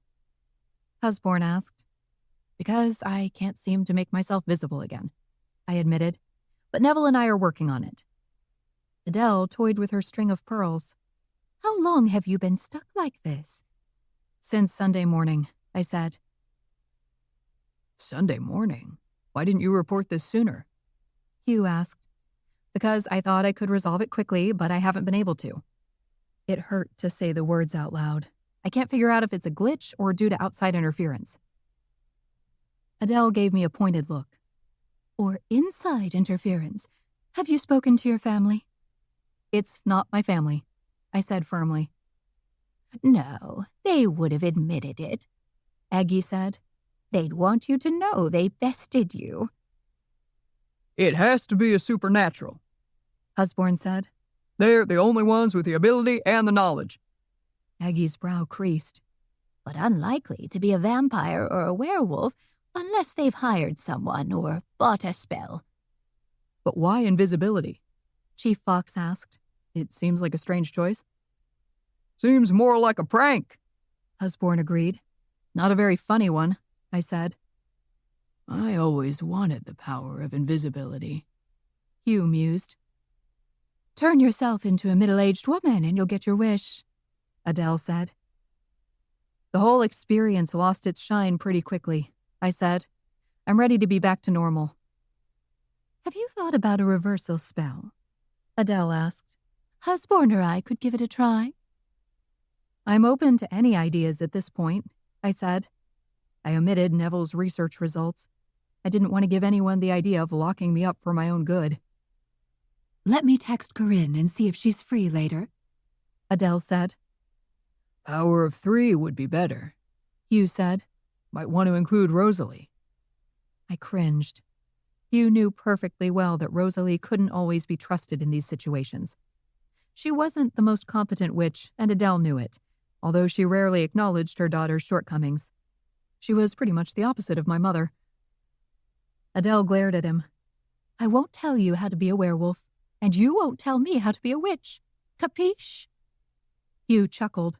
Wasn't meant to be an insult. Any other new business? I asked, hoping to divert attention away from my plight. Can we talk about the tremors? Husborn asked. Do we have any sense of whether these are natural or supernatural in origin? They have been a nuisance, haven't they? Adele said. I was at the hair salon when one hit. The scissors came dangerously close to my face. I assume Agent Fury has checked the usual places, Hugh said. I have. Nothing out of the ordinary. That's good, Adele said. They're not as unusual here as people think, I said. There was an earthquake as recently as 2011, a magnitude of 5.8, a few more minor ones. Have there been reports of injuries or property damage? Husborn asked. Chief Fox shook his head. No, they've been too minor. It's not easy to anticipate them, though. There's no warning. Hugh raised a finger. Actually, there has been. My wife and I both felt a shift before they happened. Yes, that made sense. Wolves would be sensitive to the tremors the way animals seem to anticipate storms and other weather events before humans detected them. If you sense anything again, call me immediately, I said. Hugh nodded. We might be able to identify the source if we get out there quickly enough. I can assemble a pack on short notice. Thanks, that would be helpful. Hugh was probably more useful than one of Neville's gadgets in this instance. We wrapped up the meeting with a discussion about Mrs. Abernathy's petition to place a ward around her property line to keep out a gang of raccoons. Apparently, she'd discovered a ruined hammock and a messy fire pit after local wildlife took over her backyard and wanted to take extreme measures to prevent a return visit. It would be different if she wanted a ward to keep out supernaturals, but raccoons are part of the human realm, Husborn said. I don't think we should allow it. So you think she should be able to ward her property if she wanted to keep out werewolves? Hugh asked. I believe we've approved such petitions in the past, Husborn replied. Some werewolves have a tendency to leave a trail of destruction in their animal state. Present company accepted, of course. We'd be happy to take care of her raccoon problem, Hugh said. No magic required. No, I said quickly. The thought of innocent raccoons being hunted by a pack of wolves turned my stomach. I'll deal with Mrs. Abernathy, Adele said. Her offer seemed to resolve the issue, and the meeting was adjourned.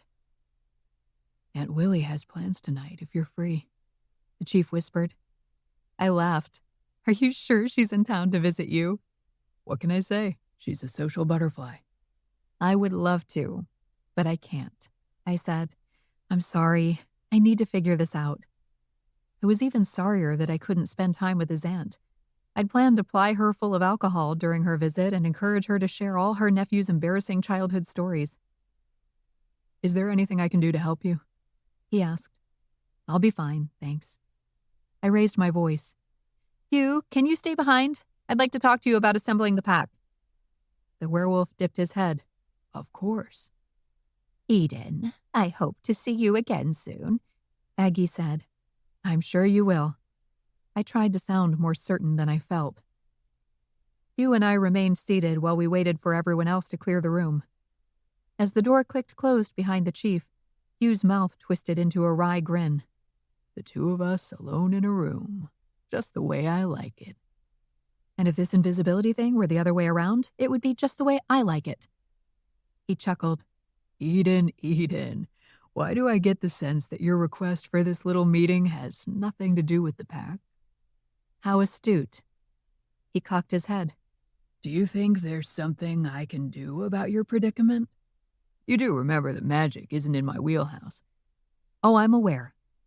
I drew a calming breath. I went to see the mayor earlier today. I woke up invisible the morning after her party, so I thought maybe she had something to do with it. He barked a laugh. Trust me, she knows nothing about us. Absolutely nothing. His smile faded. Oh, I see. You were there. I was. I thought I sensed a presence. He shook his head.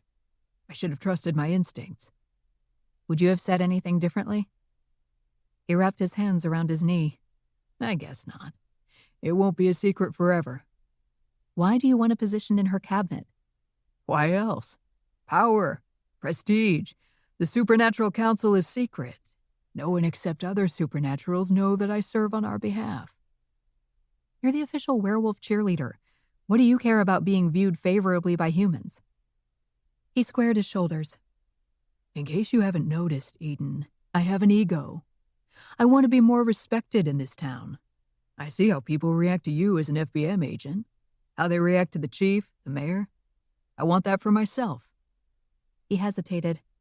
And I loathe Swift. I'm sure you think we're cut from the same cloth, but I can assure you that's not the case. He was completely serious.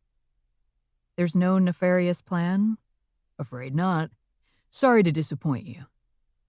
I wasn't disappointed. I was relieved.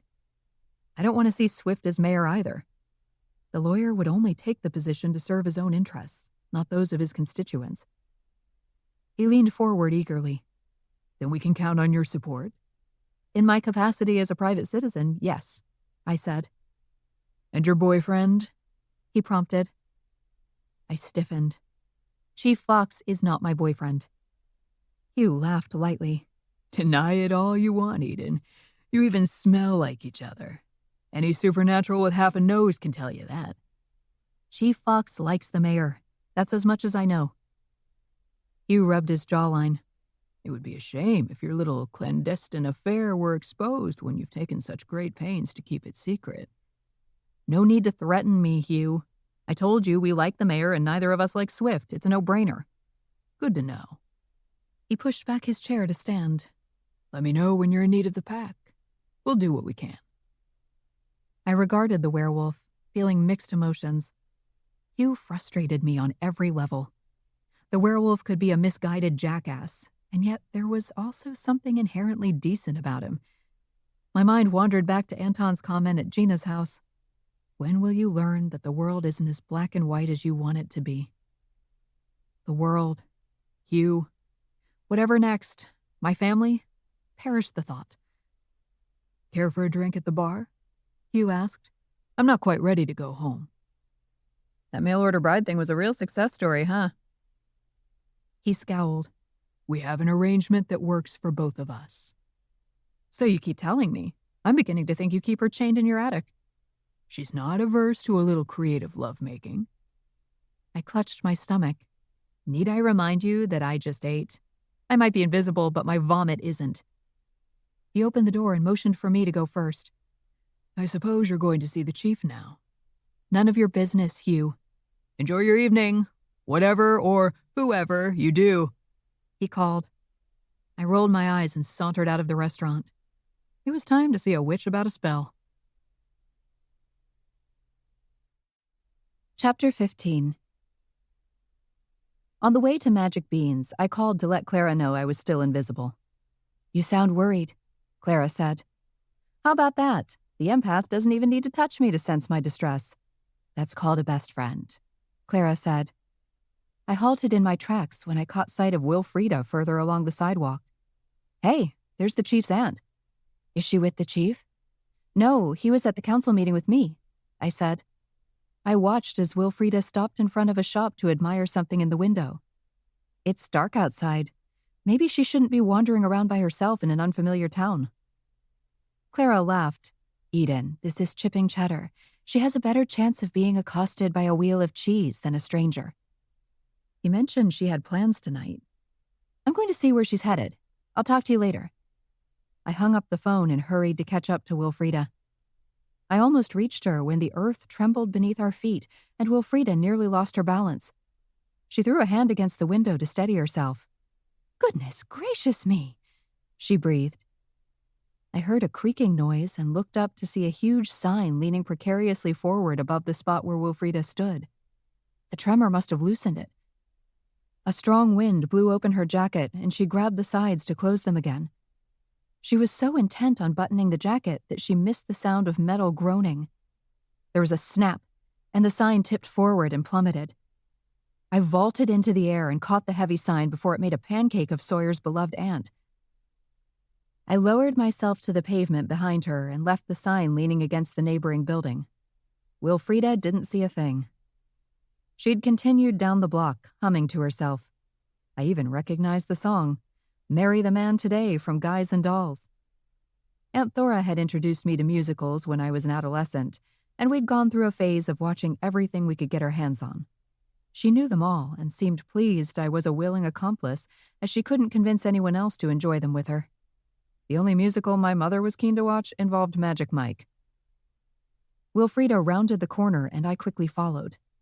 I knew I should get to Corinne, but I felt responsible for Wilfreda's safety. She was Sawyer's aunt and a visitor on my turf.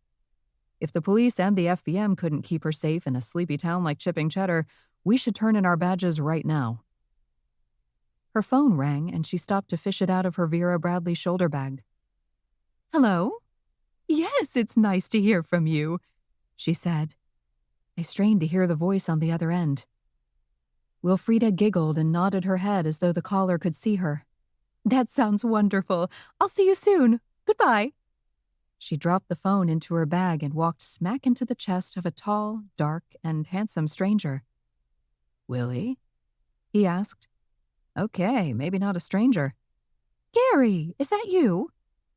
I moved around Wilfreda for a better look at Gary.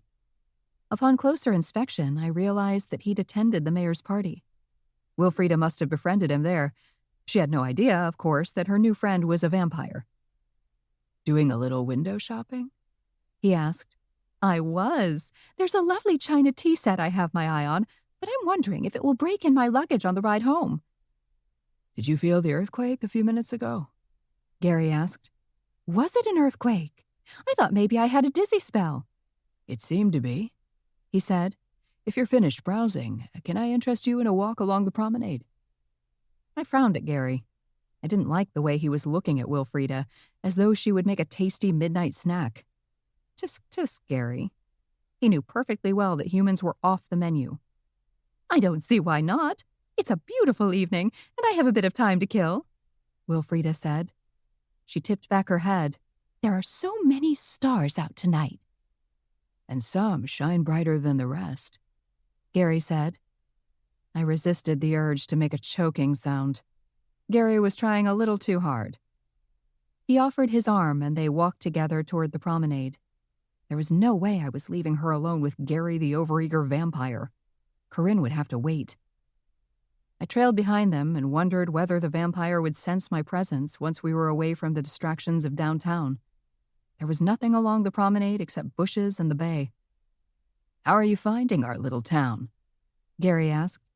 I didn't like how close his shoulder was to hers. Part of me wanted to push between them and pretend I was a gust of wind. "It's wonderful," Wilfreda said. "No wonder my nephew likes it here. Everyone's been so friendly and kind." "We welcome all walks of life here," Gary said. "It stems from our Puritan history. The town founders fled persecution, so they encouraged acceptance of others." "Is that true? I assumed they were hypocrites, like so many others." Gary chuckled. "Oh, Wilfreda, you're a riot." He glanced skyward and pointed. "Have you ever seen such a brilliant moon? It looks like a diamond solitaire I could simply pluck from the sky." Inwardly, I groaned. You need to improve your game, Gary. As Wilfreda looked up to admire the moon, I noticed his fangs elongate. His gaze was riveted to her neck, and I realized what he intended to do. "Not on my watch, Gary." Before he could take a bite of sweet Wilfreda, I lunged. The vampire toppled over and landed in the bay with a splash. Wilfreda turned toward him, startled. "Gary?" The vampire jumped to his feet, soaking wet. I suppressed a laugh as he waded out of the water and back to the promenade. His pants swished with each step. It wasn't a dignified look. "What happened?" Wilfreda asked. "I lost my balance," he said, although I noticed his uncertain gaze staring into the darkness around them. "Certainly puts a damper on the evening," she joked. The sound of barking dogs was like music to my ears. Gary didn't smile. "I think this is my cue to head home for the night." I folded my arms. Darn right it is, Gary. Suck it up. Or don't, in this case. "Wilfreda, is that Hugh?" Neville's figure cut through the darkness, along with two small foster dogs. I didn't recognize this pair. One's ears were so enormous they made him look part bat. "Neville, what a nice surprise," Wilfreda said. "It's a lovely night for a stroll with the dogs," the wizard said. Both dogs growled at Gary. Smart pups. "I can see you're well taken care of," Gary said, scowling. "Have a good night." He hurried away, his clothes dripping. Neville watched him go. "What happened to him?" "I don't know. He might have been drunk," Wilfreda said. "One minute we were standing here admiring the moon, and the next minute he was face down in the water."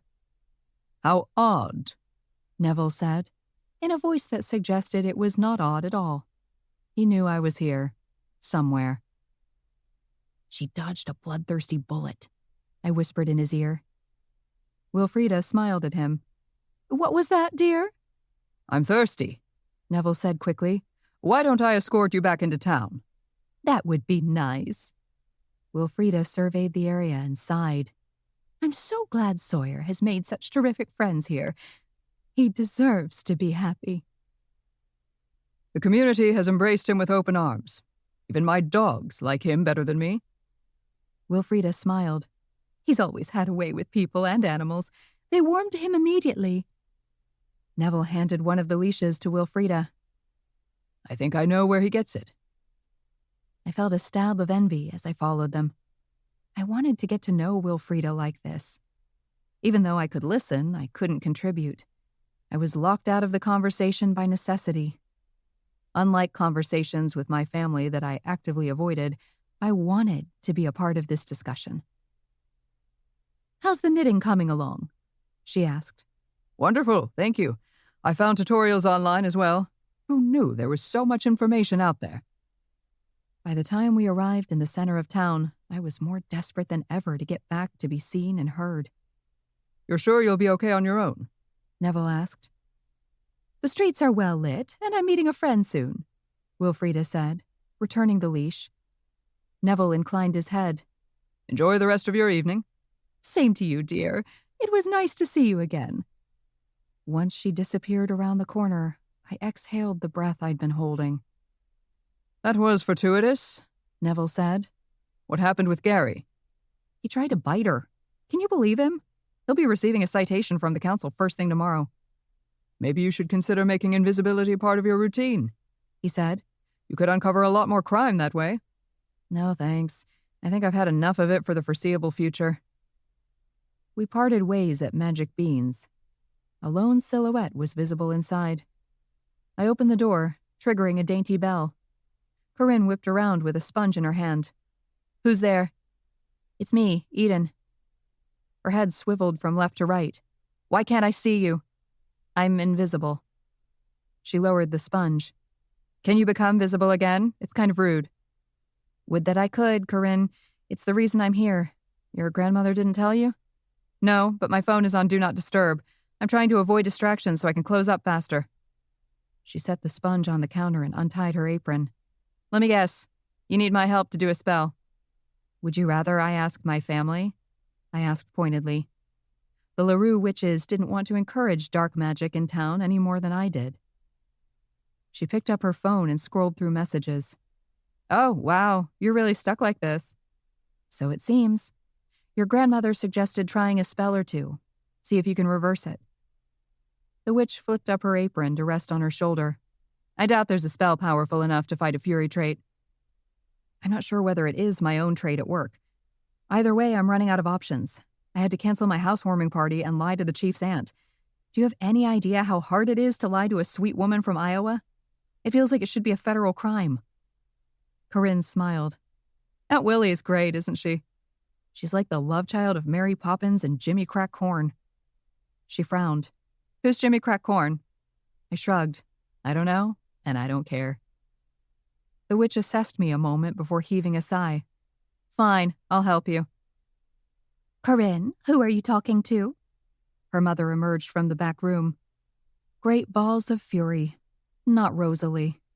I hope to leave her out of this. Just myself, Corinne said, and I relaxed. Are you locking up soon? No, I'll be here late tonight, Corinne said. I need to do inventory. Rosalie's brow creased. I thought you did that last week. The numbers didn't match. I have to do it again. Rosalie offered an apologetic smile. I'd offer to stay and help, but I have a hot date. I need to go home and get ready. Then why are you wasting time here with me? Corinne asked. I'm not anymore. Rosalie blew her a kiss. Toodles, darling. Her hips swayed as she exited the coffee shop. Boy, you and I have more in common than you know, I said. She isn't evil, Corinne said. Just annoying. She motioned to a table. I don't know where you are, but have a seat. My grandmother says she'll be here shortly. She had to scrounge up a missing ingredient. I sat at a table and rested my head in my hands. Being invisible is surprisingly exhausting. Corinne joined me at the table. You don't know how this happened? No. At first we thought my fury trait was out of whack, but it's possible someone did this to me. Any suspects? Not offhand, but maybe you can help. Have you noticed anyone acting suspicious lately? I asked. Corinne averted her gaze. Not that I can think of. Corinne, I said slowly. What do you know? The witch chewed her lip. I don't know anything. Okay, fine, you don't know, but you've noticed something. She crossed her arms. It's my mom. What about her? She's been coming home in the middle of the night a couple times a week, Corinne said. I cocked my head, not that she could see my dubious expression. Since when is that suspicious? Corinne tugged on the end of her dark braid in a nervous gesture. I mean, really late, like 2 a.m., and I know it isn't because she has a date. How do you know that? Because then she wouldn't come home at all. Ah, that fit the profile. Corinne flicked her braid away. It's also the regularity of it. She's coming and going at the same time, as though she's punching a clock. She told me she's going home to get ready for a date, but I think it's a lie. This is the same routine as a couple nights ago.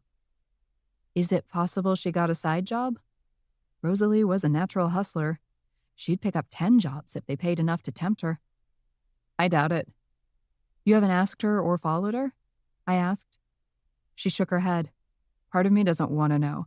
It can't be anything good at that hour, right? And you think she's heading there later tonight? If the pattern holds. Corinne gripped the edge of the table. Whatever you find, please don't tell her I said anything. She'll never forgive me. I won't. I promise. Corinne and I had similar relationships to our mothers, and I knew the high cost of causing drama. Can we get started on a spell? Not that I enjoy my own reflection the way my mother does, but it would be nice to see my face again. I'm sure the chief feels the same. Corinne winked.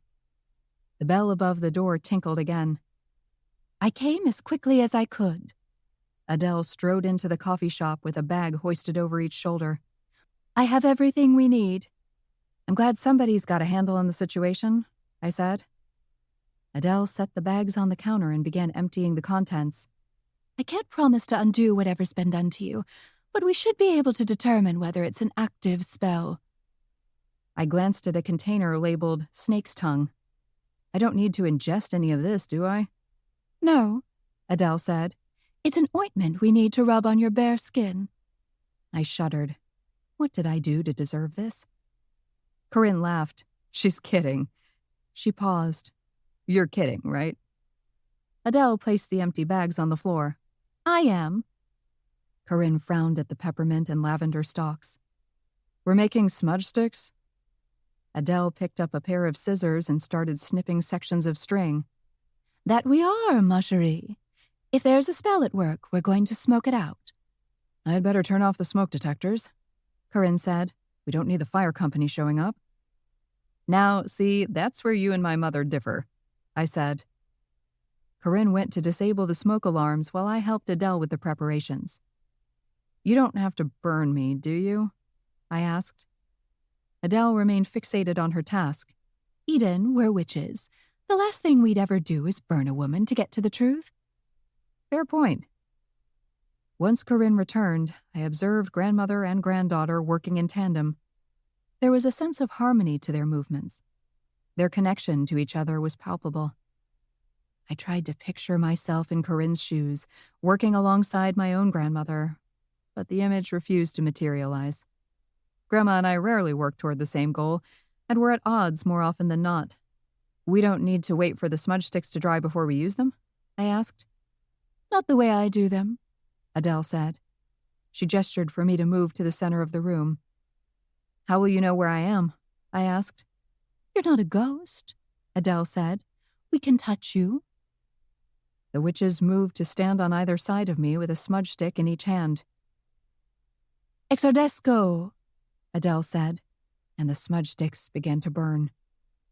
Instinctively, I tried to shrink away from them, but there seemed to be a stick attacking me at every turn. One got lodged in my ear, and another almost got shoved up my nose. I'm glad I can't see my reflection, I said. This is like Ash Wednesday on steroids. Corinne lowered her arms. Nothing's happening. Wait. Adele's eyes glittered with excitement. Do you see that? No, I said glumly. Yes, Corinne said, brightening. There's a purplish haze around you. Adele fixated on the haze. It's so dark, it almost looks black. And? I prodded. And that means there's a spell on you, Adele said, lowering her smudge sticks. We've smoked it out. Not a fury trait, then. That was a relief. So it's gone? Doesn't that mean I should be visible now? No, we smoked out its existence. We haven't reversed it, Adele explained. I didn't bother to disguise my disappointment. No one could see it anyway. What now? I asked. Adele studied the haze around me. I don't recognize the signature. Do you recognize the type of magic? I asked. It isn't black magic, Adele said. That's all I can tell you. I gave her a hopeful look. Does that mean you can undo it? Adele pressed her lips together. Your best bet is to find out who did this to you and go from there. I doubt whoever did this to me will be eager to undo it. Maybe not. But the more information we have about the magic used, the better our chances of reversing it, Adele said. My jaw set in grim determination. I'll find out. Or else I'd die trying. Chapter 16. I waited in front of the LaRue house for Rosalie to emerge. No need to hide behind a tree in my current state. I lingered on the sidewalk and texted Sawyer to let him know I'd helped his aunt escape danger twice in one evening. Now I feel guilty for letting her go out without supervision, he wrote. She's a grown woman. She doesn't need the chief of police stalking her. Maybe I should text her and make sure she's okay. I was sorry I mentioned the earlier encounters. I didn't want him to needlessly worry. She's fine. Crisis averted. I texted.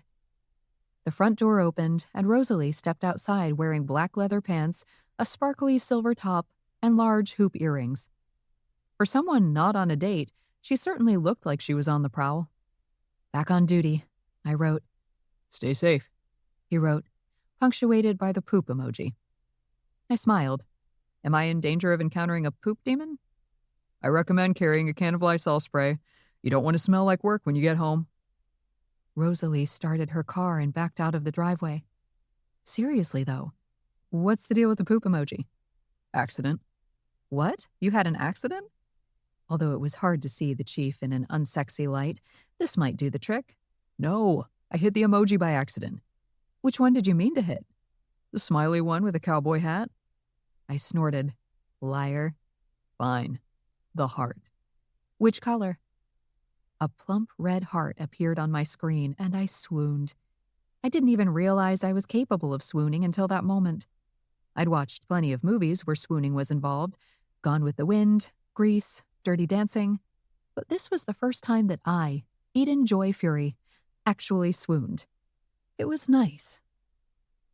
I tucked my phone away, my heart hammering with joy and excitement. This was better than when Tanner asked me out for the first time. Better than when he told me he loved me. We were teenagers. This thing with Sawyer Fox was real.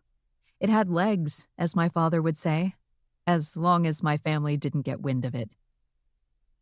I took to the air and circled above the neighborhood until I spotted Rosalie's car. It helped that I'd marked the roof with a giant X in white chalk.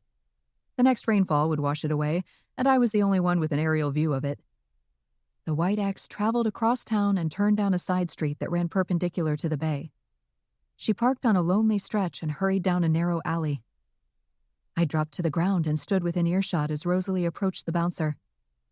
He was a heavy-set man with a bald head and a goatee. Was this some kind of secret supernatural speakeasy where you can only gain admittance if you know the password?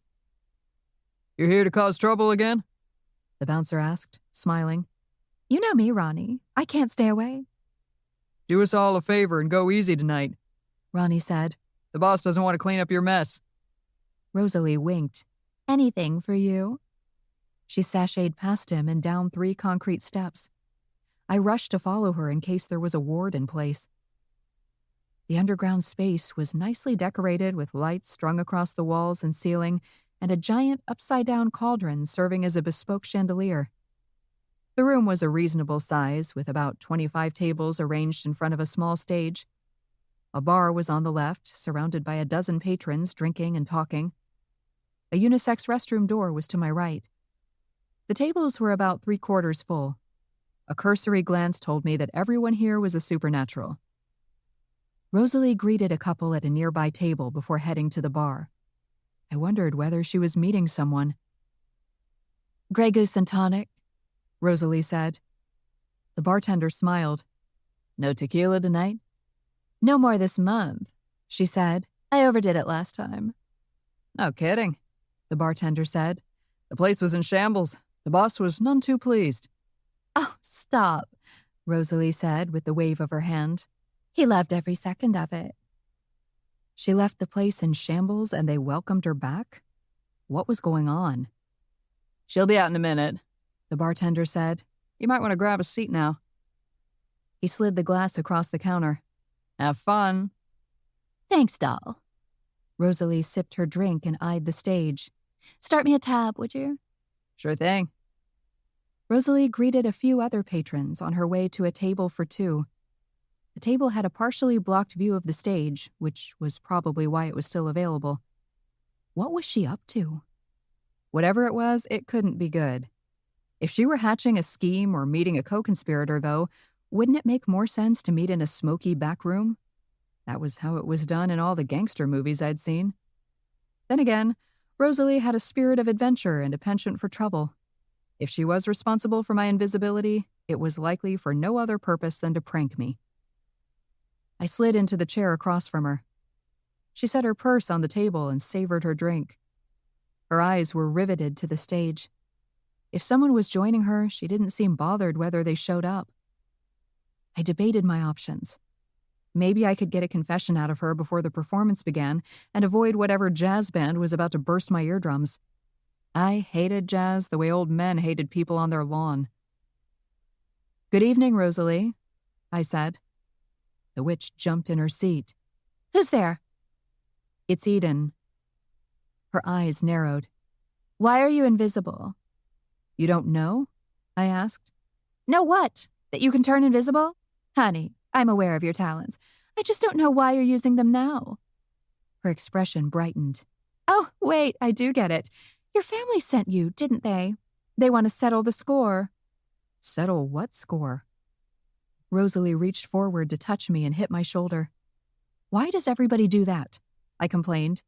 At least it wasn't my boob this time. "Why are you skulking around here?" Rosalie asked. "I'm investigating." "I thought you knew about this place," she said. "Why would I?" "I've been coming here twice a week for a few weeks now," Rosalie said. "The first time was completely out of boredom." But it quickly piqued my interest. "Because you met a new partner in crime? Is it the owner?" "Oh, I've made a lot of new friends," she said, "but that's not why I keep coming back." The lights dimmed and the crowd began to clap. The witch shushed me. "You need to hush now. This is the whole reason I come here." I glanced around the room. There was no sign of any partner in crime. Rosalie was intent on the stage. My eyes bulged when I noticed the familiar woman taking the stage. She'd styled her hair and put on a tasteful black dress, but there was no disguising her. "Grandma?" I whispered.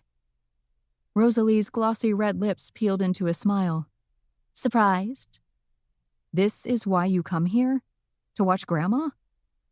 Watch her do what exactly? Grandma couldn't carry a tune, and she didn't play any instruments. "It's worth every penny," Rosalie said. "I don't understand. Why would you come to support my grandmother?" My family and the LaRue witches were like oil and water. They avoided each other at all costs. "Support her?" Rosalie tossed her head back and laughed. "No, you sweet fool. I come to heckle her. I make sure to hide until her turn. Once she's up there, it's too late to do anything about my presence." She shrugged. "The show must go on." I tried to wrap my head around the situation. What's her act? Rosalie wiggled her eyebrows. "Listen up and find out." Grandma shuffled the length of the stage, holding the microphone. "So you all came back, huh? I thought I might have scared you away last time." The crowd clapped and cheered. "Now you sound like the line of men outside my daughter's bedroom. Whenever one comes out, the rest get excited." She paused. "Well, let's face it, they're already excited. They all stand at attention whenever I walk down the hall. Or should I say all of them stands at attention? I considered installing a revolving door." Rosalie leaned forward. "I bet you weren't expecting this." My jaw was too unhinged to reply. Grandma was riffing about my mother's sex life on a stage in front of strangers? What fresh hell was this? "It's tough being supernatural in a town full of humans, isn't it?" Grandma continued. The crowd clapped and whistled in solidarity. "Everyone says to be yourself, but they don't mean it. If you're a witch, they want you to be a good witch, the kind that sparkles. As a matter of fact, if you're a vampire, they want you to sparkle too. To be the kind of vampire that falls in love with a dull-as-dishwater 17-year-old girl because she smells nice." She brought the microphone closer to her mouth. "I've got news for you. If you smell intoxicatingly good to a vampire, you've either been attacked by a shark or you have your period. Or both." The crowd roared with laughter. Even Rosalie seemed to have momentarily forgotten she was here to heckle. I texted Chief Fox. "You're never going to believe where I am." His response was immediate. I hope the answer is with Aunt Willie. She isn't home yet and she hasn't replied to my text. Probably because she's having a good time. It had to be slightly awkward for both of them. The chief didn't want to know the details of his aunt's romantic life, and she didn't want to share them. I'd be perfectly content to throw on a black hat and pointy shoes and fly around town on a broomstick, but no. Grandma leaned back as though horrified by her own suggestion. We can't upset the delicate balance. We have to let the humans think they're in charge, that they're safe. Nobody's safe around you, Rosalie yelled. Grandma looked at her. Least of all you. I thought you would have learned your lesson last time, but I can see you're back for more. That's messed up, Rosalie. Are you sure you're not human? She paused for breath. They're completely messed up. They worry about getting eaten by zombies when they should really be more worried about how they're going to fund their retirement. That's the scarier prospect. She shook her head. I don't worry about zombies wanting to eat me. I'm a comedian. I taste funny. How long has she been doing this? I whispered to Rosalie. She started not long after this place opened. I was pretty shocked the first time. She did a few jokes about your family, and naturally, I was hooked. I dated a vampire once, Grandma continued. Vlad. He was a real pain in the neck. I wasn't a fan of getting clean afterward either. She paused for a beat. It was a real bloodbath. The audience laughed. Anyway, Vlad broke up with me because he said I was too angry all the time. He didn't like it when I flew off the handle. Rosalie cupped her hands around her mouth and booed. I swatted her arm. What's wrong with you? It's like waving a red flag in front of a minotaur. It suddenly occurred to me why the place was in shambles last time. Rosalie must have heckled Grandma until it ended in a magical, crowd-pleasing showdown. What time's the comedian starting? Rosalie yelled. I have somewhere to be. Grandma stood in the center of the stage, ignoring her. My granddaughter is a real piece of work. She acts like she doesn't need anybody, like Elsa in Frozen. Let me tell you, she is one cold-hearted girl. How cold is she? The audience yelled. She's so cold that when a vampire sinks his fangs into her, he gets frostbite. Rosalie snorted. Your turn. I don't want to turn. For the remaining 20 minutes of her set, I completely forgot the reason I was here. I listened to Grandma mock my father and Sally, Aunt Thora's obsession with lemons, the fact that I live in a barn. The crowd lapped it up. You're quiet tonight, Rosalie, a vampire said as he passed by on his way to the bar. Not interested in stoking the flames? Rosalie smirked in my direction. I'm enjoying myself far too much to interrupt tonight. I'm the badass witch. Thank you and good night. Grandma bowed with a flourish before vacating the stage. She walked straight to Rosalie's table, wearing a deep frown. Nice work tonight, Rosalie said. You look like the zombie that ate all the brains, Grandma said. What's with the Cheshire grin? You should have told me it was family night. I would have invited my mother and Corinne. Grandma narrowed her eyes. It's me, Grandma, I said. I'll leave the two of you to dissect the set. Rosalie slithered out of the chair and sauntered to the bar. Grandma sat in Rosalie's chair. I figured someone would get wind of this sooner or later. Although I have to be honest, I thought it would be your mother. I was following Rosalie, I said. I didn't know you'd be here or that you'd be performing. How could you? How could I what? Tell jokes? I'm not allowed to be funny? Grandma, you know why I'm upset. You're airing our dirty laundry to anyone with a bar tab. Grandma signaled for a drink. Listen, special snowflakes go to therapy to complain about their family, and I come here. The difference is I get paid instead of having to pay. She pointed at her temple. Smart, right? Why not complain to Shirley over a game of gin rummy? Grandma grimaced. You know why. Shirley's human. I can complain, but I have to watch everything I say. I'm an old woman, and it's exhausting. Are you worried you'll slip and say something offensive?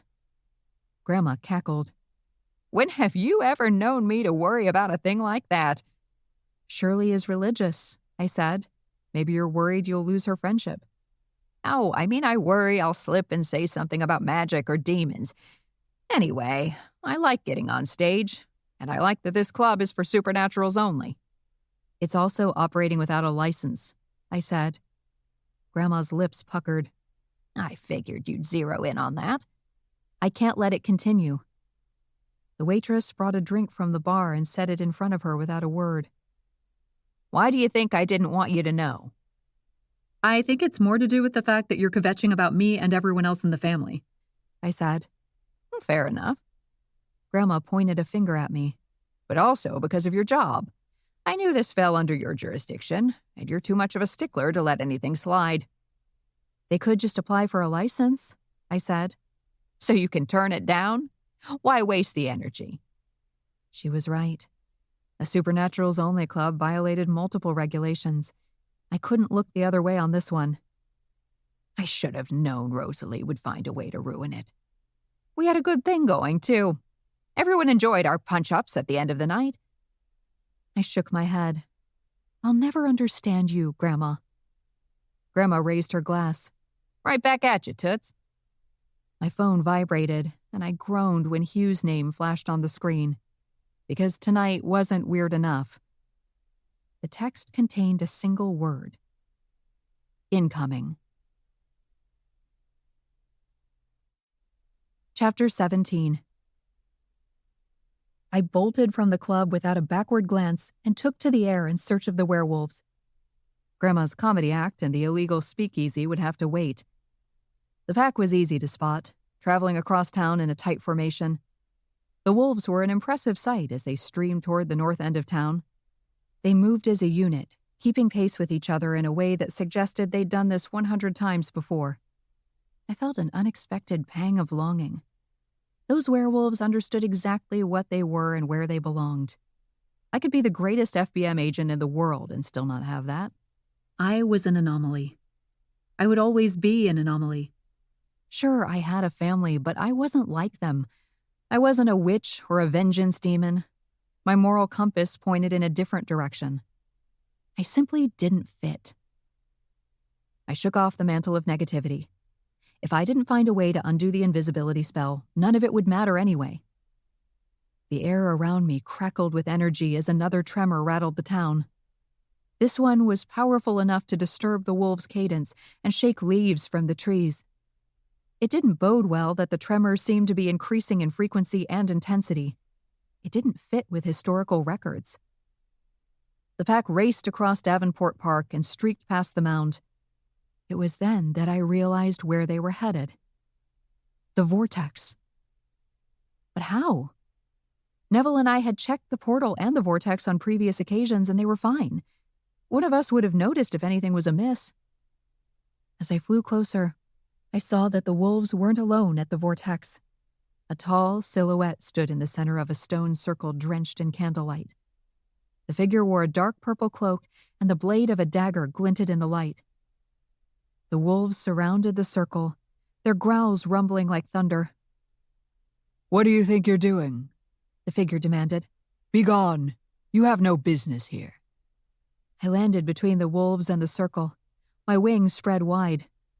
For a moment, I felt as though I commanded a small army, like Snow White leading the forest animals into battle. My breathing hitched when I realized the cloaked figure wasn't alone. A second silhouette was on the ground at his feet. The magic circle on the vortex. The dagger. The unconscious figure. This was a ritual.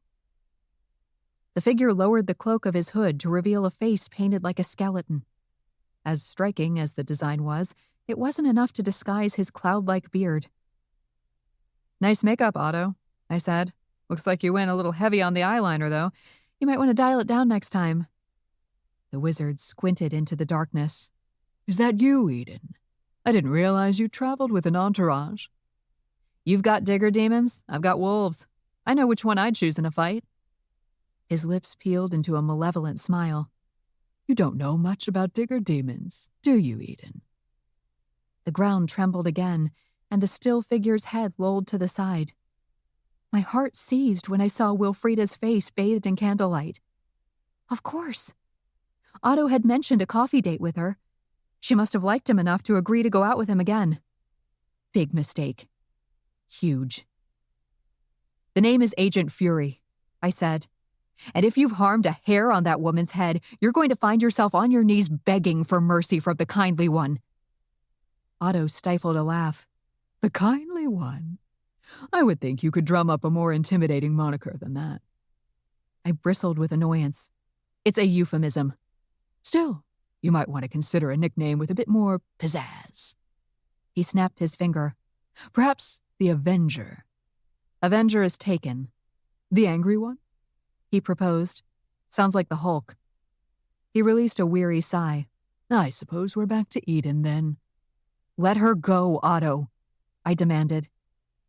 He motioned to Wilfreda. You misunderstand. I'm trying to help her. I think the poor woman may have overexerted herself, trying to squeeze too much into her visit.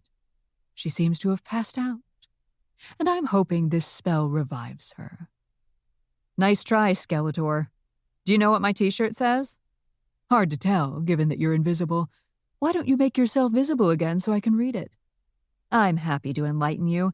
It says, underestimate me. That'll be fun. His brow lifted. Have I underestimated you, Eden?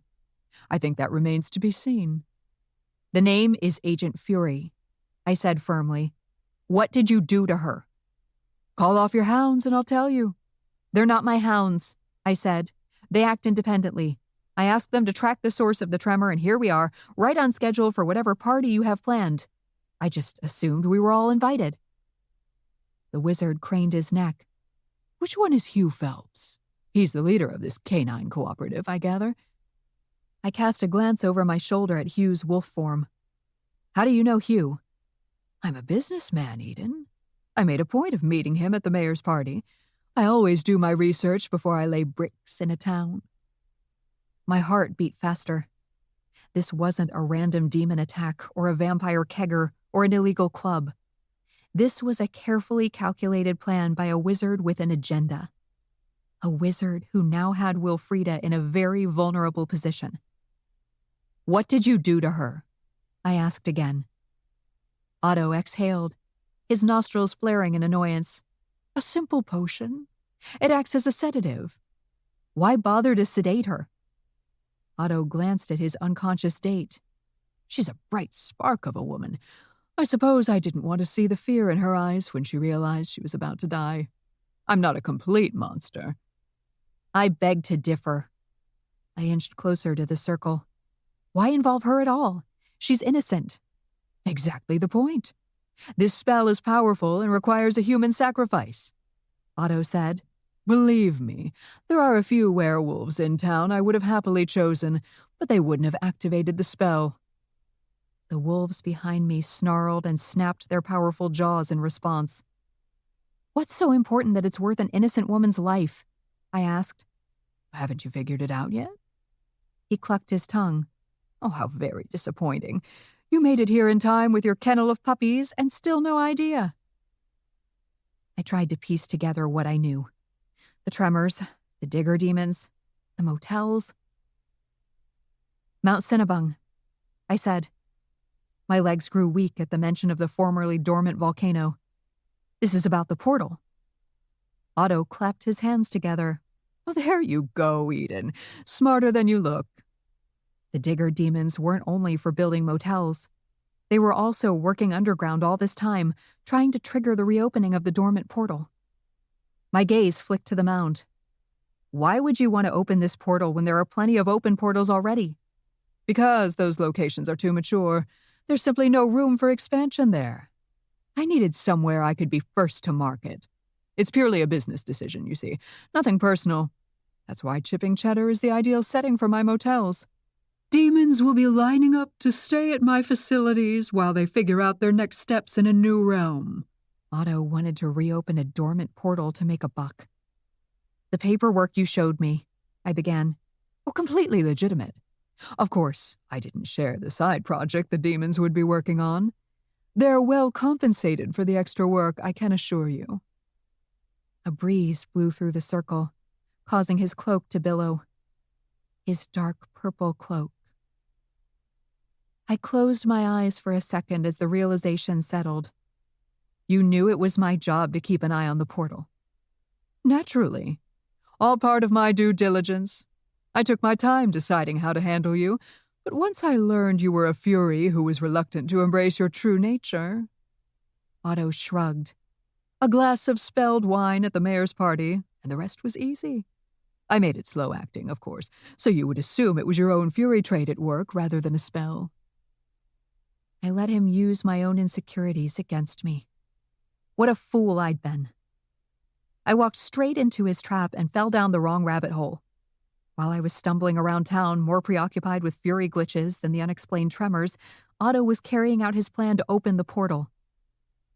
"You really should do a better job of hiding your weaknesses, or some unscrupulous supernatural might exploit them," Otto continued with a sneer. "How did you expect to get away with this?"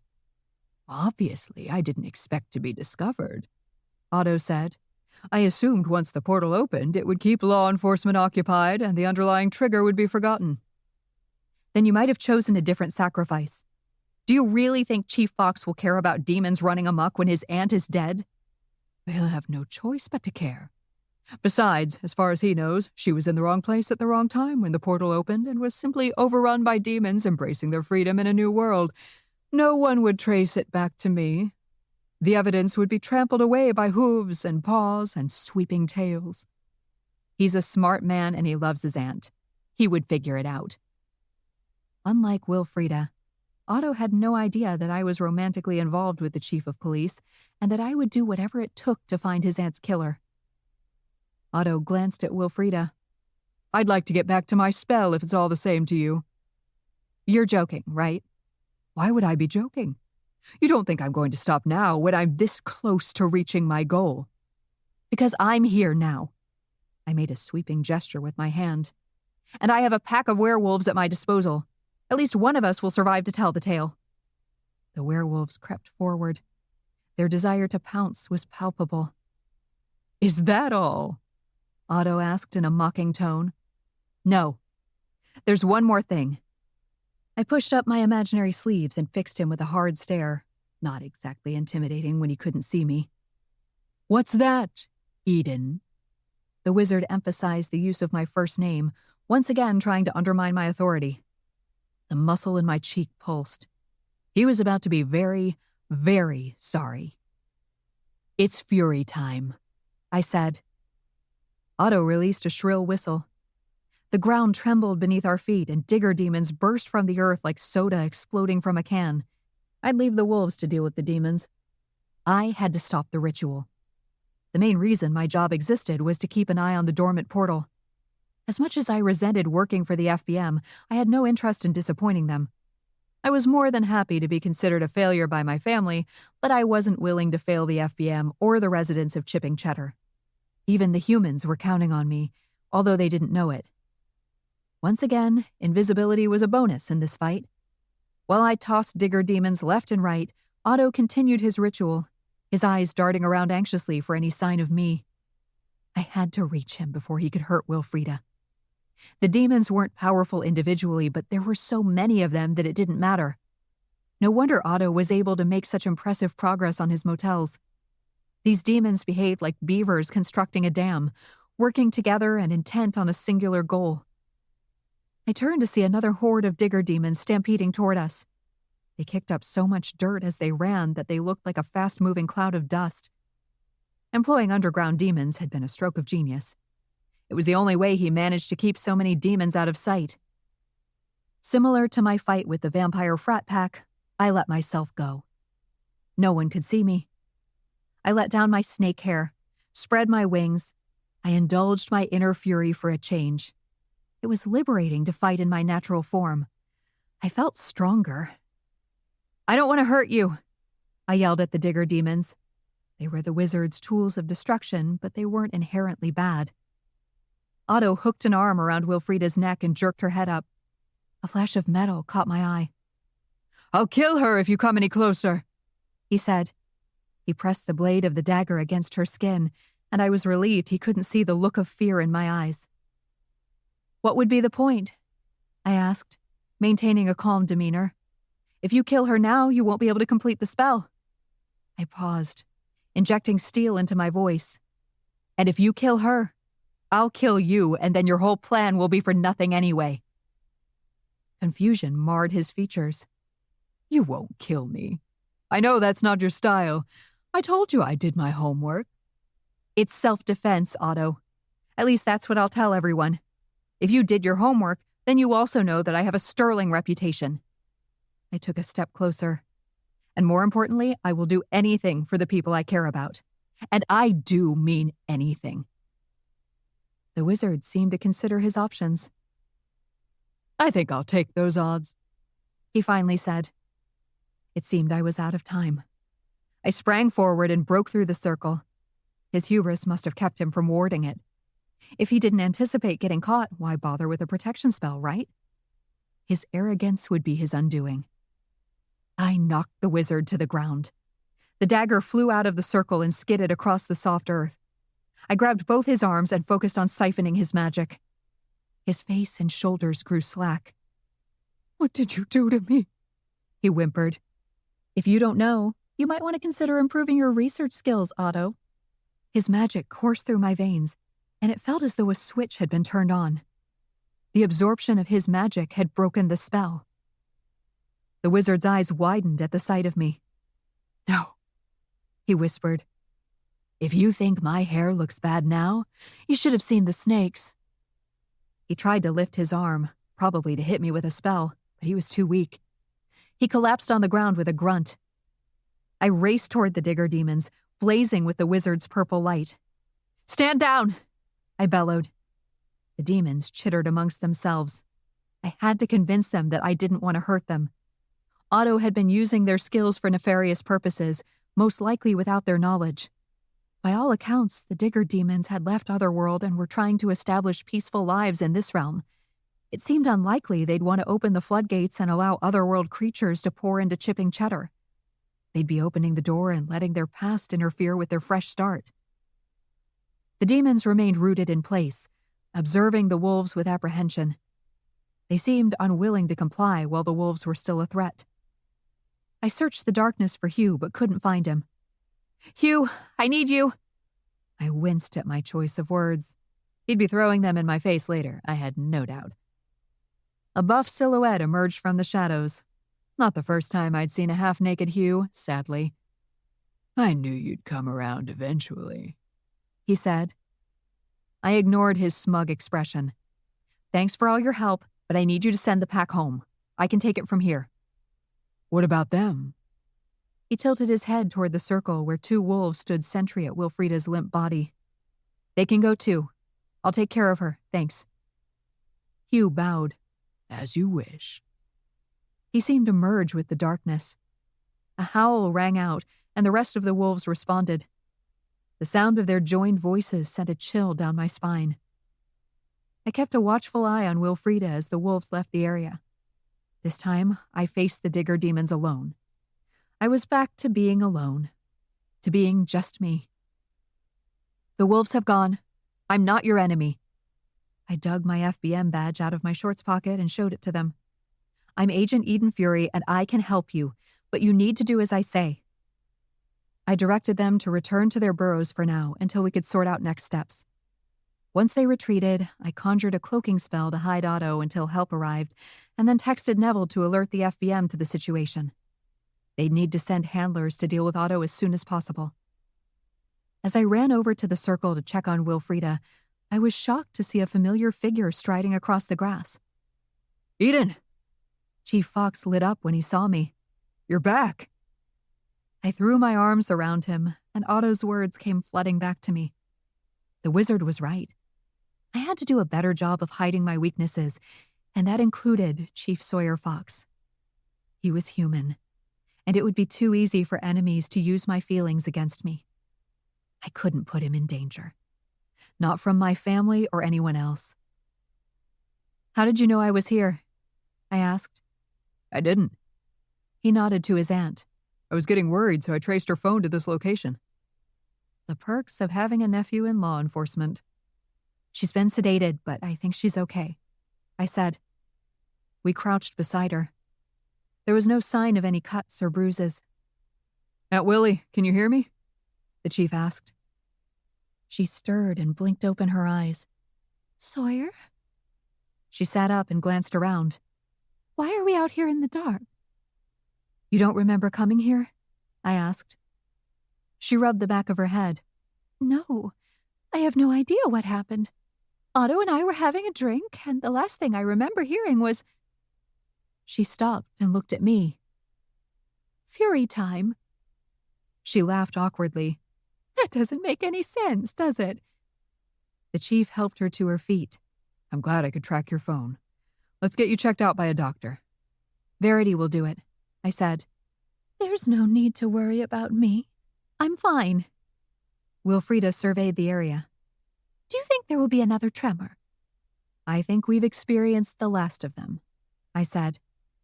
Her shoulders sagged with relief. Where's Otto? He's gone, I said, without explanation. Oh, good. I'm relieved, to be honest. I should never have agreed to a second date. There was something about him I didn't care for. I think it was his eyebrows. The chief laughed. I thought you always said not to judge a book by its cover. Wilfreda scoffed. You can always tell a man by his eyebrows. Words to live by, I said. She looked down at the magic circle. What is all this? Were we having a picnic? Teenagers, I said quickly. They like to come out here to smoke and drink, and they build these circles to let their friends know where to go. She straightened her disheveled shirt. I'm glad you're feeling better, Eden. I was worried about you. The chief looked at me and smiled, his relief evident. Me too. Wilfreda frowned at me. Why are you covered in dirt? I touched my face, remembering the smudge sticks from magic beans. It's so dark outside. I tripped and fell on the way here. Must be a family trait, she said. I laughed. Must be. Chapter 18. I'm sorry you can't stay longer, I said. We've loved having you here. I stood at the bus station with Wilfreda while the chief carried her bags to the handler. They were apparently no lighter upon departure, thanks to her shopping sprees. Wilfreda blew out a breath. It's time to go. Chipping Cheddar is a lovely little town, don't get me wrong, and it's been wonderful to spend time with my nephew, but it's a bit dull here compared with home. At least we had the tremors to liven things up.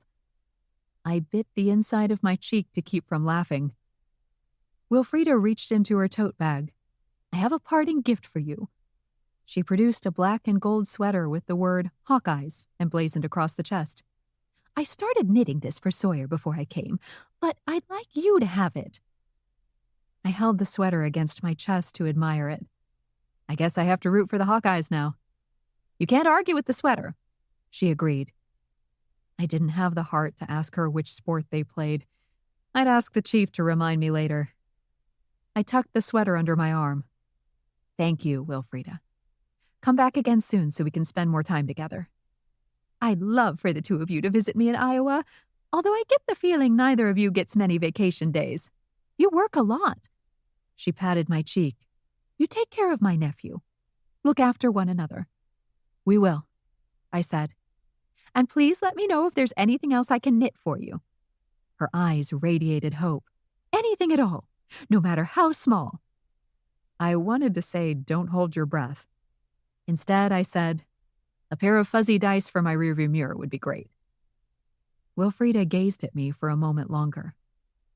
You really do have the most interesting eyes. If you stare at them long enough, it looks like you have little flames around the irises. She laughed to herself. Silly, isn't it? A trick of the light, I said. Drops of rain splashed on the pavement around us. Wilfreda seemed to pluck an umbrella from thin air and opened it over our heads. Good luck with the housewarming party, she said. I'm sorry to miss it. At the mention of my party, I fought the urge to jump on the bus with her. I'd gladly take a cross-country bus to avoid hosting my family. Chief Fox appeared behind his aunt. Ready? Safe travels, I said. A gust of wind blew past us and nearly tugged the umbrella from her hand. He kissed my cheek. I'll see you at your place soon. Wear armor, I called as they walked arm in arm toward the bus. I spent the next hour running around the barn and preparing platters of food. I bought as many pre-sliced appetizers as I could, telling myself with every purchase that I was pressed for time rather than lazy. Alice whooshed alongside me, making suggestions. "Where are the brandy and tobacco for the men? I don't see them." "Because this is the 21st century," I reminded her for the third time. The doorbell rang, and Princess Buttercup leapt to her feet and barked. "Showtime," I said. I was relieved to welcome Julie, Meg, and Raphael as my first guests. They were easier to please. "The barn looks amazing," Julie said. "I can't believe this is where the pigs used to sleep." "They did more than sleep here," Alice began, and I cut her a silencing glance. This was one instance where the less I knew, the better. "You're not serving pork, are you?" Meg asked, "because that would be cruel." Julie clapped her daughter's shoulder. "Meg is on an animal cruelty kick, which makes things a little tense at home, given her father's occupation." Meg rolled her eyes. "Mom, you make it sound like I'm the one being cruel to animals." "I can't wait to see what you're serving."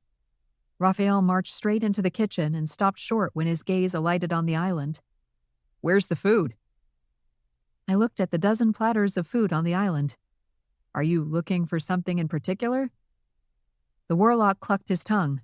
"Eden, my sweet cousin, if you needed help, you only had to ask. I would have been more than happy to assist you in the preparations." It was hard to please a chef when it came to food. "Next time," I said. Everyone seemed to arrive at the same time. Chief Fox entered with Neville, right behind Clara and Sassy, Moyer and Tomas, Anton and his family. Sally and my father set up camp in the kitchen, and I wondered whether my parents would spend the entire party on opposite sides of the barn, glaring at each other. "Everyone seems to be enjoying themselves," Alice said, once the party was in full swing. She drifted over to the island and looked longingly at the cheese tray. "It's moments like this I realize how much I miss cheese."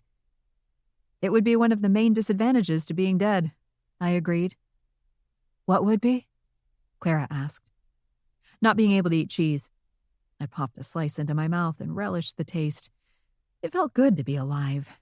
And seen. "What does Alice think of the barn's new look?" Clara asked. "She approves." I glanced at Alice for confirmation, but she was already gone. "I'm sorry Quinn couldn't be here," Clara said. "I'm sorry for you," I said. "You're forced to endure conversations with my family. With Quinn, you'd have a buffer." Clara offered a bashful smile. A buffer. Neville entered the kitchen with an empty plate. "I had to escape. Your mother is trying to put me on a diet." He began to replenish supplies, choosing 5 different cubes of cheese as well as a selection of cured meats. "She thinks that's why I'm not dating more." "Tell my mother to mind her own business," I said. Neville gave an adamant shake of his head. "I'll leave that to you. I value my life." I glanced out the window to where Princess Buttercup was frolicking in the yard with Neville's foster dogs. "Looks like the 4-legged guests are having a good time, too." "I didn't even have to introduce them," Neville said. "Instant friends. Like us." I smiled at the portly wizard. "I'm glad you're here, Neville." "And I'm glad you're here in all your physical glory. I missed your constant looks of consternation." He bit down on a cube of cheese. "The best part is you don't have to worry about more fury traits." No, that was true. It was Otto's magic that rendered me invisible, not my own powers. And the use of my wings didn't seem to be significant enough. There'd be no surprise gifts. Not this week, at least. Grandma intercepted me as I wandered into the great room with a cocktail to chat with the other guests. "I don't suppose you've reconsidered shutting down the club," she said. "Honestly, I've been too busy to give it much thought." "Maybe there's something I can do to persuade you?" Grandma lifted her eyebrows. "Are you threatening me at my own party?" No. I'm talking about greasing your palm." She leaned closer and dropped her voice. "I can trade you a few rare critters." "I don't play little critters, Grandma," I said. "Well, you could start, and then you'd be the envy of all the local players. You should see the way some of those little kids get worked up when you kill their critters." She cackled softly and shook her head. "Kids today are so soft." "Stop trying to bribe me, Grandma. It won't work." Anger flashed in her eyes. "Fine. Then I'm putting you in my act." "I'm already in your act." I pointed to myself. "Elsa, remember?" She glared at me. How would you like to be that buffoon Olaf? I gave her a pointed look, not exactly helping your case. You two look like you're conspiring over here. My mother sauntered over to our side of the room with a drink in her hand. It's clearly not to set me up on a date. There isn't a bachelor in sight. She smiled and waved to someone across the room. I stand corrected. Here's Chief Fox. This corner looks like trouble, he said, winking at me. My mother's flirtatious giggle was nauseating. If you only knew. Love the new digs, he said to me. You have great taste. I smiled. You think so, huh? Yes, this place has been completely transformed, my mother interrupted. Now, if only we can do a similar makeover on Eden. My mother regarded me. I'd start with the hair. The right brush can do wonders. And shampoo, Grandma added. That helps. Chief Fox flinched. As far as I'm concerned, Agent Fury doesn't need to change a thing. Uh-oh. As much as I appreciated him coming to my defense, I didn't want him to say anything that would rouse their suspicion. You haven't seen her on a Sunday morning with a hangover, Grandma said. Tell us then she doesn't need to change a thing. My mother placed a hand on his arm. There's no need to pander, Chief Fox. Yours isn't an elected position. I tapped his ankle with my foot and hoped he got the message to let it be. Anton broke into our small circle. I'm seriously impressed with the work John did here. It's giving me ideas. My mother smacked his arm. You're not allowed to renovate another thing in that house of yours. Don't even repaint a room, do you hear me? Anton laughed. What's the problem, Mom? Not interested in having us back as house guests? Grandma pointed. Not until Ryan learns not to draw on the wall with lipstick. I followed Grandma's finger to the far side of the room. Verity scooped up the offender and carried him kicking and screaming to the bathroom. A bright red smiley face on a white wall stared back at me. I didn't know Verity wore red lipstick, my mother said. I never see her in anything except pale pink. It's far too subtle for her complexion. I squinted. It's a very deep red. Are we sure it's lipstick? Anton made a nervous sound at the back of his throat. I'll see if I can scrub it off. He slipped past me and hurried across the room. I was enjoying myself more than I anticipated. Everyone was on their best behavior, and my parents even passed each other in the upstairs hallway during a tour, and the barn didn't explode. This is going well, Clara said. She and Sassy lingered in my bedroom after the rest of the tour group left. No one's been murdered, so yes, I think it is, I said. Do you want to go to Good Enough later? I won't feel like cooking dinner after all this. I totally would, but I have a date, Sassy said. Clara's head swiveled to face her. Are you serious? Why didn't you tell me? I don't know. I guess it feels strange to be going out with someone so soon, Sassy admitted. It's not strange at all, Clara said. It's important to put yourself out there and meet someone who deserves you. I nodded. Absolutely. What's his name? Wyatt, she said. His handle on the dating app was Cowboy99 because he was named after Wyatt Earp. A blush crept into her cheeks. Isn't that adorable?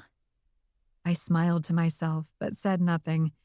It seemed that my attempt to meddle was successful. What does 99 have to do with Wyatt Earp? Clara asked. She waved a hand. Oh, nothing. He said there are lots of other guys who like to use the word cowboy as a username. We rejoined the party downstairs, where the Grace sisters were teaching Olivia how to do the hustle. It was the most normal thing I'd ever seen my niece do. Slowly, the party thinned out until only Chief Fox was left. You probably shouldn't be last, I said. Someone might notice. He cupped my cheeks in his hands and kissed me. I know, but I missed your face too much to leave. The novelty of not seeing you wore off real fast. Same here, I said. I reached the point where I didn't care if I came back with wings and snake hair as long as I was visible. He brushed a stray strand of hair away from my eye. You know, I wouldn't mind either way. You say that now. His lips touched mine. And forever. You know I'm the only one of us that's immortal, right? Forever for me actually means forever. He held me closer. What can I say? I like a challenge. I pressed my head against his chest and listened to the slow and steady beat of his heart. Maybe it didn't matter that I was an anomaly, that I didn't have a pack. Right now, this was exactly where I belonged.